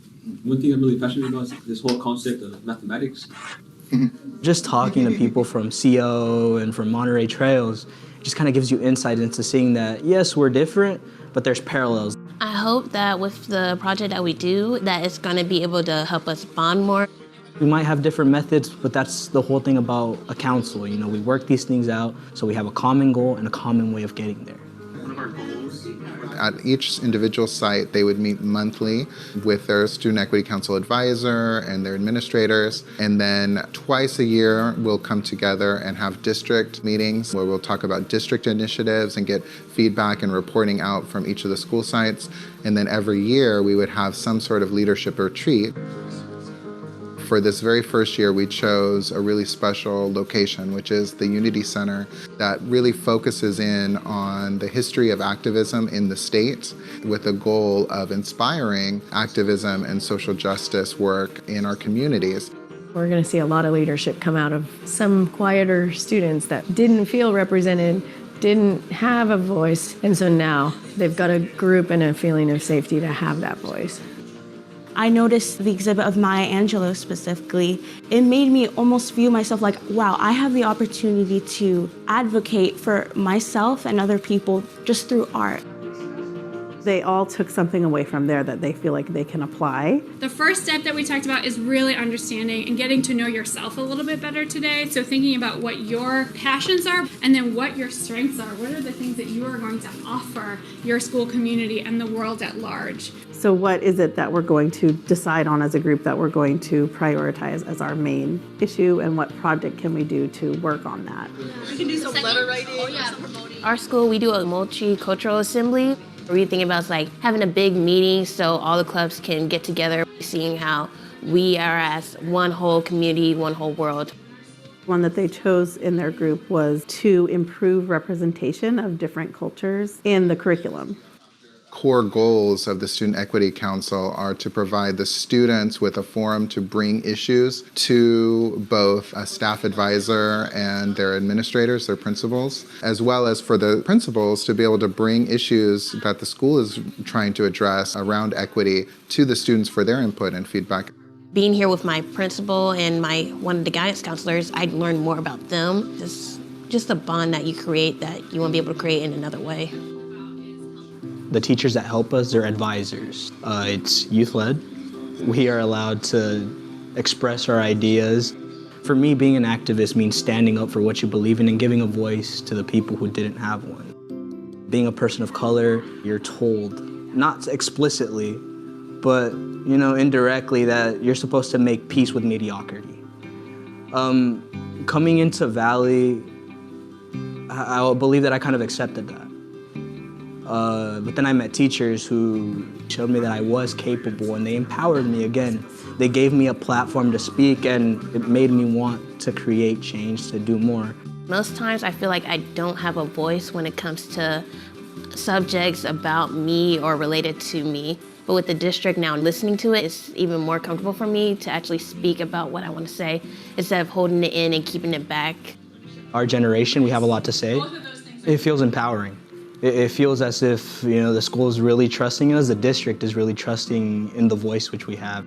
Our core members are also going to have a voice with district leadership, and I think that is definitely a new piece that's going to help students feel like they have an impact to not only help our site, but help Elk Grove Unified School District grow with a lens of equity. I believe that this is going to spread. They start to bring in more and more students, and suddenly we have a whole movement on each of the campuses, and that's really our long-term goal.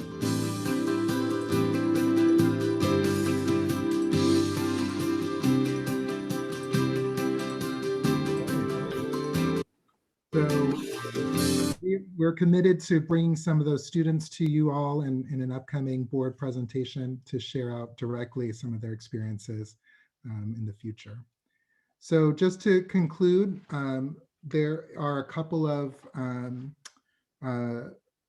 groups that we're starting that I want to make sure that you all are aware of and that our public's aware of so we can continue to promote them.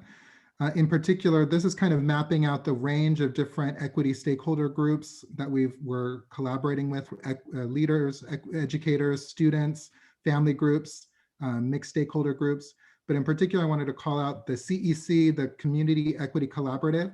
For any of you, anyone out there that is a community partner, a nonprofit, a business, and a community agency, an educational agency that wants to partner with this work, including Naomi Prady from the California Museum that you just saw in the video. She's going to be part of this Community Equity Collaborative. Please feel free to send those names to me, and we'll invite them in and connect with them. And also tomorrow we're launching our Families for Black Students United, or FBSU, to engage in some targeted decision-making and stakeholder engagement for families of Black students. And then as we go into the rest of the year, the last slide is we've recruited members for these different task forces that are going to help carry out these final actions. You can see here one on building out a racial justice speaker series, or developing our Black Educators Network, looking deeper at the increasing representation of students of color in advanced coursework, looking at our dress code policy, the ways that we're measuring equity and racial justice, defining what it means to have safe spaces for Black students, some district-wide racial justice events or competitions, and then also a project on building a library of community voices relating to racial justice that could be shared and incorporated into professional learning. So we've got a range of stakeholders, community, staff, students that are part of these different teams. And we're getting ready to run with those next month. And that's it. Thank you, Matt. This is a presentation, so we don't need to vote, but we questions or comments, I'll go down the roll. Ms. Charis Espinoza. Thank you, Mr. Espinosa, for that presentation. And once again, I really appreciated the depth and breadth of the work and all the opportunities for involvement. And I'm so looking forward to seeing more of these proposals, particularly proposals from the students, come forward so we can make some lasting change. So thank you so much. Thank you. Dr. Martinez-Alier. For the comments, I appreciate the presentation, also appreciate the video of the students and the network, and also the community outreach I feel is very vital to continue the equity work, as well as having the training. I believe you should be applauded for some of the courageous conversations that are being held regarding certain behaviors and ways to make change. So I really appreciate that direct support to our students and families here in the district. So thank you. Thank you. Mr. Perez. Hey, let me say something here. First question. Do Black Lives Matter for students in this setting?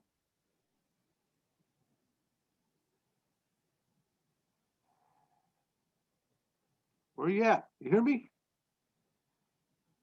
I'm not sure I understand the question, Mr. Perez.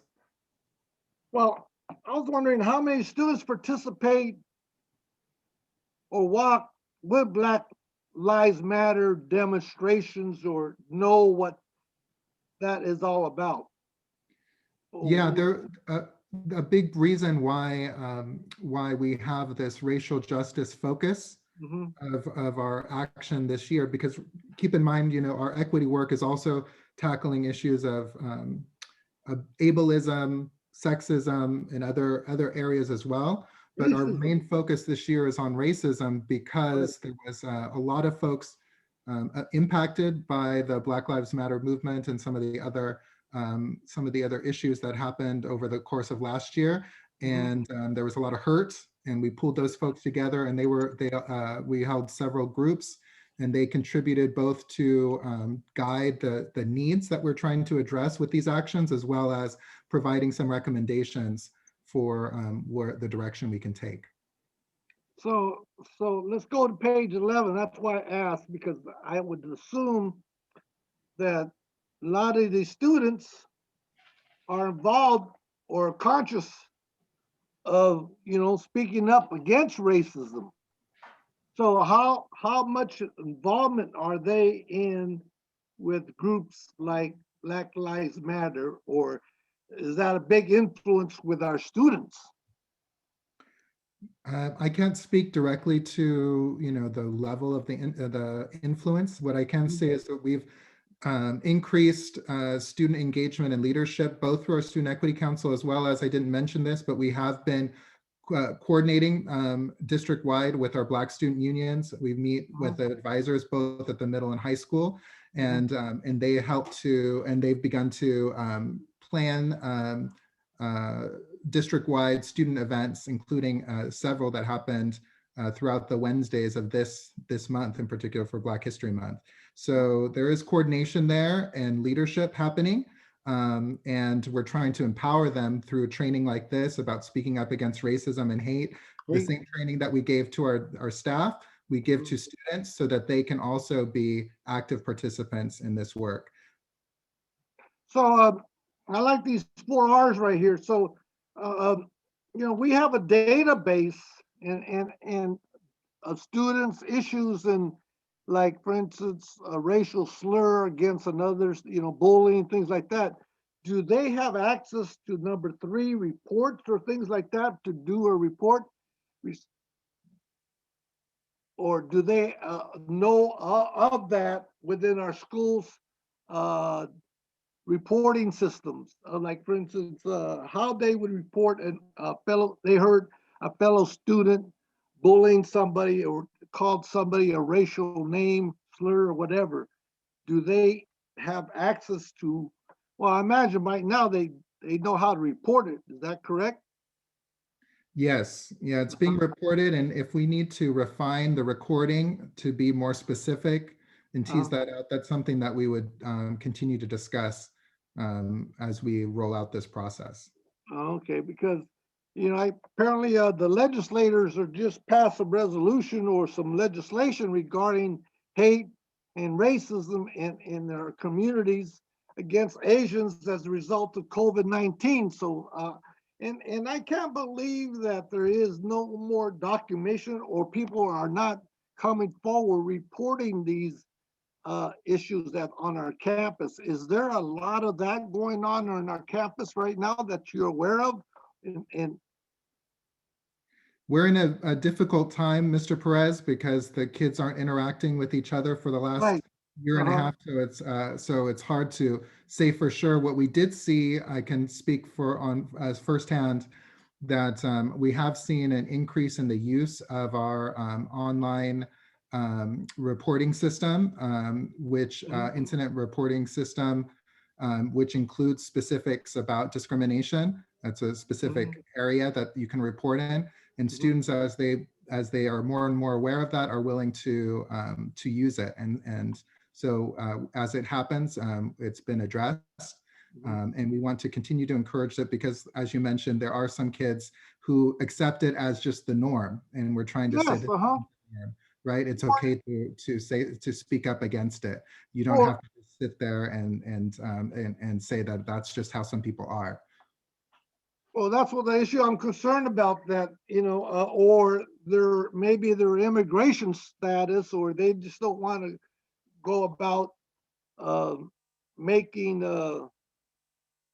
what they'll call the good trouble or something. You know what I mean?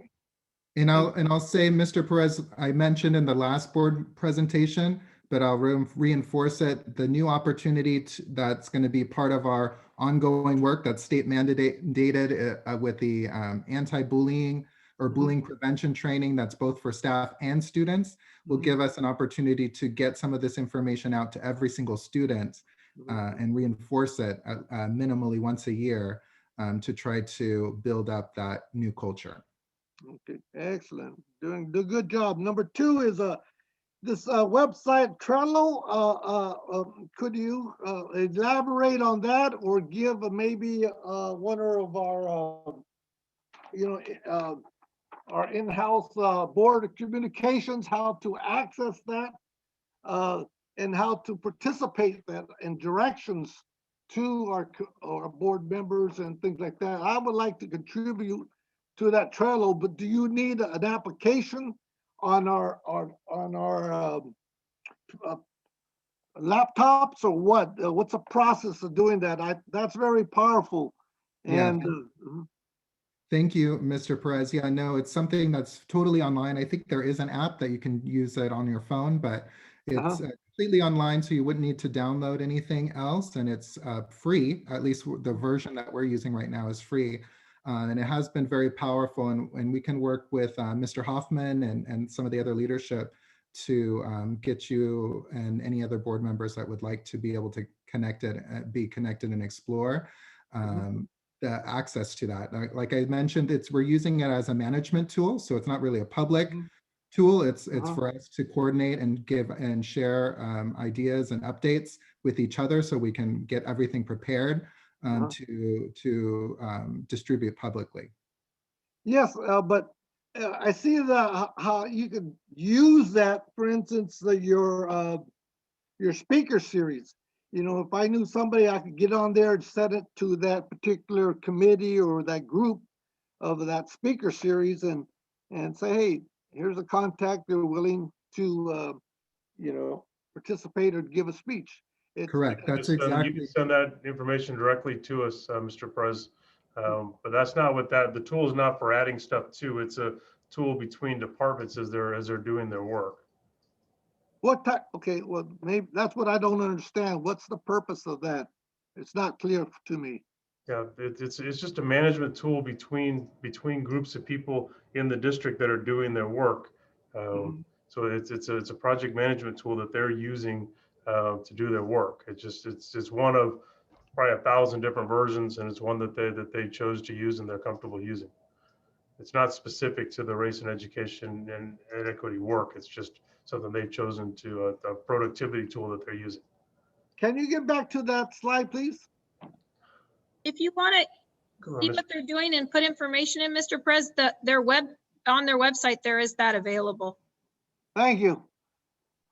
So this is a more internal for staff administrators at the district office? Correct. So that's what you're saying.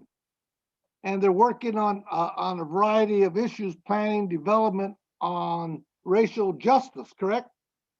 Correct. And as we've been emphasizing, this work is not something that's just in my department, right? That we're coordinating with folks across many different departments in the district. And we're also not seeing each other in person either because of you know, everything else that's happening. So this is allowing us to make sure that we're on the same page and getting updates and keeping track of the work that's happening. Okay, I don't see a data statistics unit in this. Is anybody working on data? It's aligned with all of the actions that are in our racial justice or an action plan for racial justice this year. So there are some that relate to data, including equity metrics and the African American Student Data Report. So there are a few that are specific to that, but anything that's in that plan is what's going to be on this site, because that's what we're focused on this year. So well, I was wondering if you had any data outcomes regarding some of your objectives. That's what you said earlier, one of these particular slides that you are going to do outcomes. And I was wondering how you're going to report those or who's working on those.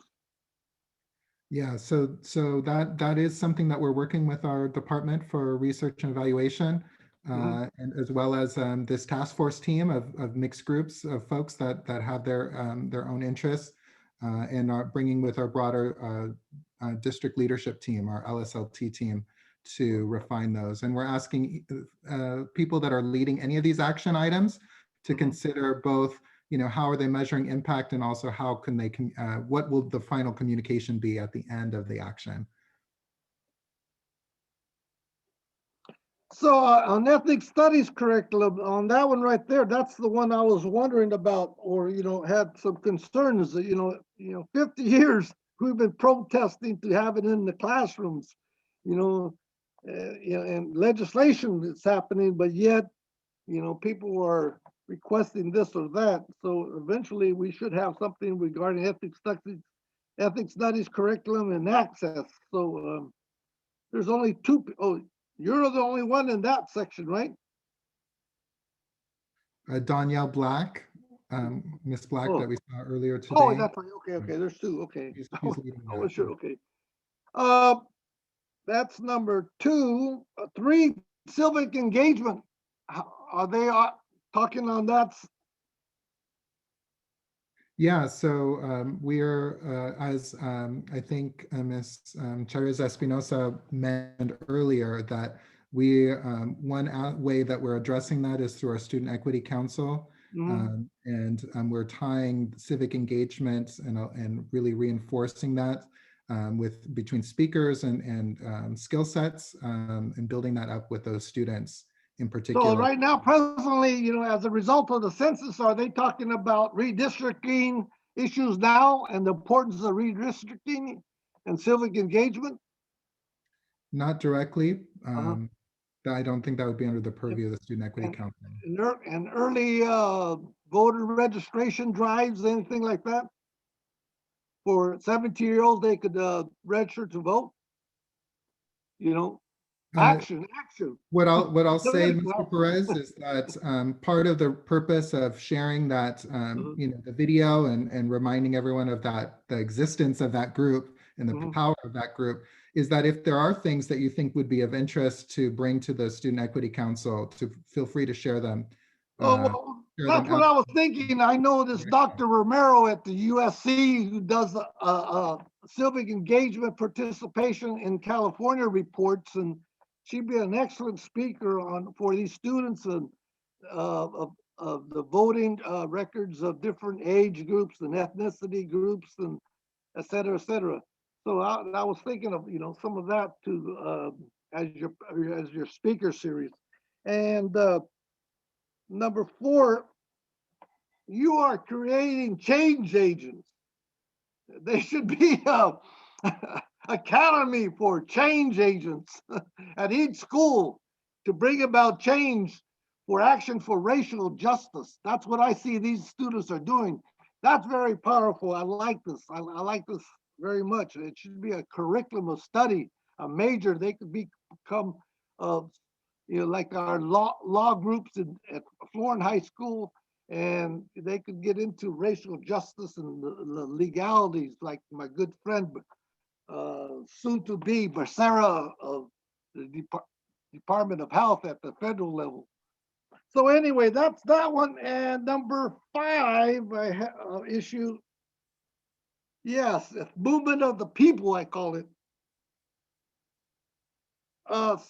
6 was Black students.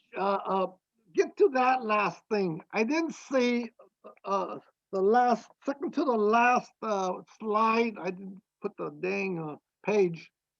Could you get there regarding some of the groups a little bit more? Next one, they have the things, actions, right there. There you go. Now, I'm glad that you have Black Educators Network, but I know for a fact that they have Asian Education Network developer and it's Latino groups. I think you need to add Asian, Latino educational networks. We had a good, I'm not sure, were you here when they had a big presentation, maybe about 6 years ago, when they had about 40, 60 people here. They did a presentation, the importance of ethnic studies in education in the high school setting.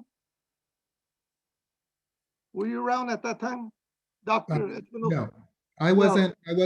But I'll say that we're one step ahead of you, Mr. Perez. Actually, the way that it's laid out in our plan is that because there was an immediate need for this Black Educators Network and interest, that we're working with our HR partners and with this team to form it. But that same structure could then be leveraged for other groups that might be interested in forming a similar affinity group.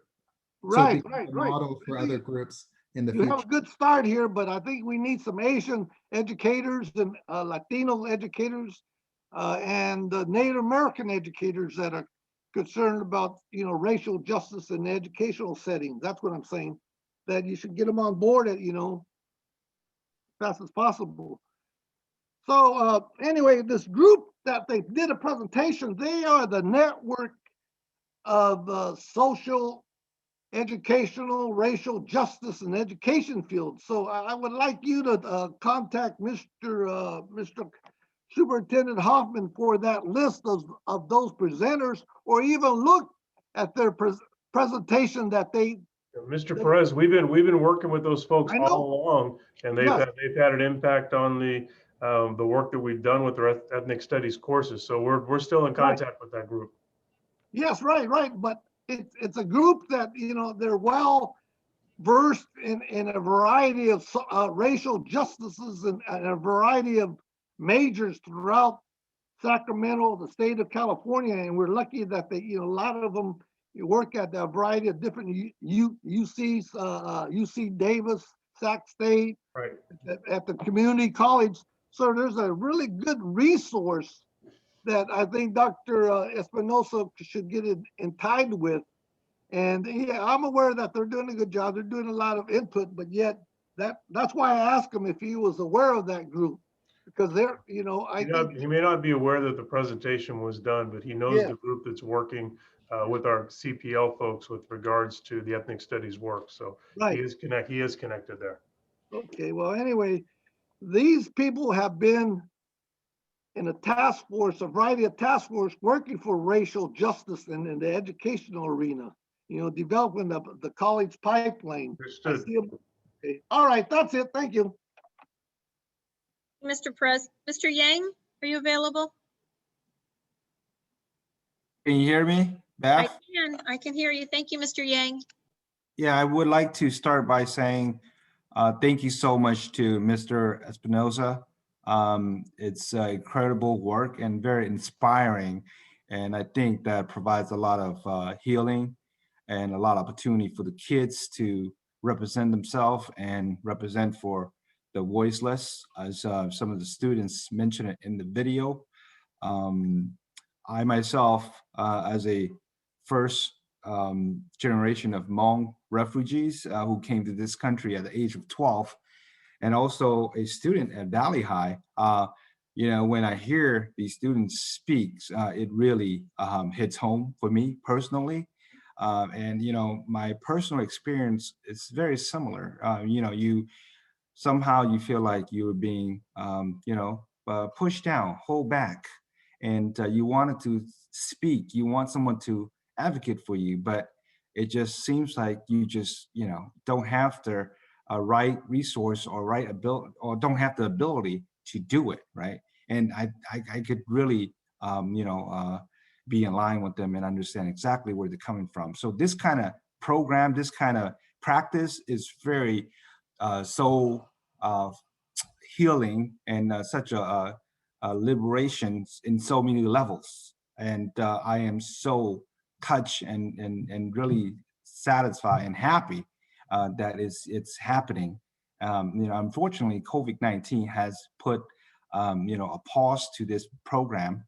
But it will resume, and that's a great news. One of the things that I would like to ask Mr. Espinoza about the cultural area that you have on slide 7. I would like to hear you kind of explain a little bit to me and the public what sort of thing did they do, what in that area specifically, like 1F and 1G. I think it's the same, or those two. Can you explain those two to me so that I have a better understanding?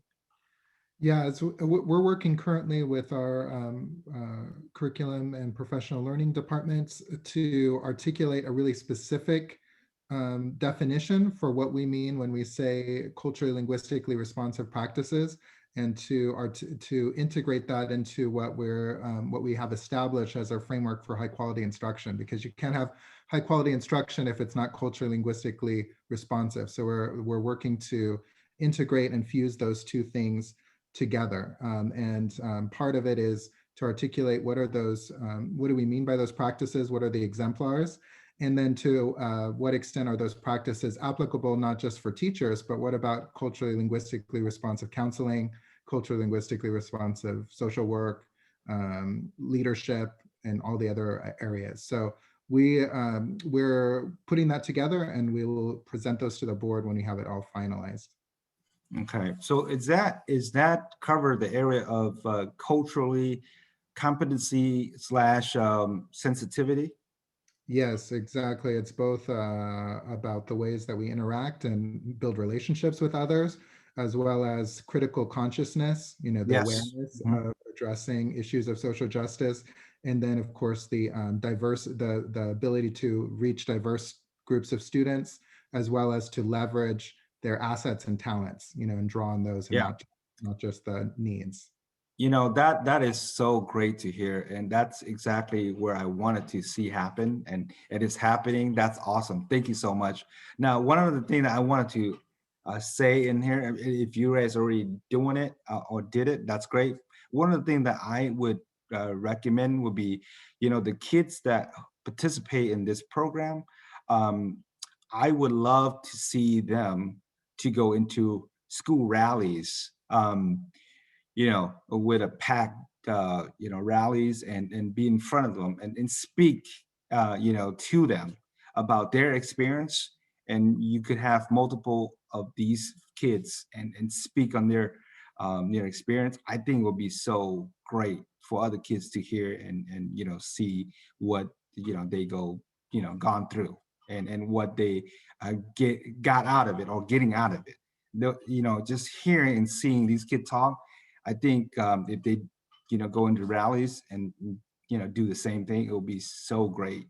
That will have so much impact to other kids. So thank you so much. Thank you. Thank you, Mr. Yang. Ms. Jamerson? Good evening. Thank you, Mr. Espinosa, for this presentation. And as a new board member, I am really looking forward to actually meeting with you to talk further about a lot of these plans. And just in the essence of time, I don't want to ask you a lot of questions that maybe I can have with a one-on-one with you, but some questions and just comments that I think would benefit the community. This obviously is an area I'm passionate about as well as invested in. I'm a mom of 2 boys that are mixed, Latino and African American. And this has just been, equity has been something that I've worked my whole career focusing on. So again, very passionate about this area. I did, as a parent, I consider myself pretty connected. I check Parent View. I know every time my student turns in an assignment, I read all my emails from the district, from the school site. But I did have to search around a little bit to be able to find your website. I'm glad that I was able to find it and to be able to get connected. I'm signed up for a workshop, the How to Be an Anti-Racist Educator workshop coming up.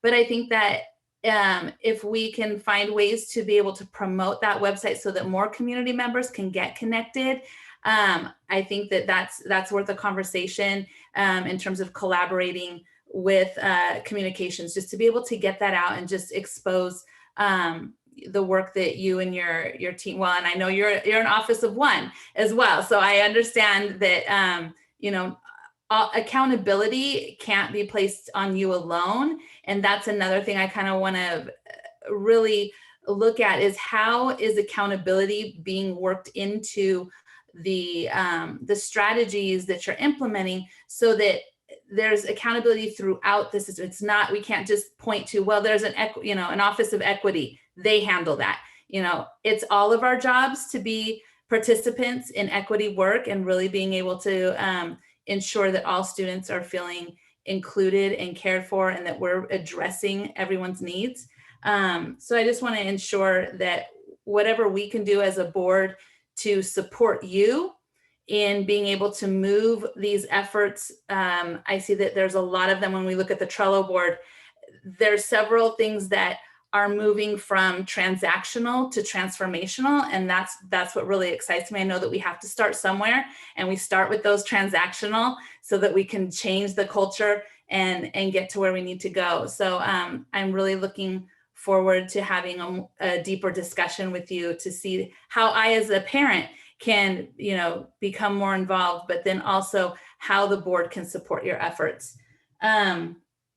And then I did just have a question in terms of professional development with the math, the anti-racist math educators, and just wondering if you have information in terms of how many teachers, and you may not have this data with you right now, but just wanting to know how many teachers are participating in these professional development efforts and what happens afterwards. Are these just kind of, oh, I attended a workshop and I'm done? Is it, okay, you've attended this workshop and there are strategies that are done at the school site to support continued learning?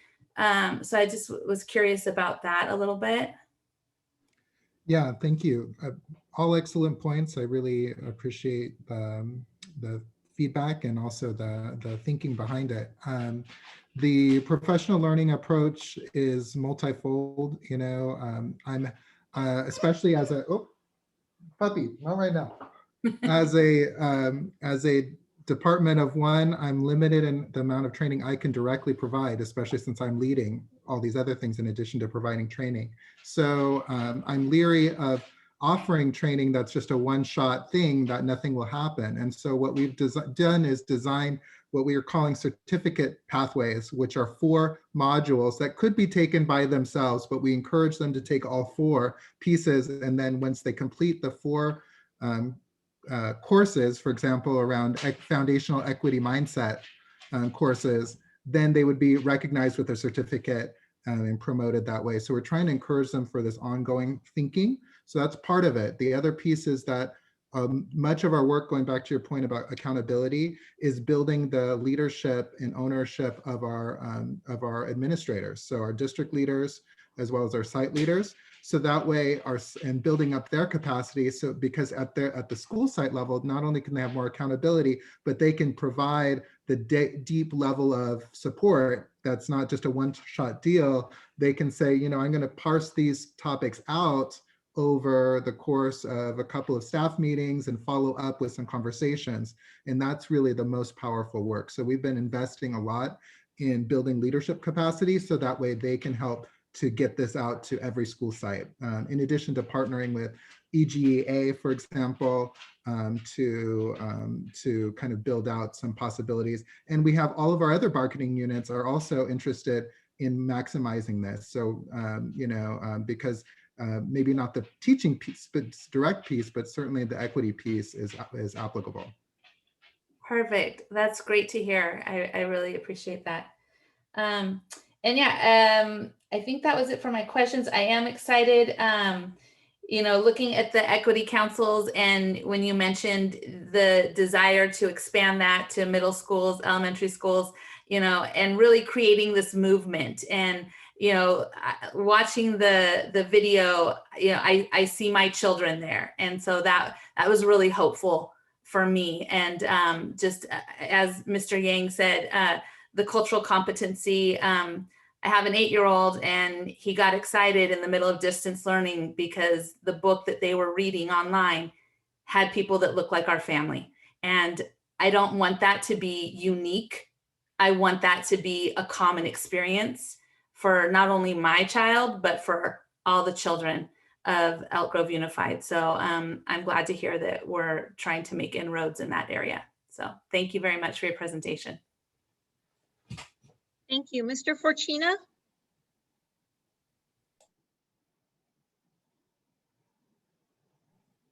Thank you. Hello, Matthew. A couple of the questions have been asked that I had on my sheet, but I am going to cover them again for specific purpose.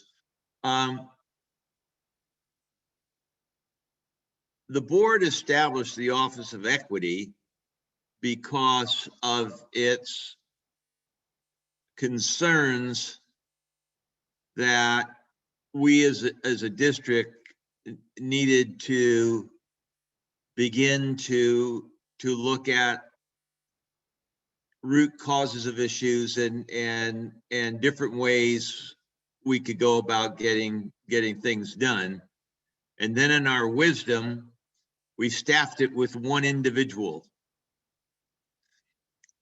I liked your response to Gina, and I like the fact that I've talked to you before. I like the fact that while you are trying to open up a lot of fronts, that you're also being protective to do a good job with what you're doing, because it's just you.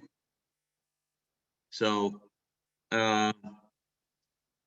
I would hope that as we move to our budget cycle, that working through the folks that you report to, we can see some budget items that are directed towards individuals that can support your work.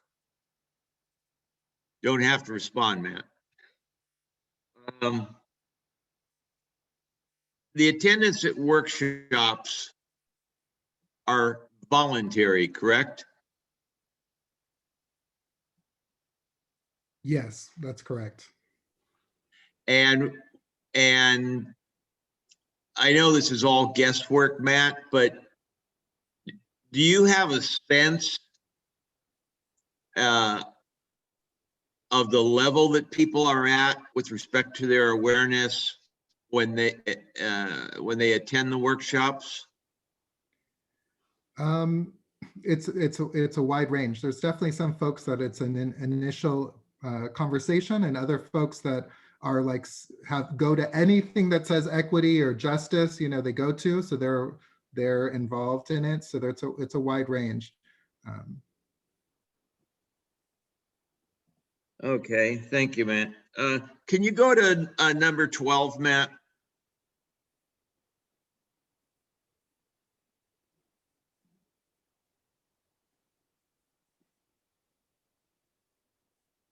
Okay. And I'm gonna show my my ignorance here, because I have been looking at and trying to understand ethnomathematics. Can you give me some examples to help me understand that? Unless you think it's better and I just schedule time with you. The baseline is to let folks know, in particular our Latinx and Black and Native populations, know that mathematics is not something that was invented in Europe. That there are historical and heritage work that's happened, you know, from every different cultural group that relates to math, because math is applied to understanding the world, right? So so that's the heritage, and the ethnomathematics is how presenting those examples, including some paradigm shifts around like the concept of zero from the Mayans, for example. And so these are some big things, but that every single culture has a relationship to math. It's not just European cultures, even though that's kind of the premise or the way it's been presented in the past. Okay, thanks, Matt. Can you go to 15?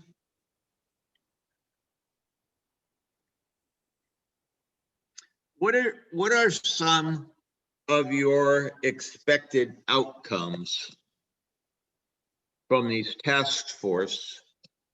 And would you see, as a result of their work, initiatives being brought to the board for approval and funding? Yeah, definitely. And so these are some of them are more concrete. For example, our racial justice speaker series is something that we're trying to brainstorm, get some initial context, and then that might be a budget item, for example, if we needed to fund something, but it might be covered under our budget. So, but that's more concrete versus something like the representation in advanced coursework, which is more exploratory, getting people together to dive deeper into the topic that might end up resulting in some recommendations to our district leadership as well as to the board for things to do going into next school year. Okay.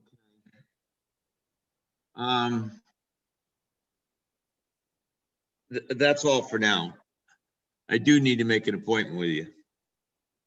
Thank Sounds you. good. Always happy to. Thank you. Thank you for your report. Thank you for all your work. It's great to work with you, to see what you're doing. I appreciate it very much, Matt. Thank you. I'm good. My board members have covered it. I do need to ask for a motion to extend our meeting till, I would say, midnight. Be safe. I know. Sorry, Nancy. So moved. Oh, and she moves it anyways. Justin? First from Ms. Charis Espinoza, second from Mr. Fortuna. Mr. Fortuna. Aye. Thank you. I have to hear you. Ms. Jamerson. Aye. Mr. Yang. I just want to say this become a norm, which is I feel very comfortable. Aye. Mr. Perez. I am a Never mind. Dr. Martinez Solir, Aye. Ms. Charis Espinoza, Aye, we might need another break though. and myself. And I was just going to mention that I would like to take a 5-minute comfort break so our next speakers can get their information up for the Measure M. And we'll come back and start that in approximately 4 minutes. Thank you.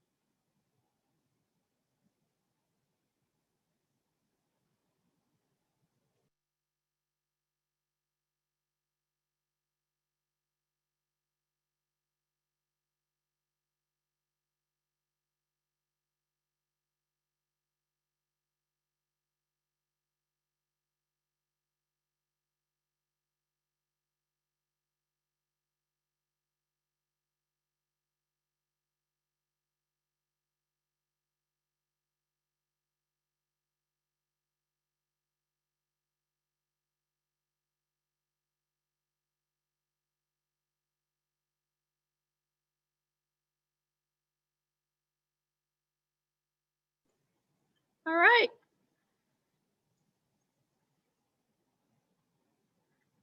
We can come back together.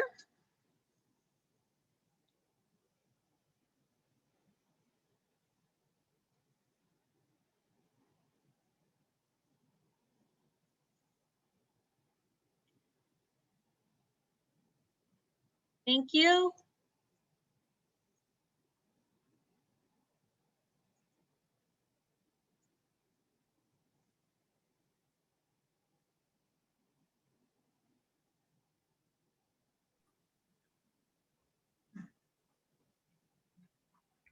Hey, Beth. I'm here. All right, Mr. Yang is here. Thank you. Mr. Perez, are you there?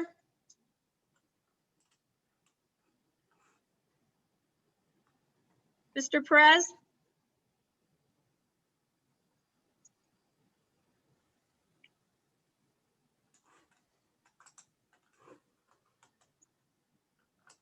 There we go. All right, we're all here. Thank you very much. Our next item is information presentation on Measure M General Obligation Bond Financing Plan. Ms. Soriano, is there any public comment? Madam Board President Albiani, there are no public comments related to this item. Is that better? Excellent, thank you. Okay. Mr. Pierce. Thank you, President Albiani, members of the board, Superintendent Hoffman, and Ms. Avalos. We're going to be respectful of the hour tonight. So we're going to try to get through this as quickly and as efficiently as we can. Having said that, though, we want to be respectful to the matter of hand as well, and the importance and the significance of this continued undertaking that we've had with Measure M. But we are excited tonight just to update the board on the progress and the ongoing opportunity to continue our success under Measure M. The board will recall that when the voters considered and ultimately approved Measure M, Ms. Ranieri, who you'll be hearing from shortly, and our staff established a robust bond financing plan. We wanted to ensure fiscally prudent and responsible financing, and all the while staying within the tax rate levels we committed to our voters, while also affording the district the financing to make meaningful and critical capital improvements to our schools. So according to our bond plan, the time has now come for our third bond issuance. You will recall that we had a series 2017, a series 2019, and now tonight we're introducing a series 2021. Those are just fancy names for bond sales. So our original plan had us issuing bonds in 2-year increments, and the time has now come for our third issuance. So with me tonight are Ms. Lori Ranieri, who many of you know and recognize well, Matt Collier. They're both with Government Financial Strategies, and of course, Susan Bell, our Chief Facilities Officer, is here with me tonight as well. And with that, I'm going to turn it over to Ms. Ranieri, who will provide an update and information regarding our 2021 bond sale. Thank you, Mr. Pierce, and good evening, everyone. Since Mr. Pierce named everyone that I should be welcoming to this presentation, I'll just go with that in the interest of time. And it is late, and I know everyone's tired, so I'm going to move very quickly, but I will be glad to answer as many questions as you want to ask. So Mr. Matt Kolker is here with me, and our firm, Government Financial Strategies, is the district's financial advisor. Next slide, please, Matt. We have a brief agenda with additional reference material that you can read later, or maybe you've already read. And again, I'm going to move fairly fast. So we'll go to slide 3. As Mr. Pierce mentioned, Measure M passed in 2016 with over 70% of the vote, authorizing $476 million worth of general obligation bonds be issued. Next slide.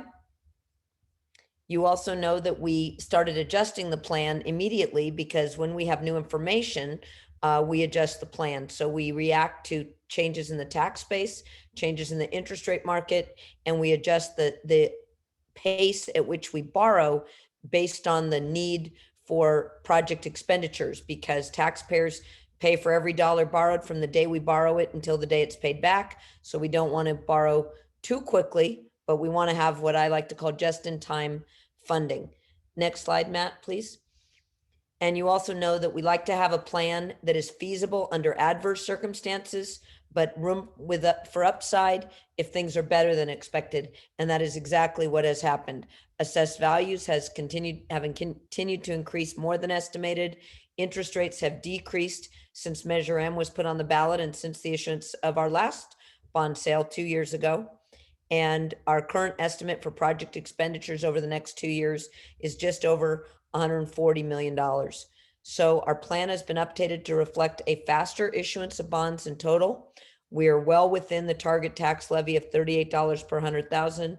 And we are now planning to reduce the number of bond series from 5 to 4, which reduces the cost of issuance. So we are now continuing to plan that we will have more funds for projects earlier and at less cost to taxpayers. Next slide, please, Matt. And this chart simply shows the way the tax base has been growing, and you can see that it has been growing at an average rate of over 6% since Measure M passed. And if you go to the next slide, please, Matt, you can see on page 7, I know this is a complicated chart, but what it is showing is that we used a method of planning for tax-based growth based on existing homes being reassessed in accord with Prop 13, as well as new development coming on in accord with Prop 13, but it reflects that big leap that you get when property gets developed because the value goes way up on that first sale of a home. So we use all those numbers and it worked out to be a 4.44% annual average growth rate. We're well above that. So that's good news. On slide 8, we're looking at interest rates. You can see that when we were planning for Measure M way back in June of 2016, interest rates were in the low 3s. They were actually well above that when we sold in 17 and 19, but they were not above our expectations because we planned for all interest rate volatility to happen on the upside so that if it doesn't, that's good news for us. So it was all within our projections. And now you can look at where interest rates are. And if you're an investor, you don't like this. If you're a borrower, you love this. And we love this. So you can see that our benchmark interest rate is in the low 2%. We'll go to the next slide, please, Matt. And this is just how we do it. We take current interest rates. We have various things we adjust for credit quality and for the time, because the more time there is between this moment and selling bonds, the more opportunity there is for volatility. And so with each successive bond sale, we've assumed that interest rates will be even higher. And when they move lower, well, that's good luck and good fortune for the taxpayers. So we'll go to the next slide, please. And as a quick reminder, the way that tax rates are determined, rate is basically standing for ratio, is essentially debt service divided by assessed value. Every property in the district pays its pro rata share based on individual assessed value, not market value. If anybody wants to know what their assessed value is, they can look on their tax bill. If they can't find their tax bill, the county has a website you can look up by your address and you can see exactly what your own assessed value is. For most people, it is significantly below the market value. And so that can be a little bit of a surprise if you're not used to what you're looking at. Next slide, please. So we're currently planning on $140.5 million issuance in 2021, and that is based on the project expenditure that the district needs based on the projects when they're planned and when we expect to be spending money. The good news is, as I mentioned, we're reducing the total number of series from 5 to 4. That saves on cost of issuance. We also expect to repay all the bonds 3 years earlier than originally expected, 2047 instead of 2050. And if there's any refinancing opportunities, we'll look to restructure and pay things off even earlier if we can within our target tax rate of $38. Next slide, please. And so to wrap up what our current plan is indicating that we will have $13.5 million in additional dollars because of lower costs and the fact that we've received premiums when we've sold bonds. There's various reasons for that. And I'll be glad to explain if you want that level of detail. But the really big news is that we expect projected debt service to be $240 million below expectation. So really the taxpayers are getting real value. They get the value of these improvements, and not just people who have kids in schools. Everybody's property values benefit from having good schools, good facilities, and it's at a much lower cost than initially expected. Let's go to the next page. And so when we spread out that savings, we can see it here. You can see that our tax rate has been below $38 in every year, and it's $35.60 this year. You all know that because you rushed to the mailbox to get your tax bill when they came in. I don't even wait to get in the house. I open mine while I'm standing at the mailbox. And if my mail carrier is still there, I show her what my tax bill says. But you can also see that where the real savings comes in is those last years where there's just either very little tax rate or no tax rate. That's where we get the savings by paying it off early, just like you would if you paid off your mortgage early. Let's go to the next slide. And just a reminder that we do check our bonding capacity, and we have more than enough bonding capacity to finish off Measure M on the current schedule that we have. Next slide, please. And you may recall that we always have to consider what will be the method of sale, a competitive process, which is like an auction, or a negotiated process. We compare both according to the GFOA best practices. Next slide, please. We meet all of the criteria for the competitive criteria according to the Government Finance Officers Association best practice. Next slide, please. And 0 out of the criteria for negotiated sale. So we recommend we continue with the competitive sale. Next slide, please. We've had very good success. You can see that since 2016, we've had 9 different underwriters bid on our general obligation bonds, and we've had 2 different underwriters win. So that really shows you the value of the competition, and when you can see the ranking as well. So let's go to the next slide, please, Matt. And finally, next steps. This is an information presentation. Hopefully you now feel informed. On March 23rd, we will bring forward a resolution for your consideration authorizing the issuance of bonds. April 1st, which can be a very good day, we will have the sale of bonds. And as always, you are invited to participate in the sale by attending it. And in the past, that required a trek all the way to downtown Sacramento to attend in our office, but now you can do it by the magic of Zoom. So if you would like to attend the bond sale and see what we do to get bonds sold, we'll be happy to have you. Just let us know, we'll make arrangements. And on April 20th, we'll have the closing with the proceeds deposited with the county, and we'll make a presentation on how the bond sale went. Next slide, please, Matt. It's time for questions. Thank you very much. Very much. Dr. Martinez-Soler, did you have any questions or comments? Just more comment. I appreciate you always coming back each time that you're presenting to us. You're always very thorough, and I want to say it's good news to have less costs to our taxpayers. So that's a positive direction there. So I appreciate all your work and looking forward to you bringing it back to the board. Thank you. Thank you. Mr. Perez? Way to go. Thank you. Yeah. I think just yesterday, didn't the interest rates go below 2.0? You referring to the Treasury bond? Yes, so something went below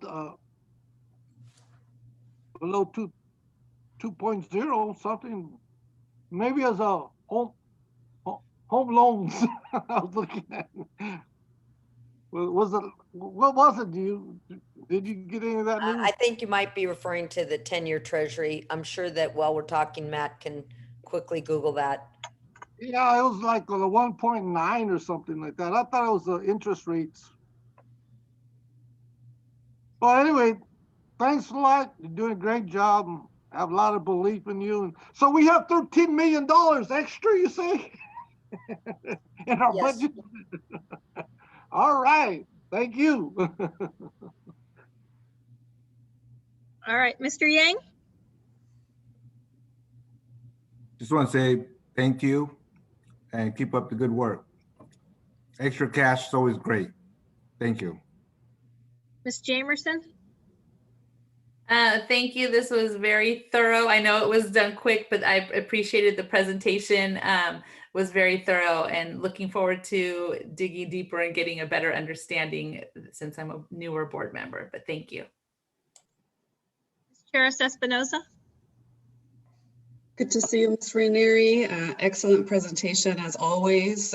Thank you for being succinct given the late hour, but I almost feel sorry for our newer board members because I always enjoy your presentation so much.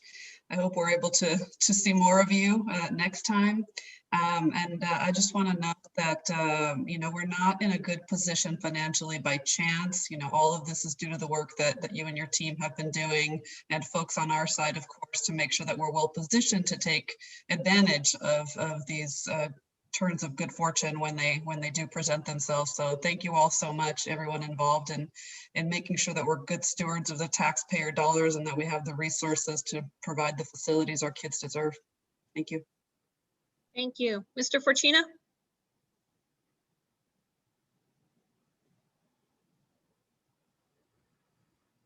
As always, Lori, I love listening to you. And number two, I would like to attend this year. The last one, there were, issues going on for Susie and I couldn't attend, but I have April 1st open. So I want to attend. Fantastic, and I'm sure Mr. Pierce and Ms. Bell noted that. And President Albiani, Mr. Kolker did get me an answer about that 2% and what it was in the headlines.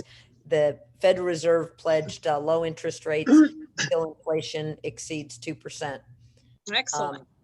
So I'm not in charge of inflation, and I like low interest rates because we're on the borrowing side. Lori, I want to attend with Mr. Fusina. This is Mr. Yang. Thank you. Glad to have you. All right. Mr. Fortuna, were you finished, sir? Okay, that tells me. Thank you. All right. I love your voice. I love money. I love making good money decisions, and you've helped us do that. So thank you for all you've done. Yeah, I want to extend a thank you to Lori and her team and Matt, and for our new board members. I appreciate the other board members' comments. Lori could speak to this for 4 hours, and I can assure you we are privileged to have GFS as our financial advisor. They will never put this board or this district in the position to have to answer ugly questions down the road. They take very good care of us. We know we're always going to be prudent, and she challenges us at times, and we challenge back, and we make great decisions. And I sleep easy with our bond program, knowing that Lori's at the helm of our financial advice. So I can assure you of that. I know their words, but they come from many, many years of respect and authorization through her work. Thank you again. Thank you. Appreciate the opportunity to be with you tonight. And thank you. And if you have questions tomorrow, sometimes I get a question the next day in the shower. We'll be happy to address those via email to Ms. Bell or Mr. Pierce. Excellent. I appreciate it. Number two, 2021. No, sorry. Number one, moving on to action items, 2021, 2022, 7 through 12 open enrollment. Ms. Soriano, are there any comments? Madam Board President Albiani, there are no public comments related to this item. Thank you. Mr. Murray. Thank you, President Albiani, members of the board, Superintendent Hoffman, and Ms. Avalos. We are here to present the next presentation for open enrollment. And I'm going to share my screen.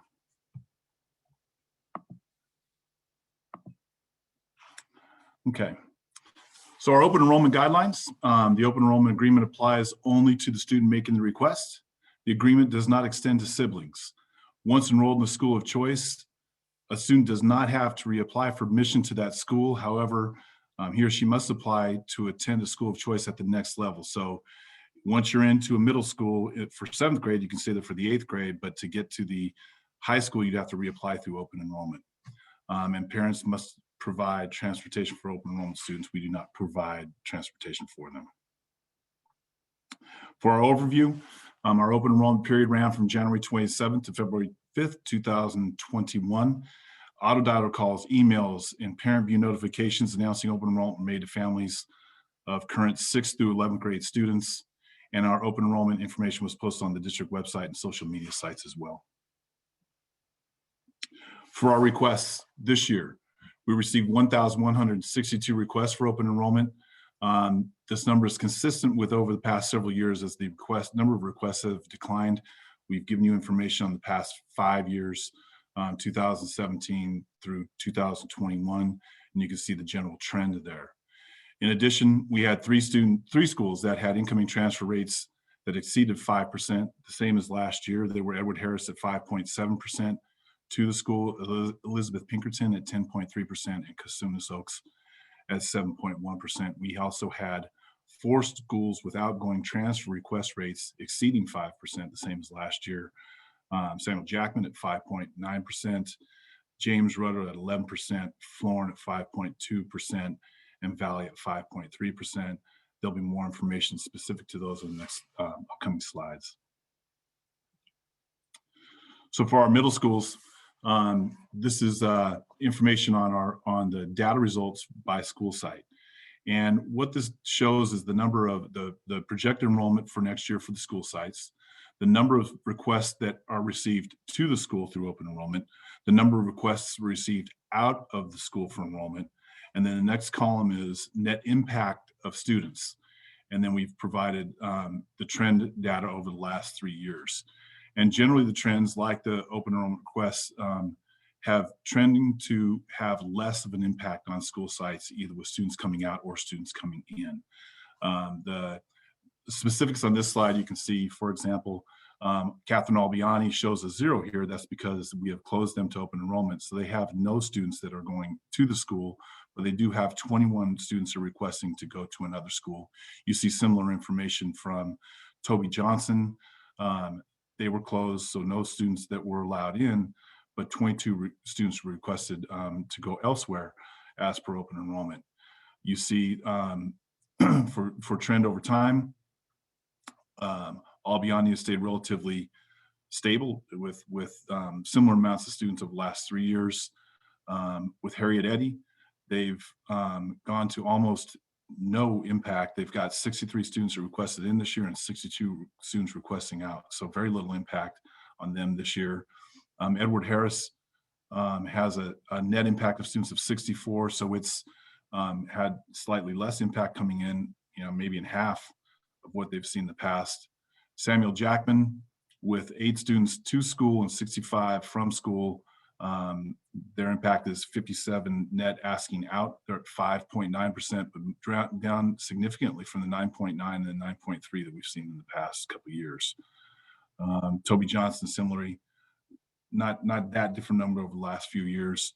Joseph Kerr is fairly stable at around 3.5 to 4% over the last few years. Elizabeth Pinkerton, about the same this year at 10%, but last year was at 9.9%.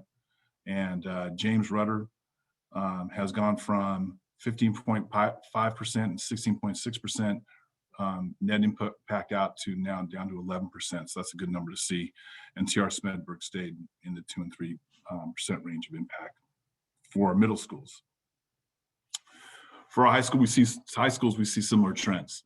Again, you see the 0 number for both Franklin and for Pleasant Grove. Nobody allowed in because we closed those to open enrollment, but we have numbers for both Franklin and Pleasant Grove that seek open enrollment in other schools. The trends for impact, again, both in the students going to school and students coming from out, are both trending to have less impact on all of our schools. So Cosumnes Oaks, I will talk about this 143 later. We had 191 students requesting to the school and 48 requesting out. That means there's a net impact of 143 students. We capped the school at 100. So again, I'll be talking about that later because there will be an impact on 43 students that will be waitlisted should the board approve the actions. Elk Grove High School, 90 requests to, 52 out, 38 net impact. There you can see very consistent over the years, 2.1, 2.2, 2.3%. Florin, with the work that's being done there, 8 students out, 99 students out for -91, but they've gone from 8.2 to 7.1 to 5.2% net impact of students trying to leave the school. So that's, again, good number for the school. I think it's reflected even in like the board report we saw earlier tonight from the Florin students about the good things that are happening at that school.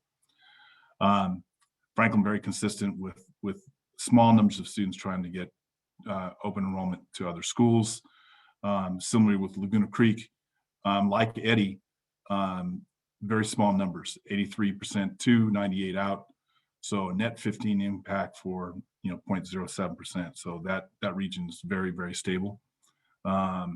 Monterey Trail, 151 students coming out, or excuse me, to the school, 104 requests to leave the school for 47.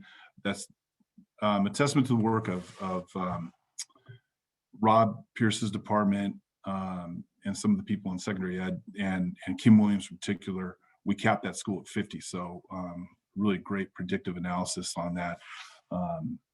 The number here is interesting because we added at 100. So they had more students potentially allowed in. So they're at 2.1 this year.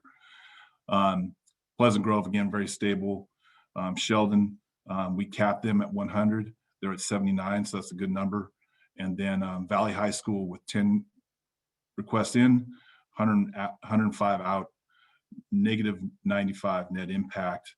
But again, we see the trend for Valley with all the work that's being done at that school and through marketing and other things, the trend is decreasing. So that's a good number.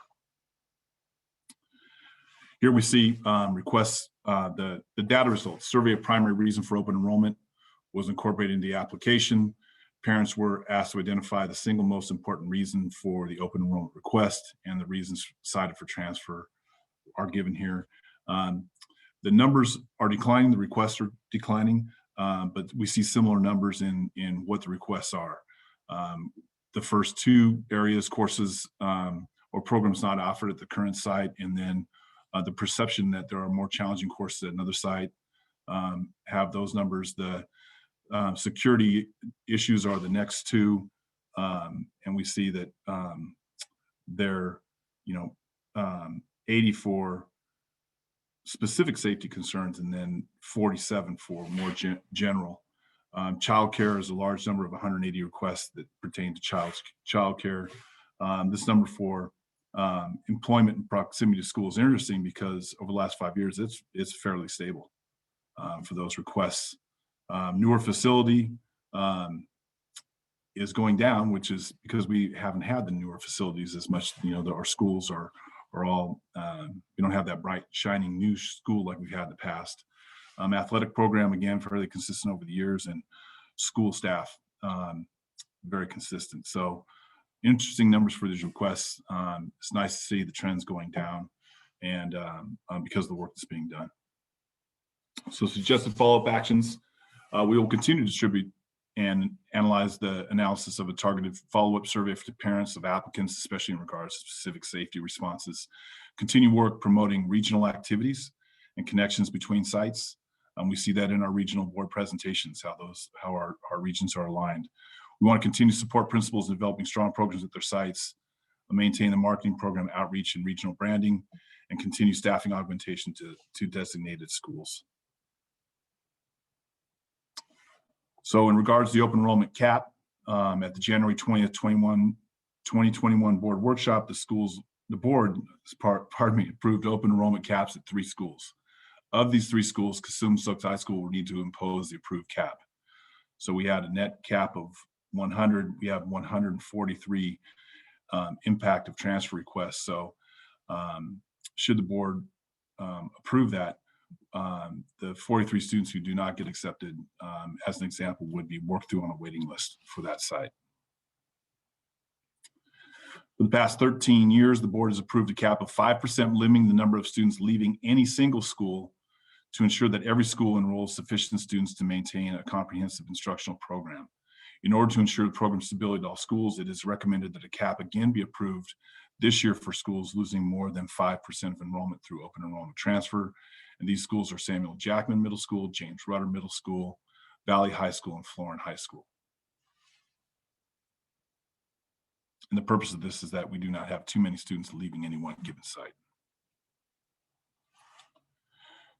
Should the board approve the 5% cap, it will be determined through a computerized random selection process which students will enroll at the schools of their choice. The selection process will also determine which 100 students will be allowed to transfer to Cosumnes-Stokes High School pursuant to the cap. So how many students will be allowed out from the 4 schools from the previous slides, and how many students will be allowed in to the Cosumnes-Stokes High School, and which students. So our open enrollment timeline, if approved, we will conduct the random selection process on March 2nd. The week of March 8th, 2021, notification of open enrollment acceptance sent to students and parents. And Tuesday, March 30th is the deadline for parents to accept or decline open enrollment agreement. to requested school via parent view. So we're requesting the following actions: approve open enrollment transfers from schools with fewer than 5% transfer requests, impose a 5% cap limiting the number of students who would be allowed to transfer from Samuel Jackman and James Rutter Middle Schools and from Florin Valley High Schools. Approve an open enrollment random selection process to be held on Tuesday, March 2nd, 2021, to determine which students from schools whose requests exceed 5% will be allowed to transfer to their schools of choice, and identify 100 students who will open enroll into Cosumnes Oaks High School. And we are now complete with our presentation. Thank you, Mr. Murray. I would need to call for a motion to approve the following. Approve open enrollment transfers from schools with fewer than 5% transfer requests. Impose a 5% cap limiting the number of students allowed to transfer from designated schools. Approve an open enrollment random selection process to be held Tuesday, March 2nd, 2021, to determine which students from schools whose requests exceed 5% will be allowed to transfer to their school of choice. To identify the 100 students to be allowed to transfer to Cosumnes Oaks High School. So moved. Moved by Ms. Charis Espinoza. Second. Seconded by Dr. Martinez Soler. Mr. Prez, did you have any comments or questions? Yes. But pages are not numbered. So should we start from the beginning or what? I have them numbered. Can you not see that? Where are they?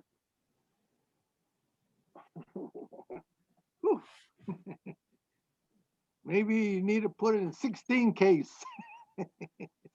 and bold. Okay, let's get back to open enrollment. What page is that? Page 4. Let's see here. Request of school. Okay, the next one. Okay, here's the one for the junior middle schools, right? And then the next one's high school. Yep. Okay. Very good. But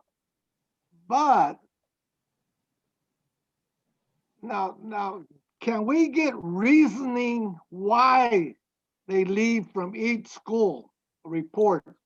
That's on the slides, 2 slides from now, the main reason No, why I they mean, said. yes, it's general overall, but yet, for instance, I know for a fact that when the students that come from the elementary school by Monterey, they want to go to Monterey because it's right across Calvine, correct?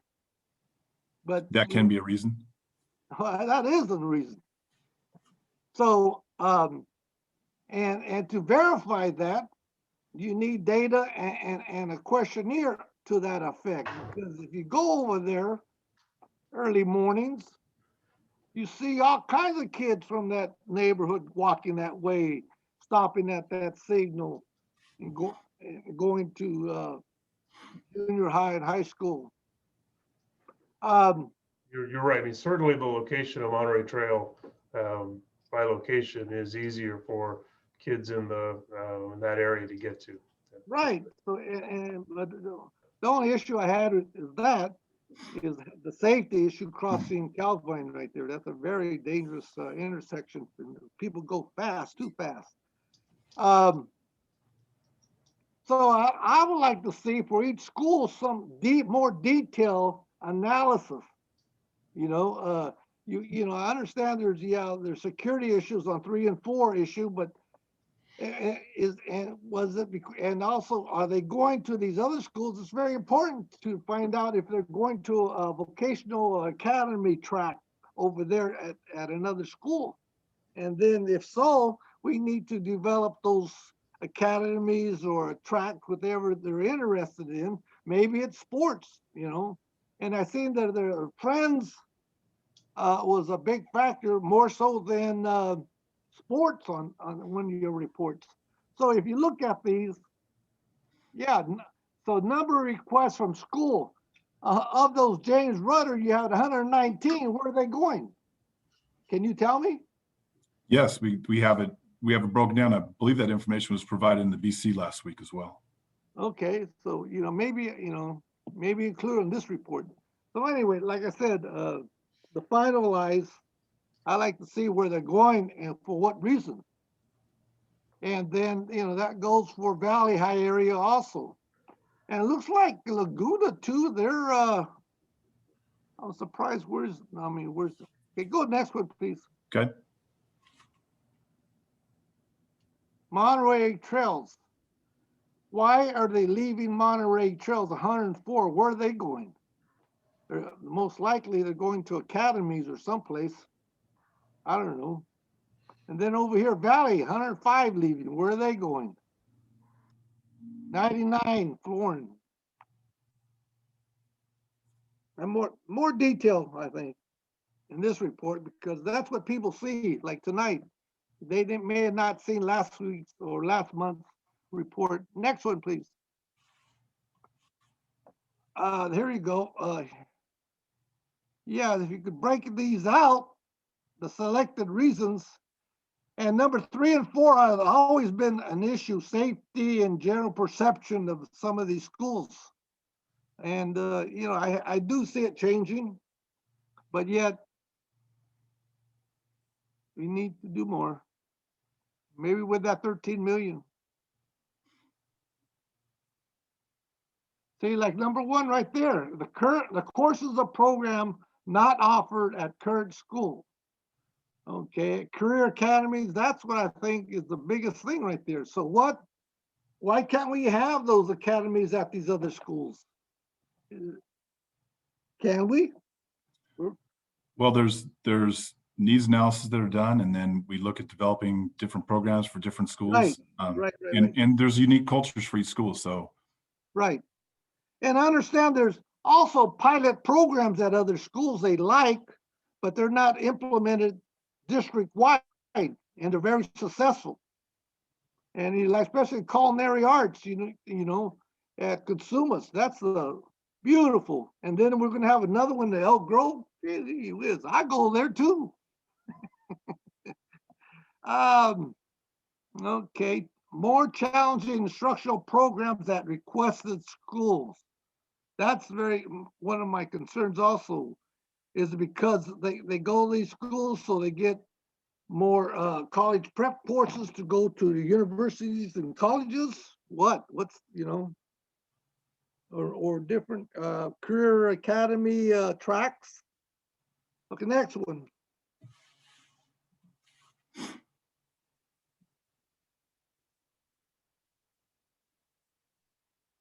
Yeah, you're doing very good on that. Okay, it's late. Let's go on. Next. Sorry. Thank you, Mr. Perez. Mr. Yang? No comment. Thank you. Thank you, Mr. Yang. Ms. Jamerson? Hi, thank you, Mr. Murray. I just had one question.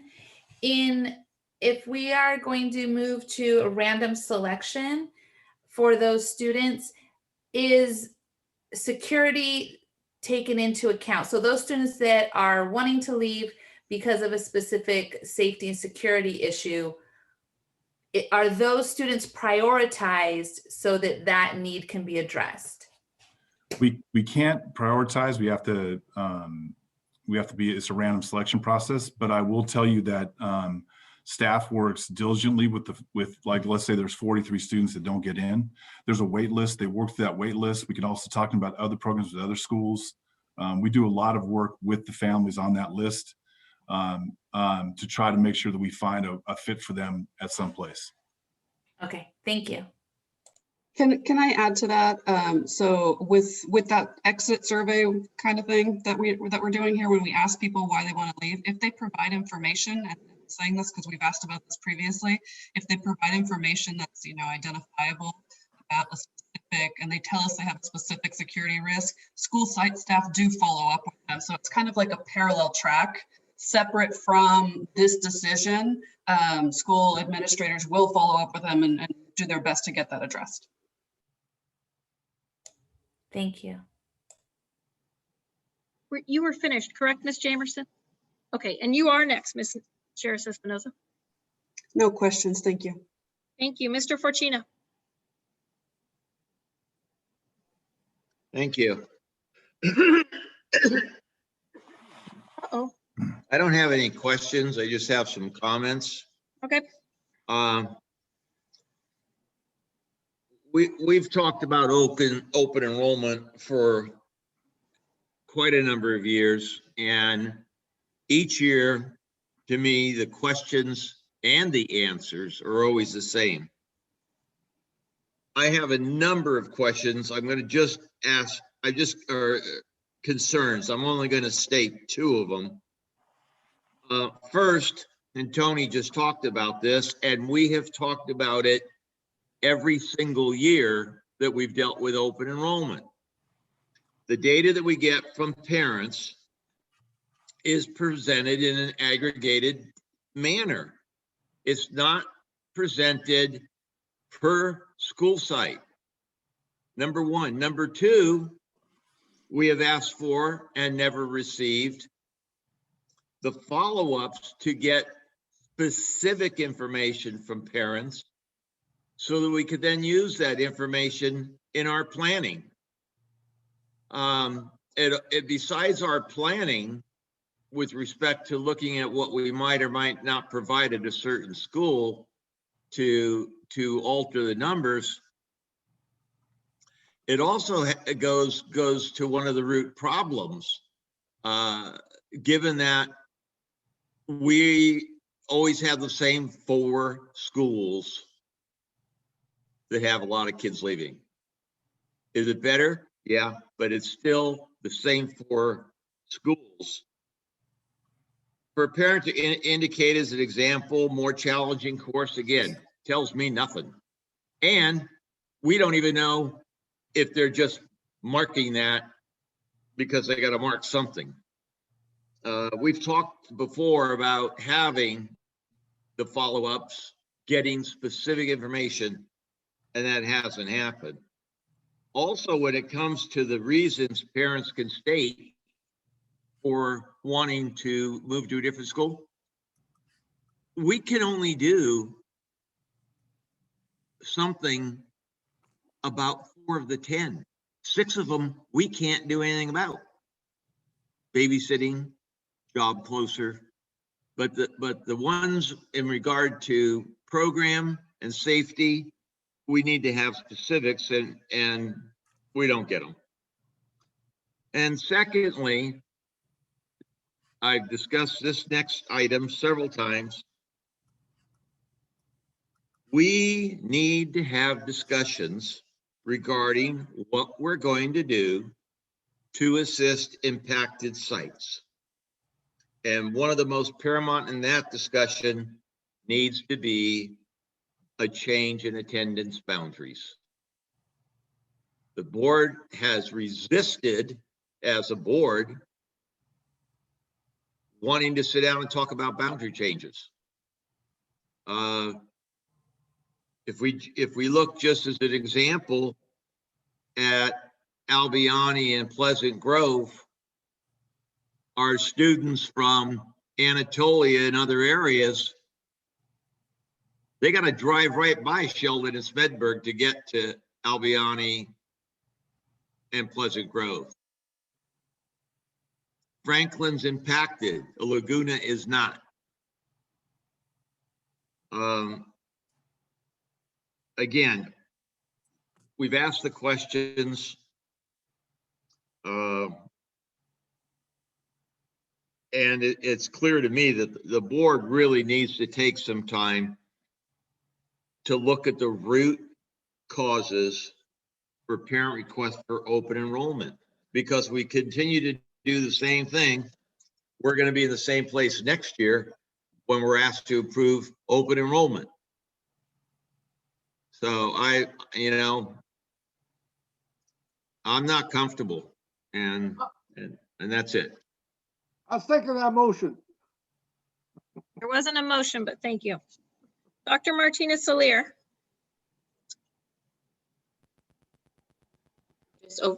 Just one brief comment. Overall, I see the trend that decrease going down as being helpful, but those are numbers we still have to continue to work on overall.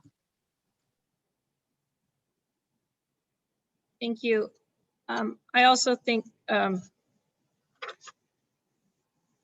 continuing to dive in to those reasons and trying to find things we can have an effect on. And I do believe our work is working. Watching those numbers go down is exciting. Thank you very much. Then we'll go ahead to a vote. Mr. Perez.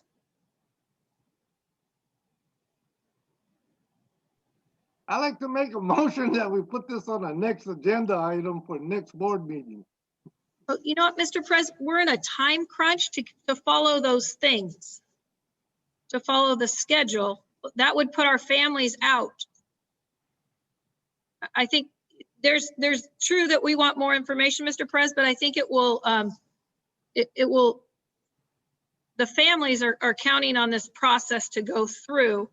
And if we want to continue to look at it and bring it up again, I don't have any issue with that. We can do that. But No, I'm just talking, I'm just echoing Mr. Forcina's comment that we should we'll make a decision today, yes, that's my Okay, vote. great. But yet we need to put it on the next calendar or board calendar. This is the same thing that's been going on since 2012 for me, for Mr. Forcina. I will add it to things to go on calendars. We've been quite busy, as you can tell, since it is now 11:47. So we will get there, but I need your vote on the motion, Yes. please.